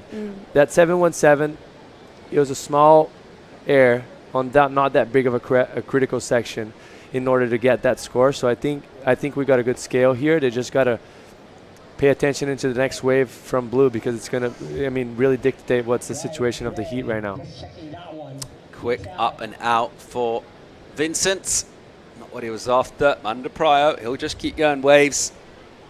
Bronson Medi, he'll wait out the back and look for something truly special. We just hope, really, that the ocean continues to cooperate with us here and send these 2 more opportunities. It's interesting because Winter has pretty much won his heats very convincingly from start to finish. He's had great challenges, but no one's really come close to touching him or even challenging him for that win. But for him, I've seen him turn more waves in this heat than I think in a short amount of time than I have in any of his other heats. Just noticing that, and now he's got this challenge of Bronson, who in the first 10 minutes dropped a 10-point ride. Who knows what he can do in the next 20? Like, that is absurd. This heat, these 2 will remember this heat forever. They'll remember this heat for the rest of their lives. And you know what? Whoever comes away a winner and whoever takes the trophy home, these 2 guys will probably shake hands and know that that was job well done. That was battle well fought. And I think whoever wins this is going to be a worthy winner, because this was always going to be a huge matchup between these 2. I totally agree with you. It's and how do you hold someone with that talent for 19 minutes that can turn any closeout into an 8-point ride? And mostly thinking back to the 7.17, he can do that in sleep. Like, it's not that hard. Obviously, the 10-point ride is something absurd. Like, he barely have any time to regroup in between the first air to the second one. So that relays a lot of energy and, I don't know, just being focused and on point. But for him to get at 7.17 doesn't seem so far. Here goes Winter again. First turn, set up slash from him. And then onto a section, and he'll just pop out the back there. But he'll keep doing that, why not? He's got an amazing air game of his own. He'll look for ramps, and he'll just hunt around, see if he can find something. Meanwhile, the more patient approach from Bronson Medi. I tell you what, the atmosphere is crazy down on the beach. Let's go and tap into some of that juice with Stace. Yeah, that's right. Thank you, Paul. Uncle Riz, how you feeling? Feeling great, feeling great. Bronson just, showing what he's good at. We are all surprised here. Yeah, it's amazing. Good to be here, support him, the whole family, the whole Indonesian team here. This could be the history in the making, you know what I mean? I feel like it will be. Hope so. What do you expect on this next ride? Oh, he need a 7-something, a backflip maybe. You think he's thinking 7? I think that last one, he should be a 12 or 15 or something. That crazy. But yeah, let's do it. I'm glad we still got time on the clock. Let's see it. Thank you, Riz. Yeah, let's go. Thanks, Stacey. Thanks, Result. Yeah, the crew, they'll be delighted with the performance of their young charger at the moment. He is currently in 2nd place in this heat. I love the nervous dance around when you go and you look at the support crew and no one's standing still. Everyone's moving back and forth. I remember if True and I ever competed, my dad would tap, like, you could put a level on the sand that my dad was standing on. It would be perfectly flat because he'd just tap his foot all up and down, and it just looked like Riz was just going around in circles. It's funny that you mentioned that, because first person that comes to mind is Charlon Medina, which is Sophia's dad and Gabriel Medina's stepdad. And we would always be watching him because he always stands on the beach throughout the heat, and he's walking around. And if you look at the path that he takes, he probably walks about 2 kilometers while the heat was going on, because he does not stop, doesn't go back and forth, side to side. That just showed the commitment that is behind the surfers in the heat. It's not just about this 35 minutes. It's a long life investment from everyone around him for them to be there. That's why the jersey weighs it down so much. It's hard to produce the best surfing, and those guys are producing actually better than I could I could even imagine. I didn't expect this heat to go even, like, I mean, both surfers 17 points with halfway through the heat. I would love to pick your brain because you've been on the highest level. If you're Winter Vincent right now, what kind of card do you play? Because obviously he wants to better his 9 and his 877, which is absurd to say because that's such a solid total. But if you look at the 717, that 784 is very attainable for Bronson considering what he got that 717 for. So how do you play your cards right now if you're Winter Vincent? I mean, if I'm Winter sitting in his position, I'm actually in a situation with hands attached, right? Like I have no priority. That 7.84 seems very small for the type of surfing both of those guys have been doing. So I would just focus on myself, hope the clock runs pretty quickly, and add pressure to Bronson because obviously the later the heat gets, the more pressure you have. So if I was him, I wouldn't try to build something out of nothing like he's been doing, maybe catching a few waves and wasting time, wasting energy. I'll just sit myself right by him. The job has been done. The surfing has been done. And push him to commit a mistake, push him to go on the wrong wave, and then you have priority, and then you just try and better with a very clear wave that comes to you.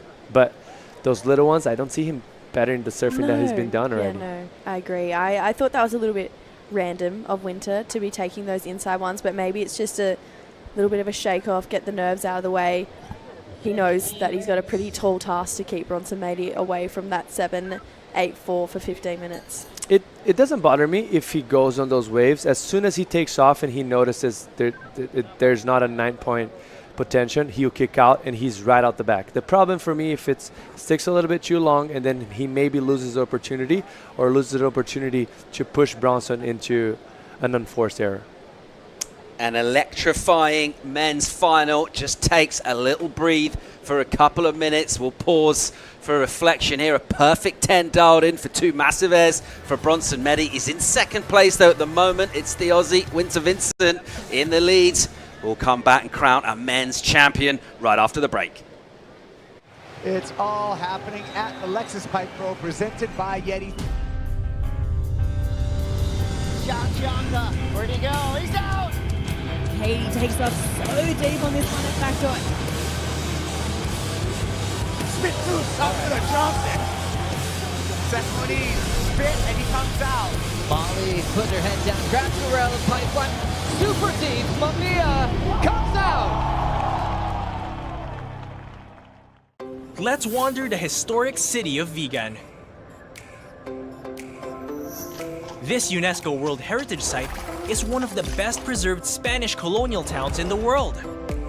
Walk along cobblestone streets of heritage houses and historic attractions dating back to 1500s. Don't forget to take home Ilocano crafts for pasalubong. Travel back in time in Vigan. When you choose the Philippines, you know you're in good hands. Where large-scale venues meet state-of-the-art facilities. And where world-class hospitality meets destinations that are beyond extraordinary. With all hands at work to give you the best of the Filipino brand of service excellence. Welcome to the Philippines, where we take your business to heart.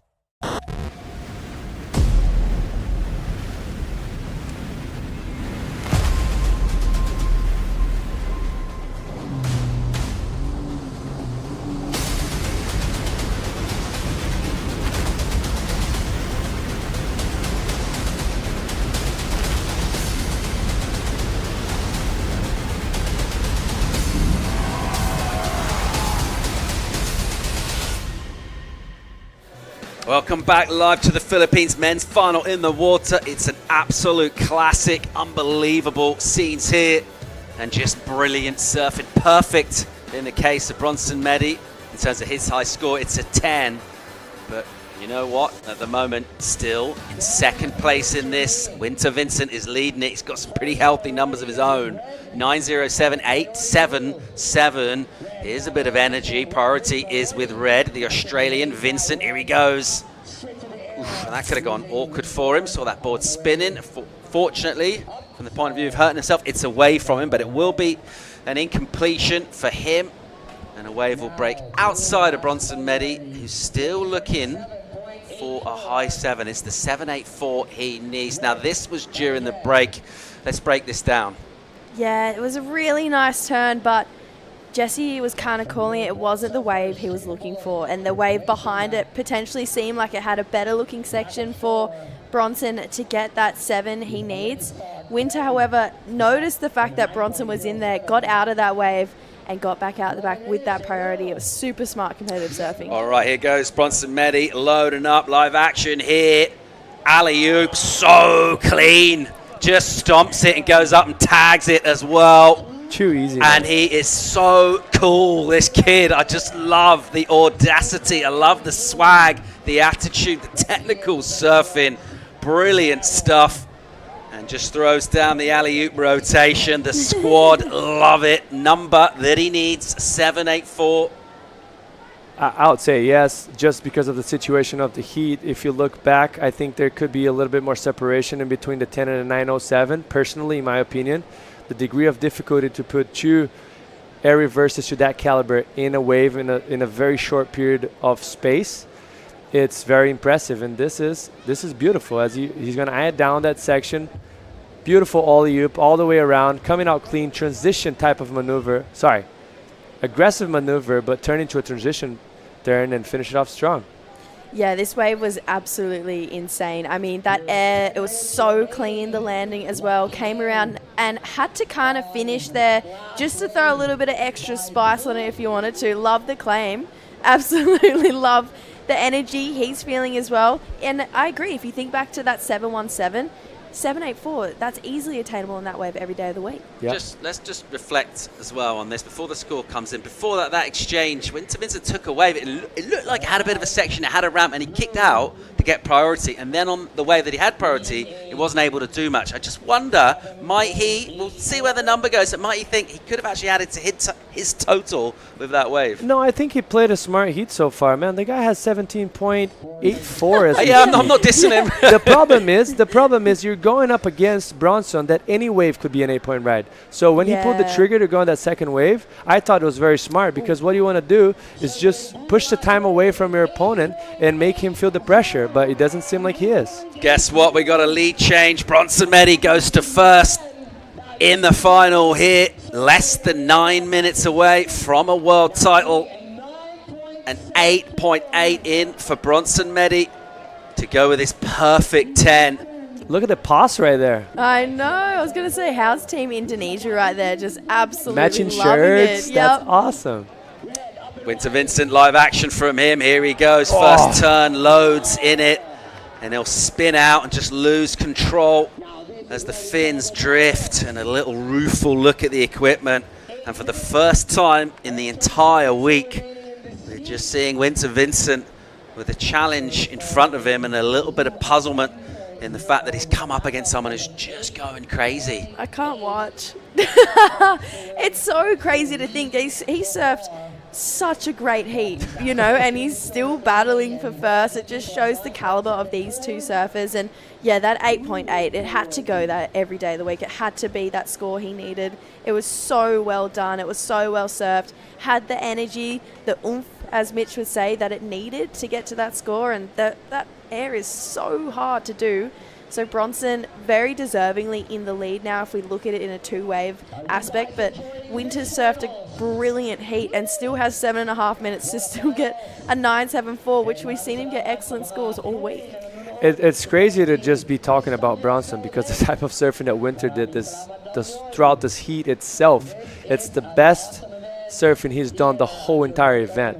He was into another gear. He was bringing variety, power, flow, speed, and also creativity. He had a beautiful air to combine with that blowtail on the 907. But just, you can't run from the fact that the guys, Bronson is proving now, risk maneuver turns into transition. Like, it seems like it's just another floater for him. It's just another step. Yeah. Like, it's crazy to think how you do that. It is kind of wild to think that airs are kind of his snaps. Yeah. Like, they're just everyone else's cutback. But for him, it's just this super easy thing that he just has in his back pocket. It just shows the amount of time he's put into that repertoire that he has as well. But considering Winter's already re-qualified for the Challenger Series, Bronson, he's at the top. He's number 1 for the Asian Series. There's a few more events, a couple more co-sanctioned events we have back in our region, but I think this is just the start of what will be a pretty cool rivalry between these two guys. I think if we see them go head-to-head again on that bigger stage, that Challenger Series, I feel like this is going to be one for both of them to remember. And just I know Winter's the type of competitor who will have this in the back of his mind and think, I'll get you back. If Bronson does get him in the next 6 minutes, Winter will clock this. He'll note this and be like, right, you wait till the next time we match up. And I think this is just the start of what could breed two brilliant competitors to go all the way. Yeah, I think certainly we're looking at each of these surfers of the absolute highest caliber in terms of thinking forward, in terms of the CT and that sort of level of surfing, but just dialing in here on what Bronson's doing in terms of his air game. Where do you see this, Jesse, in terms of comparing to the very best that do it at the moment? Philippe, Italo, Gabriel, the sort of airs he's doing, the make rate that he's doing, the way he's finding section. Is he up there with those sort of guys in terms of the prowess of his aerial surfing? Second to none. I have no doubt. Obviously, it's a different way to do an air in a wave like this than the waves on tour. Waves on tour are much heavier, but I've seen him doing on those waves. From Blakey Peak, so yeah, I don't see a problem for him at all. Obviously, if we just look up close into this situation that we see, the power is not there yet on what we see right now on screen. But I've seen it on his Instagram and live when I've watched him surf in way heavier waves in Indonesia. So yeah, I don't see a problem for him whatsoever. Final 5 minutes here. This has been an unbelievable final. Pretty much just the perfect sort of storyline, really, with the two best surfers from the event, opposite sides of the draw, throwing down excellent numbers throughout, electrifying performances, and then coming together. It doesn't always happen for a final, does it? Because even just getting the win, however you do it, it's going to feel great. But to actually see just ridiculous numbers. I mean, Vincent needs a 9.74 with 4.5 minutes to go. He's got a 9.07 and an 8.77, and he almost needs a 10. And that 10 looks pretty far. Like, we've seen it so many times that we'll be mentioning about a 7-point ride not looking that hard for you to figure it out how to do it. But that 9.74 looks miles away. He's going to have to get the best wave of the day and outperform what we've seen it so far, which the scale just went way above already. And it's not the semifinals or the quarters and below as what we've seen it. They stepped it up, and that's what they have in front of them right now.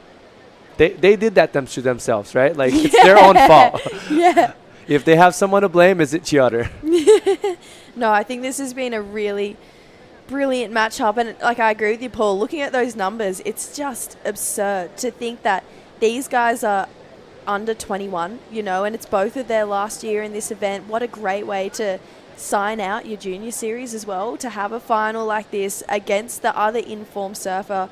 I didn't think anyone was going to come close to Winter until I saw Bronson kind of get his rampage just going in the last few rounds, and he's just every heat built, where Winter's been this really consistent surfer all the way through. But Bronson right now does have, for the first time in this event, has Winter's back up against the ropes. And a 9.74, like, that's going to have to be a very certain type of wave. But if he gets it, no doubt in my mind his surfing can get him there.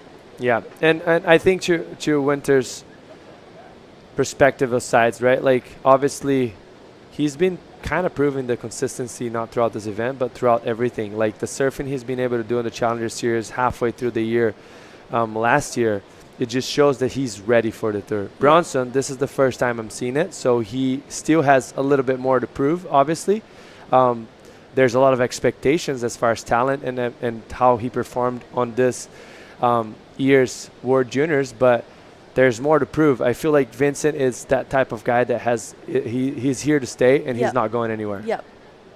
So even if he doesn't win this event, we can probably expect him to probably blow up this year throughout the Challenger Series. Absolutely. Just zooming out a touch on the action that's gone down in this final. This is an absolutely historic moment here for Indonesian surfing. This is crazy in terms of what it could mean for them as well. We talked about earlier in the event having the CT participation from the likes of Rio Wider, but right now Bronson Medi, who looks like he's about to be crowned the world junior champion for the men here in the Philippines, known about his rep as a youngster, seen some of the free surf stuff that he's been doing, but actually doing it consistently. I mean, crazy the make rate he's made every air he's launched in this final.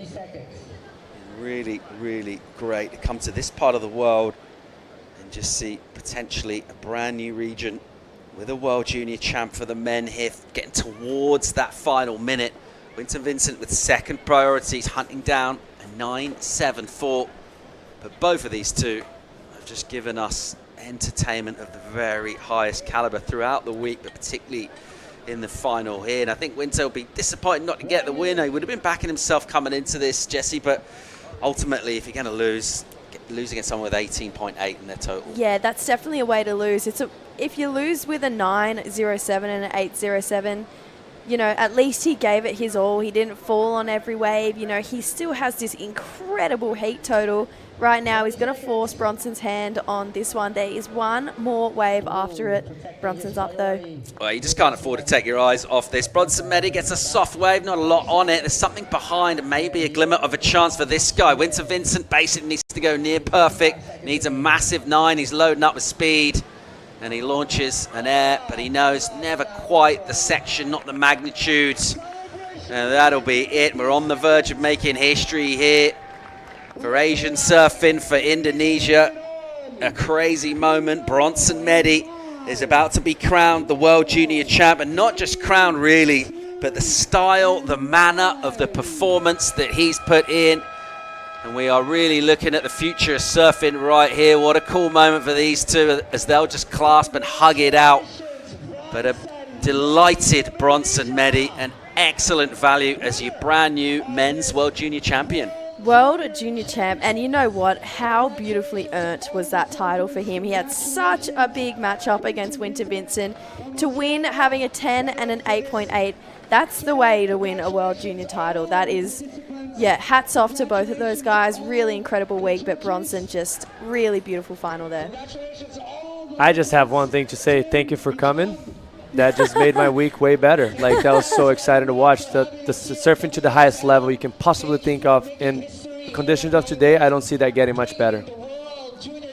Absolutely amazing scenes here at Mona Lisa Point in the Philippines. And they have been amazing hosts for us throughout this week. Such a beautiful part of the world with so much surf potential, and really the perfect canvas for the best juniors to go at it and show what they can do. And that's exactly what we've seen from Bronson Medi, who's just thrown down the biggest, cleanest, loftiest rotation. So much pop to his surfing. And just the coolness of the character as well. Doesn't seem to show any signs of feeling pressure. Chaired up the beach here. Your brand new World Junior champ, Bronson Medi, out of Indonesia. And he'll go up the sand. We'll get a chat with him soon as well and get his thoughts. But two really worthy champions. Bronson, absolutely brilliant throughout. And Luana Silva, sort of different manner of victory for her. But both of those two, well worthy. And you come into finals day, everything that went before, yeah, that's an interesting storyline. But it's all about doing it in the final in order to win it. And it's exactly what both Bronson and Luana have been able to do. I just wanted to mention as well how cool for Bronson. That's Varun. That's his ultimate best friend, cheering him up for his World Junior title, having Rizal there too. But yeah, Luana, Bronson, what a way to win, to show up here, put your best foot forward and get the job done, both against probably the two in-form surfers of the event. We saw Kana. She was definitely a lot of people's pick to win. Winter was a lot of people's pick to win, but Bronson and Luana just put their best foot forward and made their surfing do the talking so that they could come away with one of the biggest trophies you can have in your career. Let's go and hear from the champ. Thank you, Paul. Bronson Medi, you are our newest men's World Junior champion. How does it feel? I don't know how to feel right now. It was one of my goals this year to win this, especially in the beginning of the year. Yeah, hopefully it puts me in a good rhythm throughout the whole year now, and yeah, stoked to win it. Well, brother, you're on the Changas. How good's that? Yeah, it feels great. The Changas. I don't got to compete in the last event of the QS now, so it feels great. And you're 1 from 1. First time in the juniors, and you took it out. You're the man. I don't know about the man, but yeah, stoked. You're very humble. You're a great sport there. I know you had a great battle there with Winter. He definitely brought the best out in you. Oh, yeah, for sure. He was the one to beat the whole event. lucky I messed up against him in the final, not the heats before. And yeah, stoked to put a good event together. And yeah, congrats to Winter too for making the final. He was ripping. Yeah, it was a scary one. And it must feel good to win in front of all the boys and your friends and family. Yeah, stoked to win it in Asia, especially proud for Indonesia too. Yeah, everybody stoked. Let's check in with everyone back at home watching. Yeah, I want to say thank you to everybody supporting. My mom, dad, all the boys, all the family members. Let's go. Stoked. Let's go indeed. Thank you, Bronson. Congratulations. Thank you, Paul. Great stuff. Thanks, Stace. Bronson Medi, you're brand new World Junior Champ, well worthy of that. And what scenes we've had here. You know, you think about if you're designing a surf contest, you kind of script in one, you really want to have, ideally, you want to have, you know, the final bringing the best stuff. It doesn't always work out like that. How good is this? I mean, the storyline's just been incredible. Just ridiculous levels that we saw. Yeah, I couldn't have painted a more perfect final just then, to see 10s, 9s, 8s being thrown around everywhere with the two most informed surfers. And not very often you have them on either side of the draw to come up and match at the very top. So, yeah, that was just a really epic final. Same on the women's side too. And, yeah, I do truly think, I know I said it earlier, but that will be a heat to go down in history for those two. They'll remember that for the rest of their lives, and I think that's first of many matchups we're going to see them have. Yeah, Jesse, we talk a lot about pressure in finals, don't we? And sometimes it can put a bit of a lid on performance. We saw the absolute opposite of that. We saw, particularly in the men, both of them just really rise to it in the final there. Yeah, I mean, they took the show, right? Like, so it's undeniable that we got to mention that, but I'm always scared of people peaking too early, and that happens a lot. You're going to see the best wave, the best surfer of the event, actually peak a little bit too early and get to the finals days, like you mentioned, and not perform as we expected. But those both surfers were the most informed. So when they got to the finals, at least one of the two better is going to take the win. But they actually peaked at the last 35 minutes of the event. So that was just a big blessing for us to be watching that and just to be able to talk about some of the best surfing we've ever seen. If I go back to it, it reminds me of Jack Freestone winning in Karama's. I was going to say a few years back, but probably about 15 years back. But yeah, sure. It's some of those performances that are just remarkable, and we're going to carry along for the rest of our lives. World Junior titles heading now to Brazil and to Indonesia. Historic moments here in the Philippines. It's been a really fun event. We've got loads to break down in terms of highlights from today. Big talking points as well. Join us for that when we come back from break.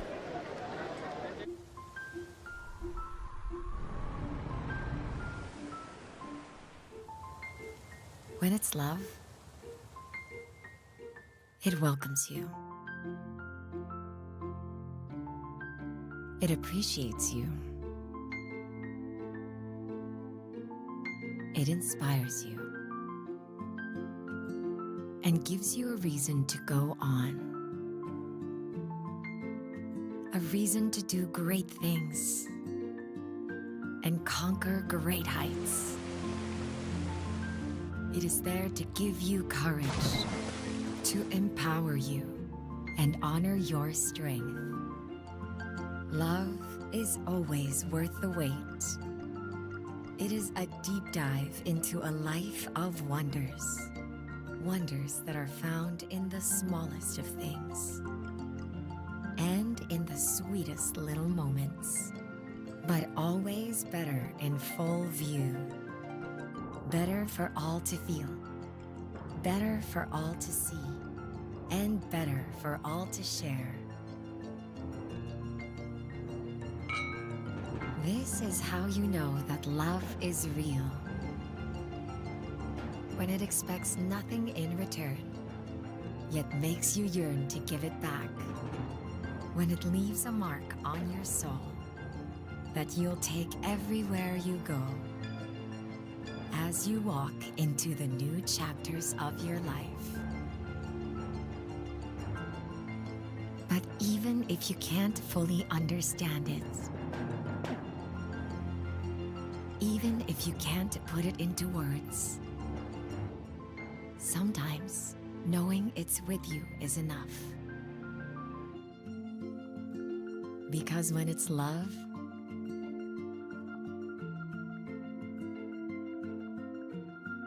you feel it.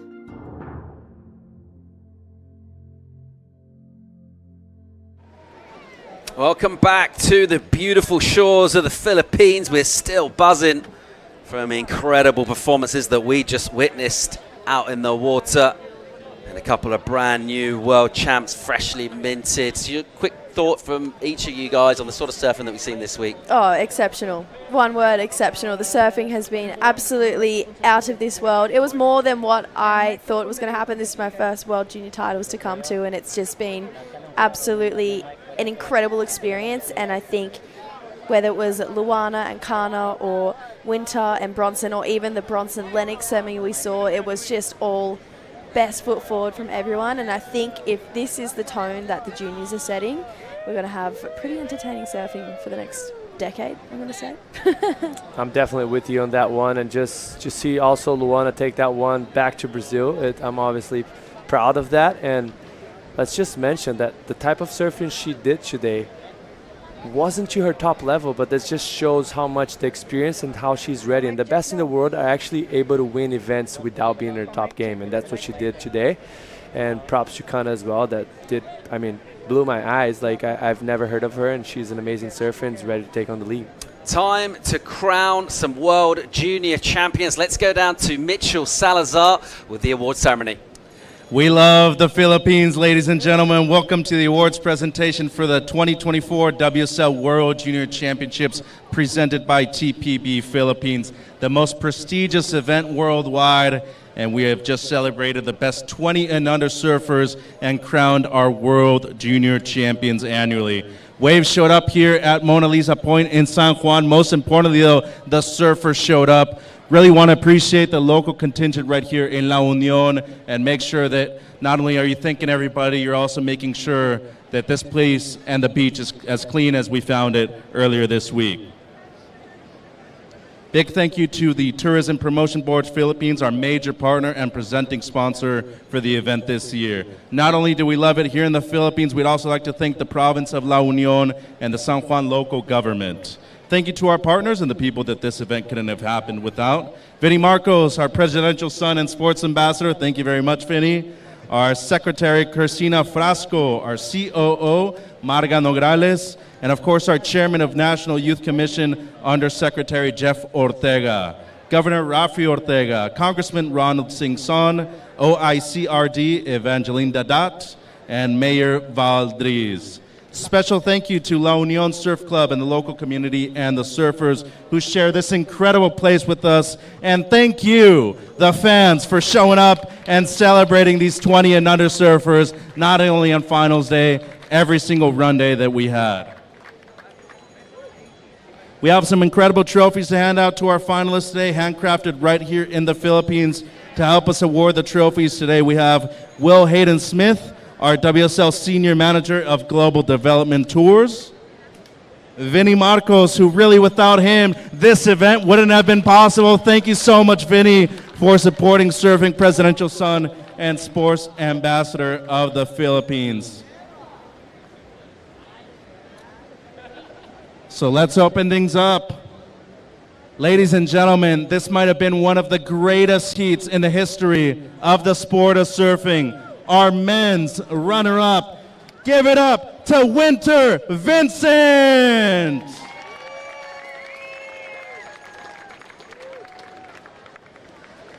And he got the trophy, Vinny Marcos. Congratulations, Winter. Quick word with you.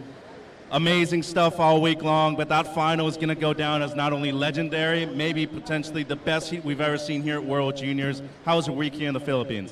I had the best week in the Philippines, and a bunch of Aussie crew here as well, so even though I got second, it still feels like I won with them. And just want to say congrats to Bronson. He surfed out of this world, so yeah. And thank you everyone for being down here. Congratulations, winner. See you back on the Challenger Series at the beginning of 2025. All right, ladies and gentlemen, a major moment for Asia, the fact that we had our first World Junior Championships right here in the Philippines. Another major moment for Asia, the first time ever we've seen a World Junior Champion from the continent, from the region. Give it up for Indonesia's first World Junior Champion, Mr. Bronson Meidi!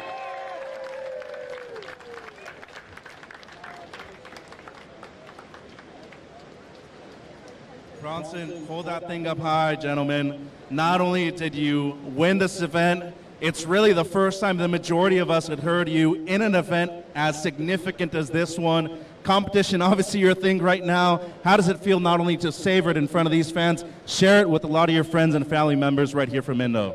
Yeah, definitely. I'm super stoked right now. This was like my goal in the beginning of the year. I wrote it down to win this, and yeah, stoked it happened. Winning it in front of all my supporters here in Asia, it feels pretty good. And a close flight right here, Indo, all the way to the Philippines. How have these people not only received it with open arms, how have you been treated so far this week here in the Philippines? I've been here so many times. Every time I come here, I have the best time. So yeah, they have the best locals here, super welcoming. And yeah, it's not the last time I'm going to come here. I can assure you that that will not be the case. Ladies and gentlemen, once again, Winter Vincent, your men's runner-up, and your World Junior Champion, Mr. Bronson Meidi.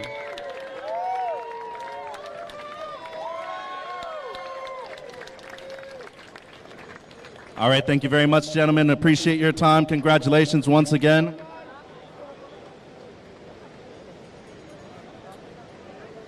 And now on to the women's, a great opportunity for them to not only showcase their skills. We had many different people from regions worldwide. One of them was from this region right here in Asia. Let's hear it for your women's runner-up to the World Junior title, surf grade all event long, Japan's Kana Nakashio.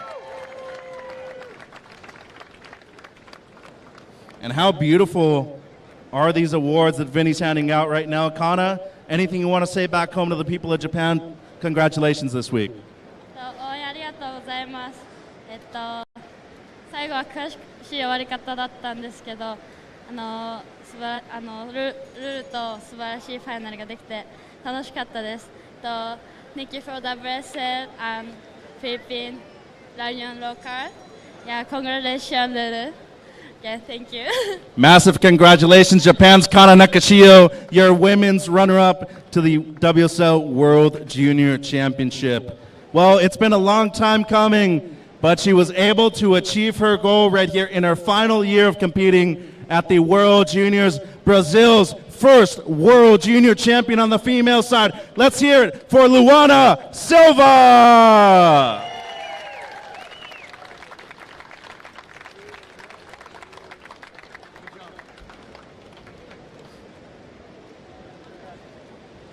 Lift that thing up in the air, Lulu. Let's see it. Let's hear it for Lulu. Luana, we talked all week long about you wanting to achieve this goal, what it meant for you, getting the late call-up to as a wild card. I mean, finishing the week like this as a World Junior Champion, has it settled in so far? No, no, it hasn't really settled in yet. I can't wait to see my friends and family when I get back home. My boyfriend too, he'll be there soon. Yeah, it feels really special. I mean, I was going through a rough time. I lost a really dear friend of mine, so I felt that she sent me that special wave, that buzzer beater moment, and this is for her. I want to shout out to her Ohana, the Koto Ohana, for everything. They're everything to me. Yeah, this one's for her. Yeah. And the Philippines, your dad traveling on your own, the way he received you right there at the water's edge, just winning right here in Asia, but especially right here at Mona Lisa Point. How does that sound to you, Luana?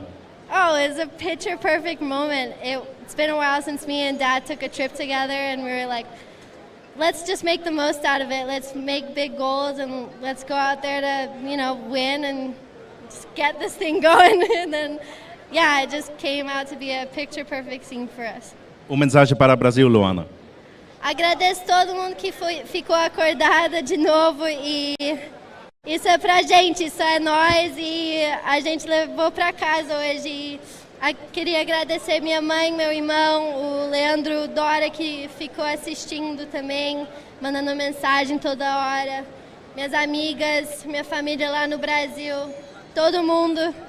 E essa é nós! Muito parabéns, Luana Silva, your Women's World Junior Champion, and the first one ever from the beautiful country of Brazil. Well, that's all for the award ceremony right here at the WSL World Juniors. Let's go back to the WSL Post Show.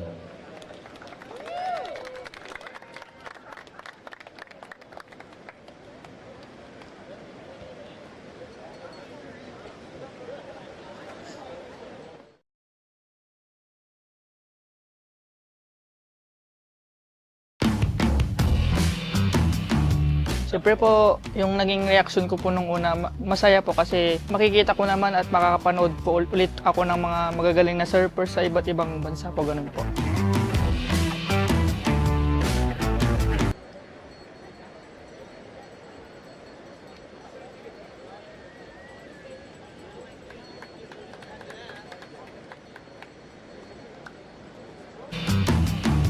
Siyempre po, yung naging reaksyon ko po nung una, masaya po kasi makikita ko naman at makakapanood po ulit ako ng mga magagaling na surfers sa iba't ibang bansa po, ganun po. We made a collaborative effort with WSL organizers to come up with an effective meal plan for our athletes. Mga iba't ibang foreigners po yung mga dumadating na guest po namin. Siyempre marami kaming nakilala. Siyempre marami rin kumakain. Sa escape po mismo yung part po ng San Juan dito po yung pinaka-the best na pagsurpan po ng mga dito po sa mismong hotel po namin sa beachfront po. Malakas po kasi yung alon dito po. Siyempre masaya kami. Siyempre pati kami natutulungan. Siyempre yung mga sakripisyo din namin. The positive impact is not just for our business but also for the community of La Union, for the tourism of San Juan La Union and Region 1. Maganda po kasi na-promote po yung hotel po namin, the escape po ulit po. Maraming salamat po sa team po nila.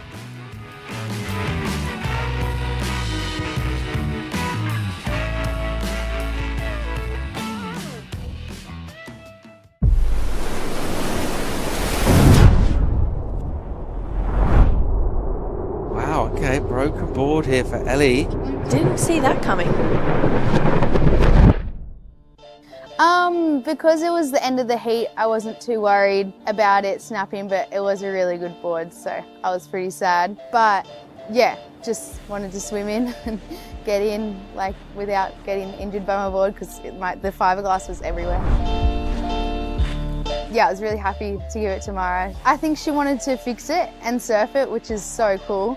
Hiningi ko po kasi pang surf ko po at gagamitin ko po yung board na binigay ni Ellie Harrison para gamitin bilang inspirasyon po sa surf para mas lalo pa pong mag-improve yung laro ko po. She was in the event and I was stoked she got an opportunity to be in it. It was really cool to see her surf and yeah, I was more than happy to give it.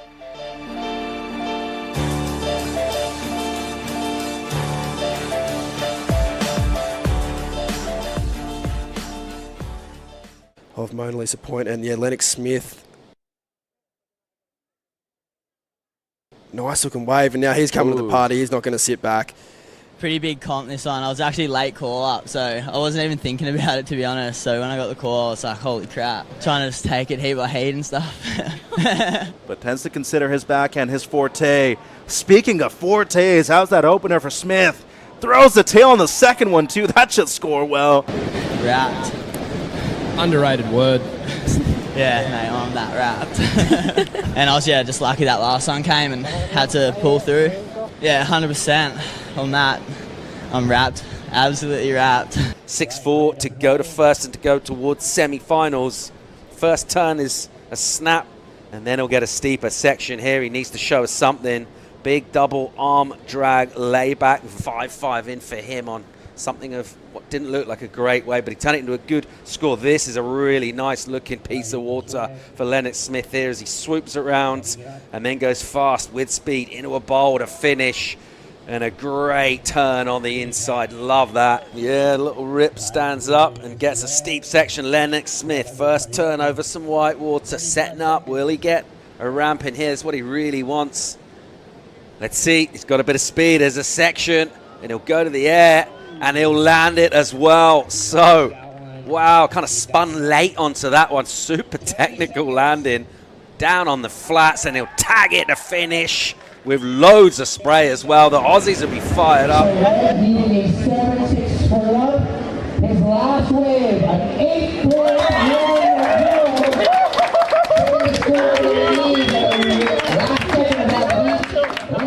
I cannot believe I just got through that heat. That stoked. I surfed the worst heat just then. I was behind the whole time, and I'm just that lucky that he didn't go that last wave. It was actually the worst wave, so I don't blame him, but yeah, I'm lucky that it's linked up.